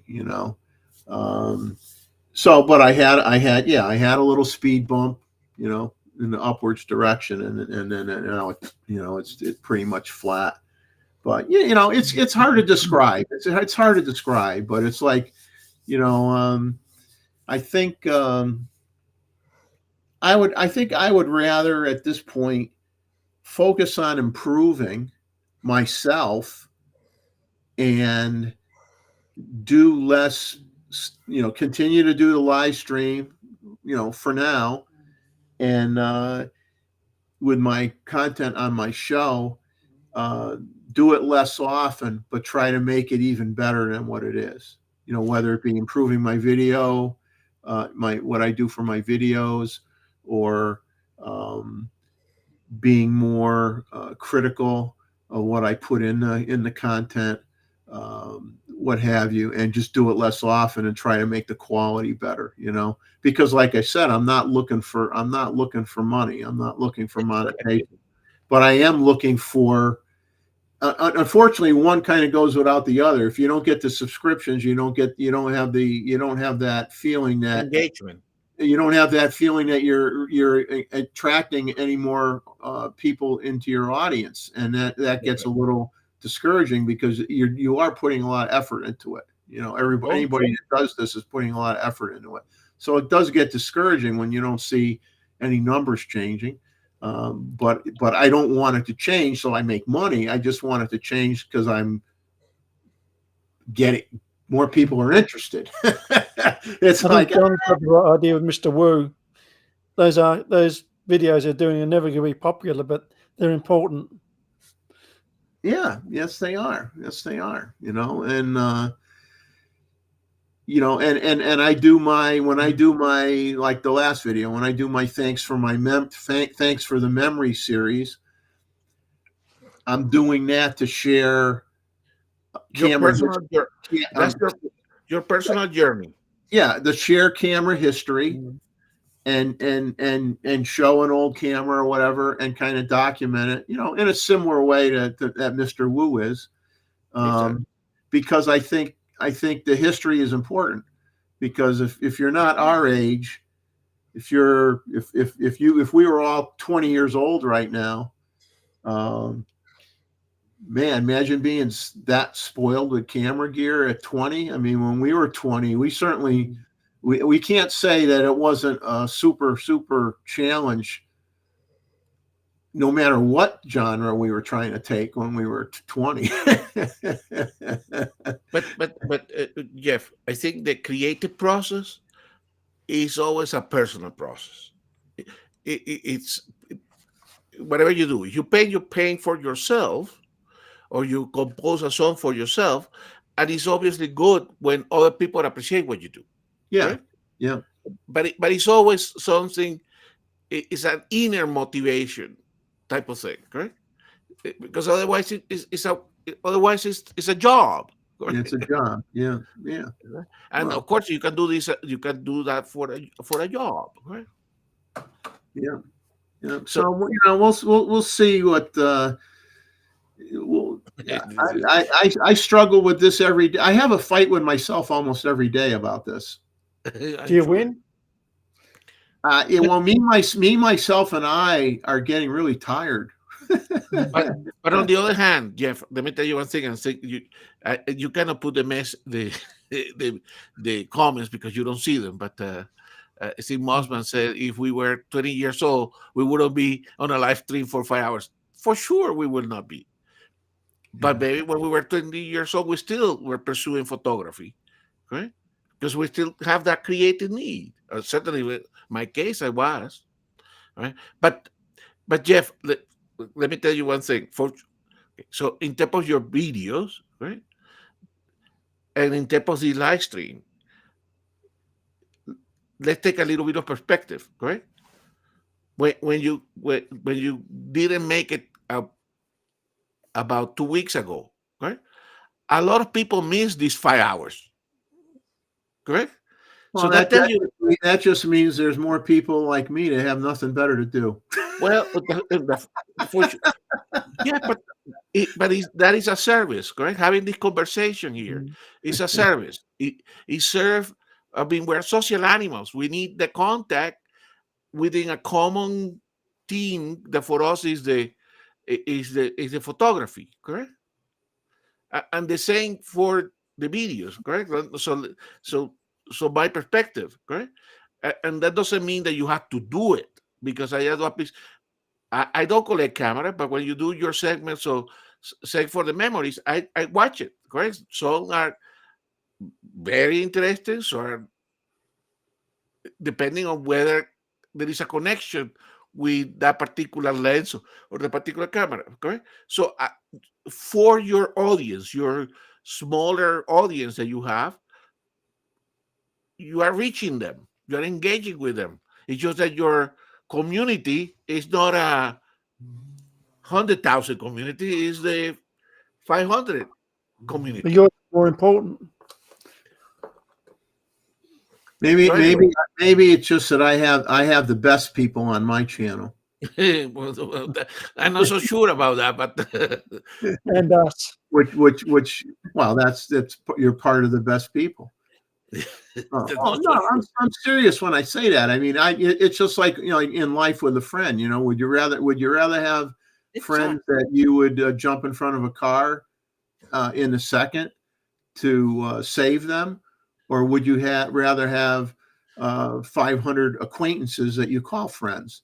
You know, Exactly. and now over the, it's been, I don't know if it was 2 years maybe on Chuck's show, Exactly. and a year, um, and when I started my channel, maybe a year and a half or year and 3/4 ago on my channel, and I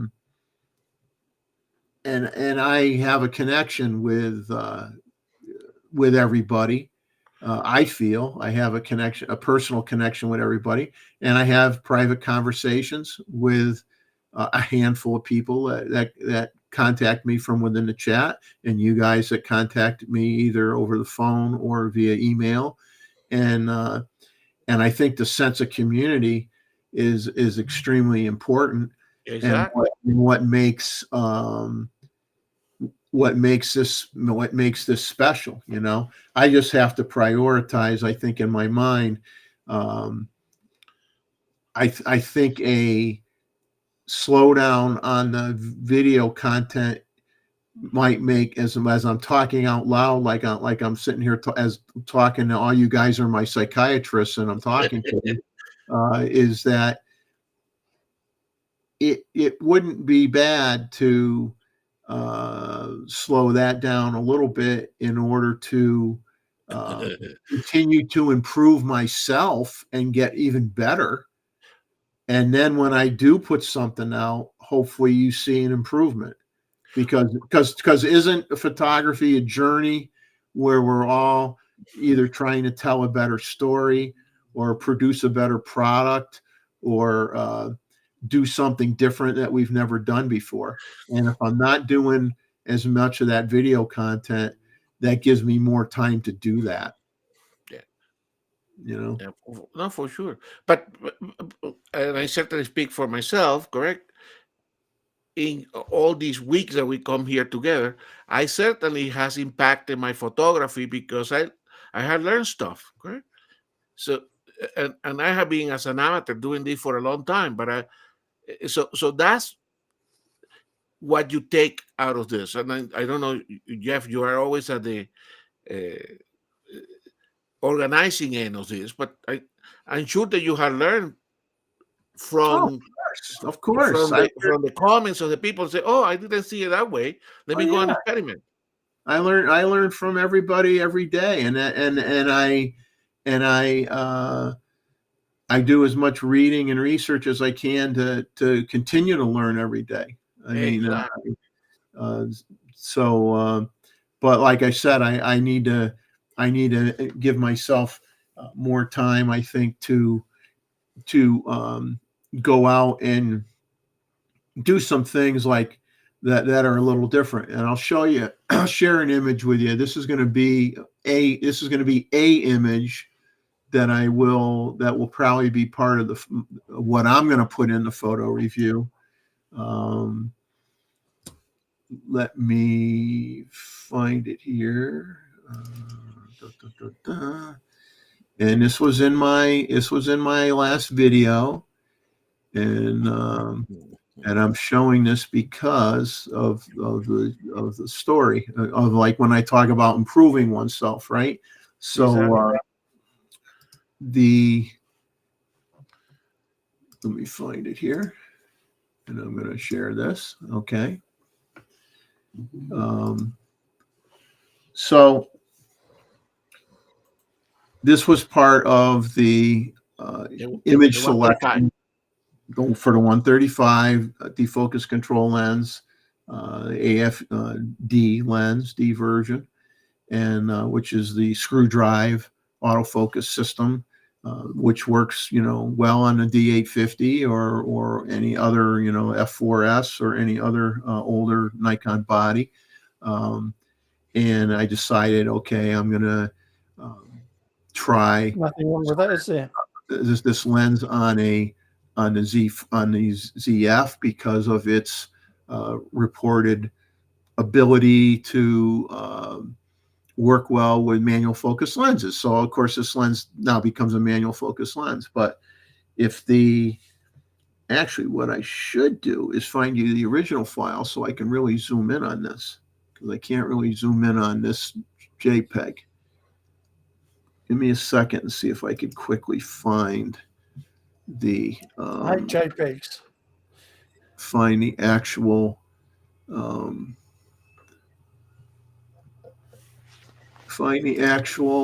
file from my Lightroom folder, and then I can share that, and then I can zoom in on it.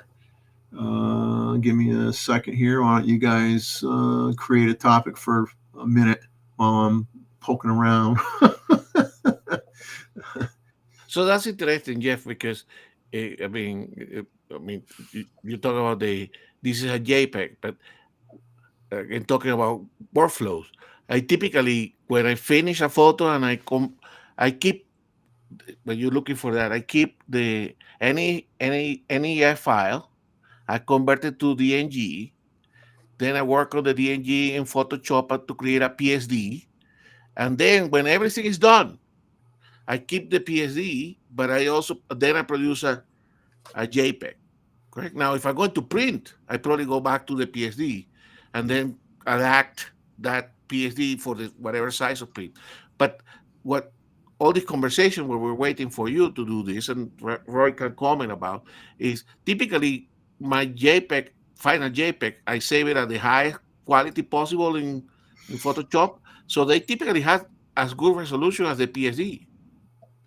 Well, what that image was the highest resolution JPEG that I would use if I was sending it out for a print, because they won't take raw files. I got to send it out as a JPEG. Oh, okay. The problem I have with JPEG is every time you load and save them, you're softening them. Exactly. So they had to be the final one for you to print or read. That's the final one that I would have uploaded to MPix or whoever to get a print made. Exactly. So let me bring up Lightroom. So now let's see what happens if I decide I want to zoom. So the thing is here, when talking about expanding your base, I had not done other than some weddings that I did, which was decades ago. I never really did portraiture. I mean, I did family photos, kids growing up, what we all do, vacation photos, old, VHS camcorder films of the kids and, all that kind of stuff. Yeah, but the family doesn't want to model. Correct? Right. Family doesn't want to model. So, I had this rare encounter with this individual, and she was nice enough we did something mutually beneficial. I got some portrait photos for a portrait lens. She got a series of images for her portfolio that I provided to her, and one hand washed the other, and everything worked out great, and whatnot. So I'm going to see if I zoom on this, whether or not it'll. Okay, there we go. So this is at 200% with that lens. Okay. This is a 200. Nothing wrong with that lens, is there? I mean, there's like nothing that you would complain about with the. I mean, look at the detail in the zipper and the shoes and the bark on the tree and everything. The lens did a magnificent job. And like I said, where the lens is lacking is just because of technological changes due to, it isn't going to be a great lens to use for video because the screw drive autofocus is loud and you're going to hear it in the video and, restrictions like that. But from a stills image point of view, the question that I will have for you. So you have the photo. This is 135 millimeter on the ZF, correct? On the ZF, yeah. Exactly. So you were to take this photo with a planer. Yeah. Would it look from the same? I mean, you take that lens, put it off, put the planner. Would you see something appreciable different? Well, Not with this image. not in this image. Exactly. If your lighting was a little more, Drastic. if your lighting was stronger, and you had a lot more, say you had, lines from, it was a photograph of somebody, in some of my earlier photos, like at Broadway at the beach, where you got buildings and you got the shingles on the roofs, and you got different textures and shadows and light, and you'd have some chromatic aberrations that would definitely show up in there. And other than that, I think you wouldn't have the chromatic aberrations with the with the Plena. And like I said, the Plena's advantages would be, obviously, I have the autofocus capability, Exactly. and I have a faster autofocus, and I have the nice gradual fall off with the bokeh, foreground, background. But I think for this particular shot, I don't think it would be any better. I don't think it would be any better. By the way, I commented your video, and this is here a good discussion point. The colors that either on the processing or the ability for that lens to have, the colors so well defined on the images that you show. That's a big thing about that lens. That the colors are brilliant. They always have been. Yeah, I mean, on those DC lenses, the colors have always been brilliant. I mean, you can see here on the red and the blues are very vivid, correct? Yeah, it's a marvelous lens, and for anybody that can't swing the cost of a Plena lens, I would highly recommend them to consider it, especially if they had still had a DSLR, because they could use the autofocus. But it did a wonderful job on the ZF. So it was nice to just prove that you could take an older lens from like 1985, and throw it on a ZF and say, wow, that's darn good. That's darn good. Now, if you put that lens on the C9, I mean, we made the discussion about the 135 and the Plena on the ZF.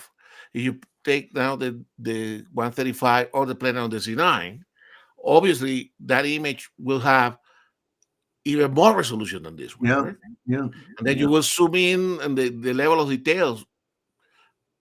That's actually something that you could do as well. Well, right? I took some shots. I took some shots horsing around today with that lens on the D850. Okay, same megapixel. Yeah, exactly. Right? And fantastic. And I focused from a palm tree from this room. I opened up my plantation shutters and shot out the window, and I would take a shot of a palm tree, let's say 8 feet away. Okay, palm tree fronds 8 feet away, and then I would shoot at a house across the street, like in a half circle. So it's farther away. It's probably 300 yards away or 250 yards away. And I'd say, okay, I'm going to autofocus on the palm tree. I'm going to autofocus on the house, and I'm going to autofocus on the palm tree, and I'm going to autofocus at the house. And it was pretty darn fast. It was pretty darn fast. It wasn't bad at all. Fast but noisy. It was noisy, Exactly. but it was accurate, and it was relatively fast. And then I commented on some reviewers said, if someone's walking on the sidewalk, it's so slow focusing, it's not going to be sharp. Well, I got a picture of a car coming up the road 20 miles an hour, and it was sharp as a tack. so much for that. To buy new lenses. But the whole thing in showing this picture too is just to say, this was not my typical genre of photography ever. Okay, Yes, ever. And the experience I had with her that day, and the joy that she got, and the commentary she sent me back in an email on the images I sent her, made me feel really, really good. I mean, and I A said, nice natural image. I says, now I understand why portrait photographers like doing portraits, because I've never done it. But this is what I'm saying with like having the time and the opportunity to try different things. This was a different thing. If I wasn't doing this lens review, and I didn't have this somewhat interesting encounter that worked out well, I wouldn't have ever had that experience of, working with a person, and we're try to find the spots. And I'll tell you, it was difficult because none of this was early in the morning. This was all like when you don't want to take portraits. This was all, exactly. This was like noontime. This was like 11 o'clock, noontime, 1 in the afternoon. And you're dealing with harsh shadows, and you're dealing with a lot of highlights, and you're trying to find the spot and turn a certain way and get a little bit of light hitting the face, but not blowing out the face, and trying to get everything close enough so that you can do a little bit of tweaking in post and get a good result. And it was it was extremely challenging for me, and I loved it. I loved the challenge. I got really excited about trying to make sure everything would work out, and it did. And I wouldn't mind doing more of it, but unfortunately, my wife won't model for me, so I don't know what I'm going to do. But I did have a lot of fun with it. I could really see why people that do that genre really get a kick out of it, because you get almost instant gratification and satisfaction working with the person, and showing the image on the back of your camera, getting that. Depends on the model, though. Some models can be a pain. Initial response. And well, like I said, I think she was one at some point in time, but that isn't what she did. But she was everything was very natural. Everything was very natural to her, and worked out really, really well. And well, not everybody's comfortable in front of a camera, correct? Yeah. But it's I'm just saying, an example of it. It can be exciting and fun to try something you've never done before. Is to not be scared to try something you've never done before, because it may be something. It may end up being something that unfortunately gets you hooked on trying to do something else different. Like birds. Oh yeah. So it's like, oh yeah, okay, I do birds, I do this, I do this, I do this. And the next thing you know, if I start doing astrophotography, you guys are going to have to shoot me if I start doing that. But up in Canada with David. Yeah, I mean, it's well, I think Tim, if he's still in the chat, I don't know, but I think Tim has one of those. You guys would know better than me what they call it, but one of those things that you put on your tripod, and it follows the stars. A tracker. Yeah. So you get into that, and then all of a sudden you got more toys to buy, right? You got more stuff to buy. But it's always a challenge, correct? Yeah, and I mean, like I said, I got so into that shoot because I'm like, okay, this means a lot to her, and I don't want to screw it up. And it was challenging, and I loved the challenge. And then, of course, like I said, I'm challenging myself using focus peaking, which was not something I had used hardly ever before. And I'm like, I hope I don't really muck this thing up. And it ended up working out perfect.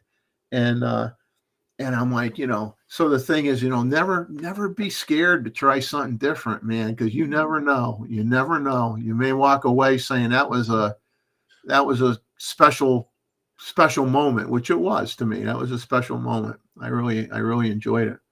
So let me see. We are getting here to the end of the show.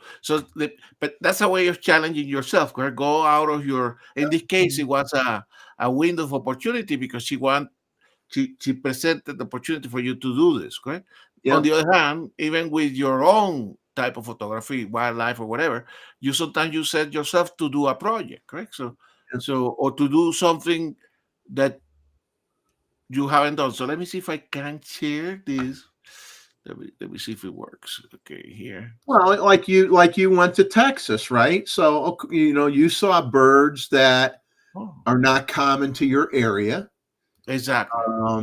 You got to experience something different, and that's really neat. Exactly, and that is specific to what I wanted to do, correct? Because I went for some species that has some meaning to me when I chose some of the images. But this is an image. This is the process of creating an image in progress. So this is not the image that I probably will share in a photo review, right?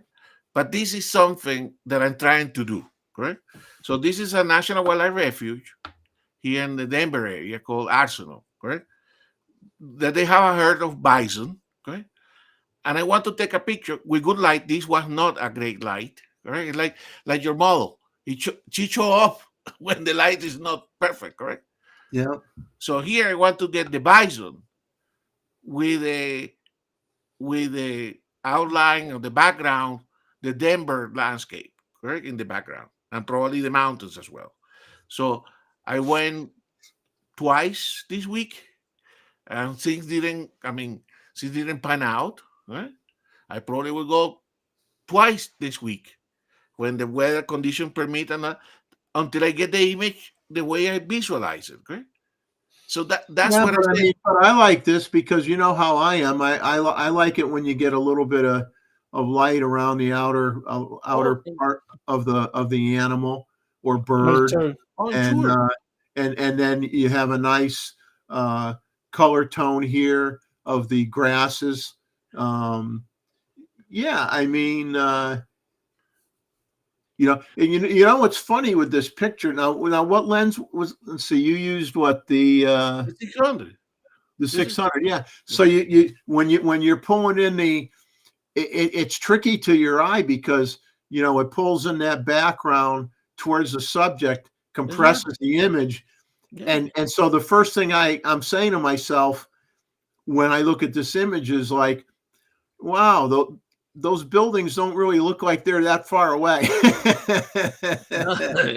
Exactly, but you see, so by the way, in that part of the National Wild Refuge, they don't let you get out of the car, correct? So you have to shoot from the car, correct? But you see, so this is the process of creating an image. I probably want these bisons also to. I mean, I'm not saying that. I mean, I'm going to keep this in the hard drive. I'm not going to destroy it, but it's not where I want to be eventually, correct? So that's another way to. That's when Fell was talking about equipment versus photography, correct? He was talking about, yes, we all need, now we have good equipment or up to date, up to better standard equipment. It's trying to achieve down your vision. Yeah.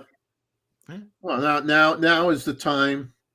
Like you said, now is the time to really make sure you to learn it as best you can what you have, and then push yourself.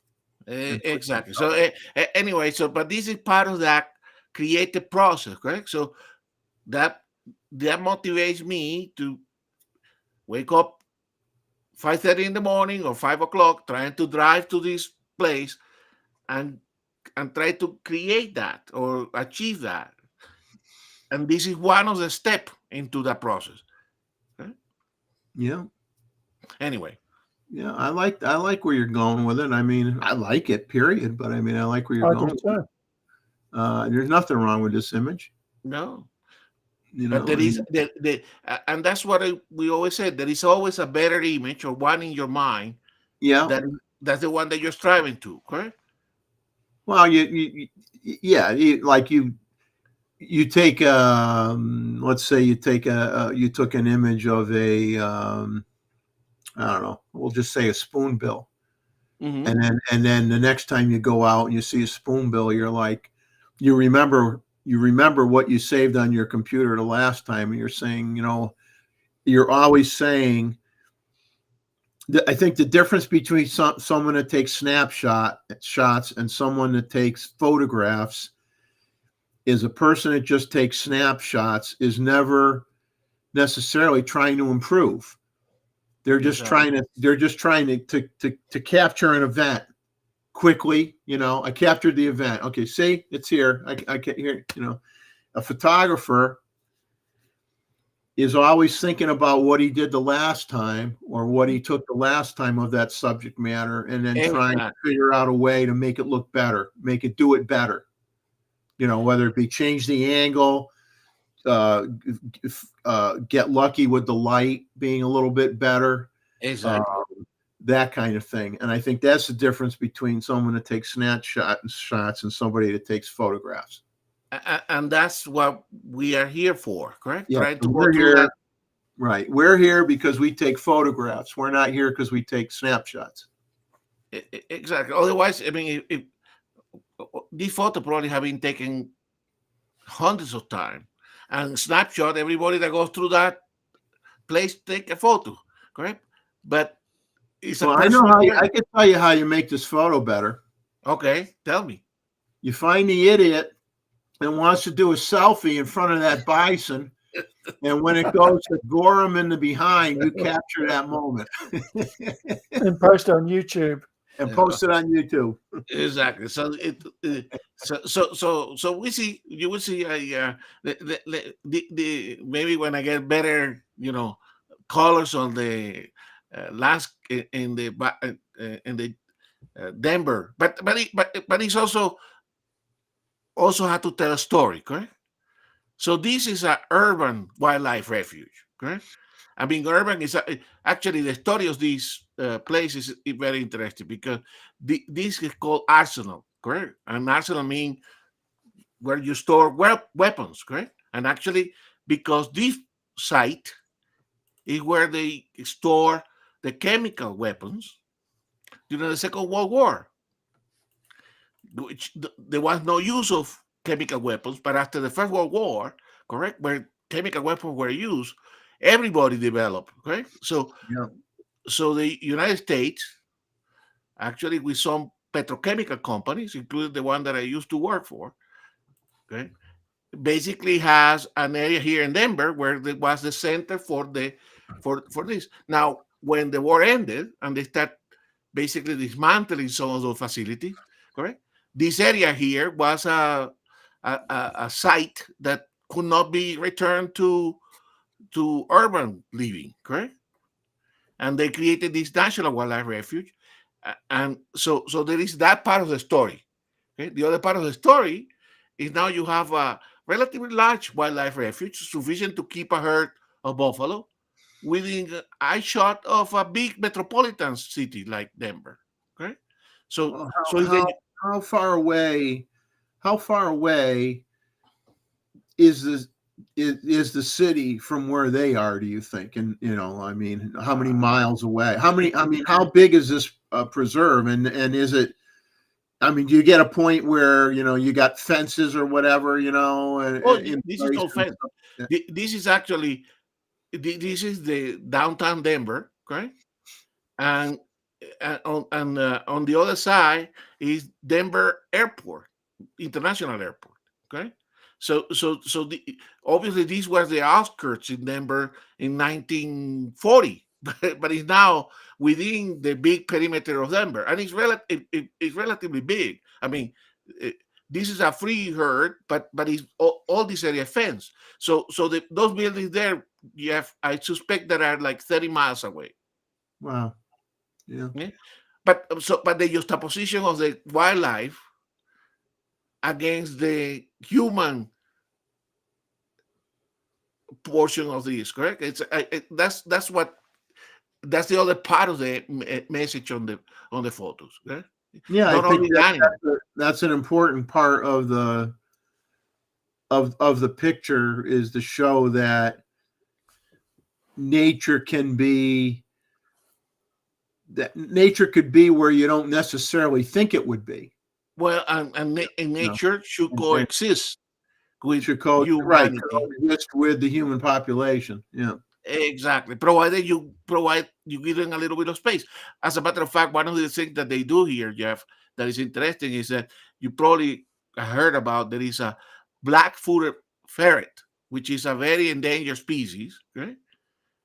This is the place where the remaining flat-footed ferrets still have been created, because that they live out of eating prairie dogs. Okay, so the few wild black-footed ferrets are in this area. Anyway, so you will see more, but of this one. But this is just to show the journey of the creation of an image. Okay.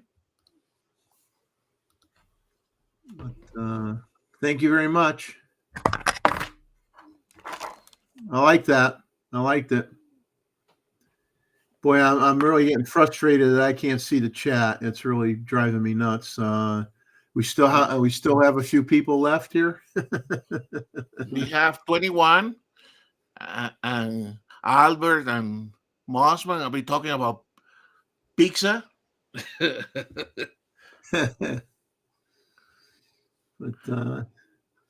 and what do you do when you are 20 and 30, and et cetera, et cetera?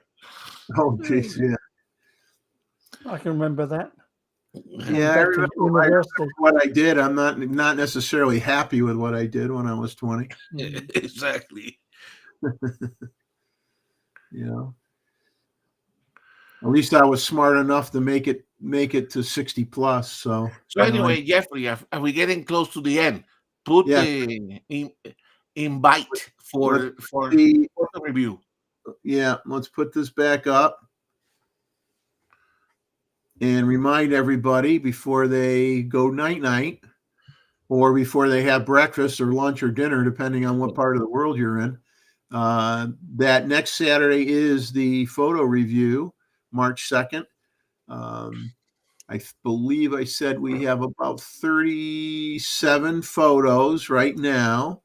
Like to get it up to, at least 50 or 55, something like that. So please send in some images during the next, during the next 5 days anyway. And let's see if we can get that count up a little bit, and then have another good time like we always have next Saturday. Sounds good. And I think, I think we'll, maybe leave a few minutes early tonight. And I don't really have any more topics to talk about, unless you guys have anything you want to bring up. Mine are coming, Jeff. I started the process today of selecting some of the photos that I want to share. Okay. And, I sent in one. And we want to see more Roy, to see the progression of Roy on your birding photography. I'm learning. I'm getting there slowly. We're trying to convert them, I think, a little. We're trying to convert everybody a little at a time, but or it's like a subliminal message, I should have something blinking on the screen that says, "Go shoot birds, go shoot birds, go shoot." Could be the wrong message there. Yeah, they'll all buy guns, right? Yeah, they'll show pictures of them holding dead birds in their hands. Jeff, we went out, we shot birds for you. So that Jeff, that person that you photographed, that lady, is she local? No, she's visiting. She was visiting from Florida, Okay. She had not been down here in 20 years. Wow. Her dad was a photographer, Okay. and he had passed. He was gone now. I was done shooting there. Basically, I was done shooting, and she approached me and she said, I don't have my phone with me. And she says, would you be willing? Can you take a picture of me? And would you be willing to send it to me? And I says, yeah, that's not a problem. So, we found a spot. I took a few shots, showed her how they looked on the camera. She was really happy with it. I was happy with it. And I just made a passing comment. And I said, yeah, I says, I came here to evaluate this lens. It's a portrait lens, and I don't have anybody to take portraits of. And I says, not like I can afford to hire a model. So she says, well, I'll be your model. And she said, if you want, she says, if you're willing to do a portfolio for me, send me the images, because normally I have somebody take pictures of me in Florida for my portfolio. That person's, sick right now and can't do the images. And she says, if you're willing to do the images, I'll go around the park with you and let you take pictures of me. So that's how it happened. It was just really a weird thing. And she made a comment. She says, well, I think, my dad, I think, had something to do with us meeting, All right. And so, there was this, I don't know, there was like this, just a good, a connection. You're a nice guy. A connection, and we took the images. We enjoyed working together, and got done. Shook her hand, said, "I'll get the images to you as soon as I can." I got them to her within 6 hours, and sent me a very nice letter back.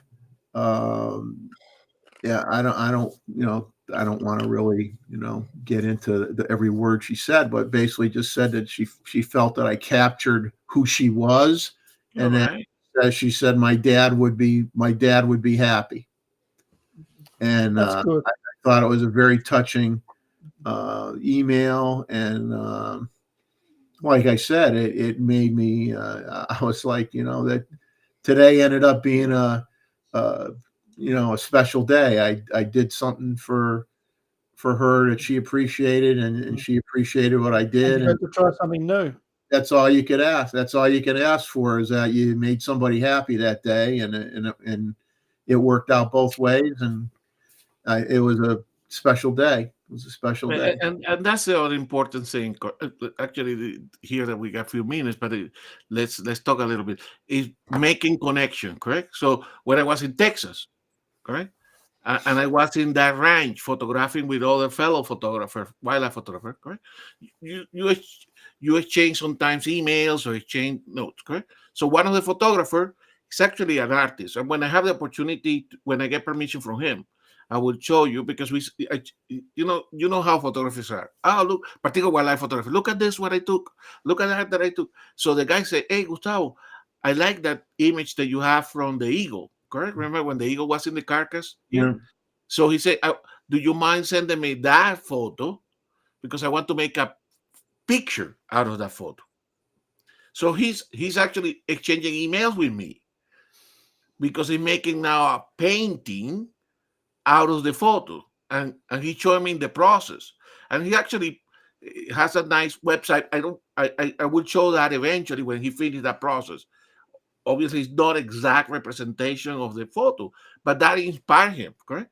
And that's actually one use of photography, correct? Inspiring other people, like you were talking with this lady, connecting with other people.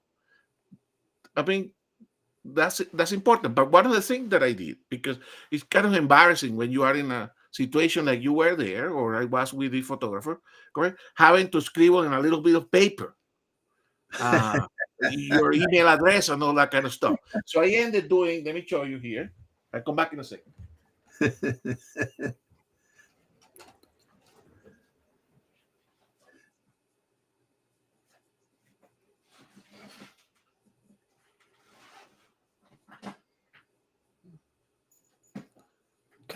Connections are how you make money in photography, though.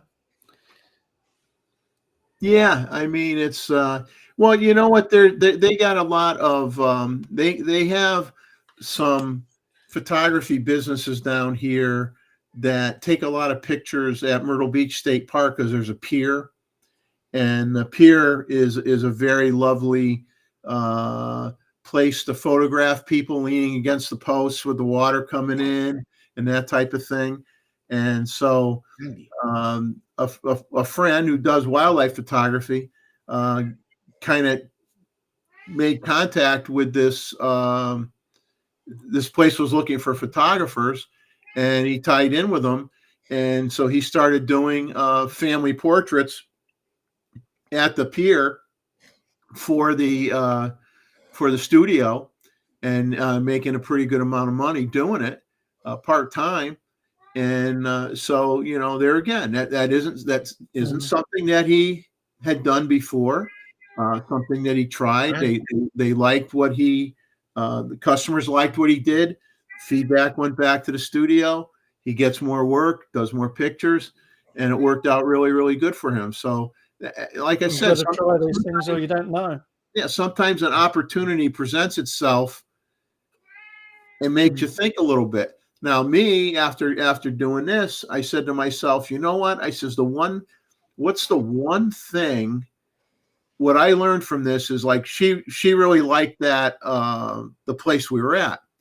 She connected with that environment. She connected with that place.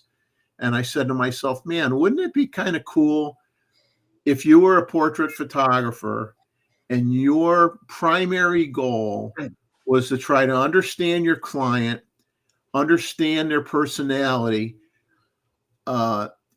take them, have them let you take pictures of them, either doing something that they feel represents who they are, something that they show some emotion about doing, or taking them to a location, or going to a location that means something to them, versus, you know, the standard, well, we take pictures of people at the beach, or we take pictures of people at the studio.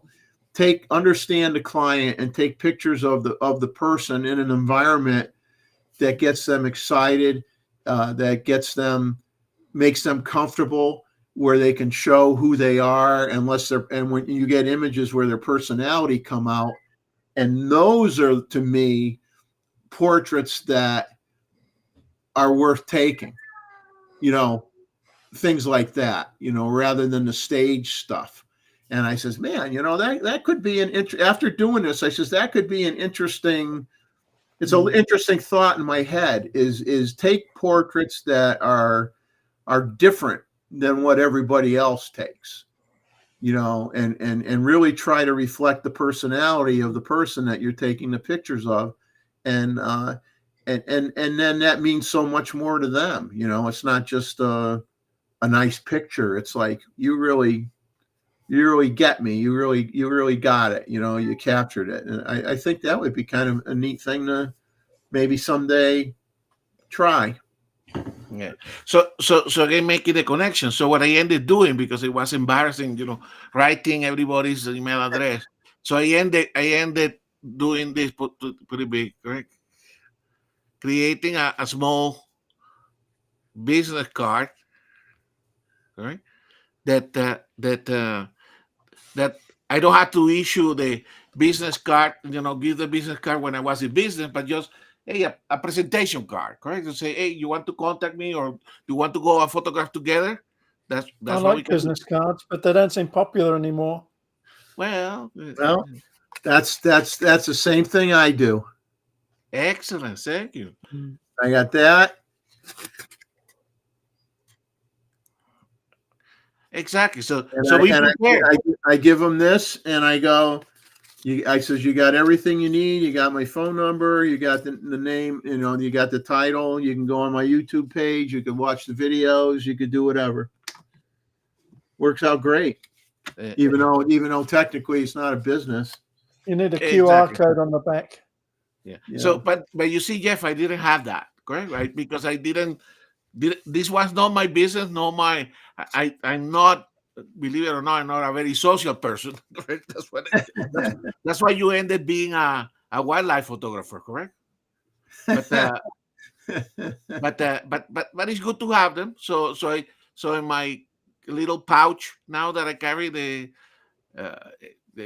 SD cards and the hey Andy, sorry, somebody's misbehaving, wants attention. So put some cards. So it doesn't cost that much, and then you don't have to write something on somebody else's card or whatever. I mean, it is handy. I mean, just it's a good way it's a good way to establish relationships with other people that you just met. Keep in touch with them. You may end up meeting these people again sometime. You may end up going back to the same place, a few years from now because you had such a good time or whatever, right? So exactly, you never know. Anyway, it's we are 4 minutes past our. Usually we turn into pumpkins when we hit after 2 o'clock. We all turn into pumpkins. Speak for yourself. So yeah, I'm a turnip. I am. I make a pretty good pumpkin. I think I'm big, and it works out that way. As usual, I think we're going to call it a night. And once again, get your images to me, man, for next Saturday. I think everybody that was on the panel tonight. Those that stick around till the end, Mr. Gustavo and Roy, and those that were here earlier, Albert and Mosman, Albert coming in and Mosman coming in, and we had Mr. Ishii in for a while, and that was good. And I hope Randall is recuperating from his house painting ordeal, and hopefully he's back next Saturday. And so I say goodnight to all of you. And as I say, enjoy life, capture some of it, get out there and get some images of whatever you like to shoot with whatever you like to use. And we will see you next week. And you guys can say your goodbyes and we will sign off. Bye. See you guys. Take care, everybody.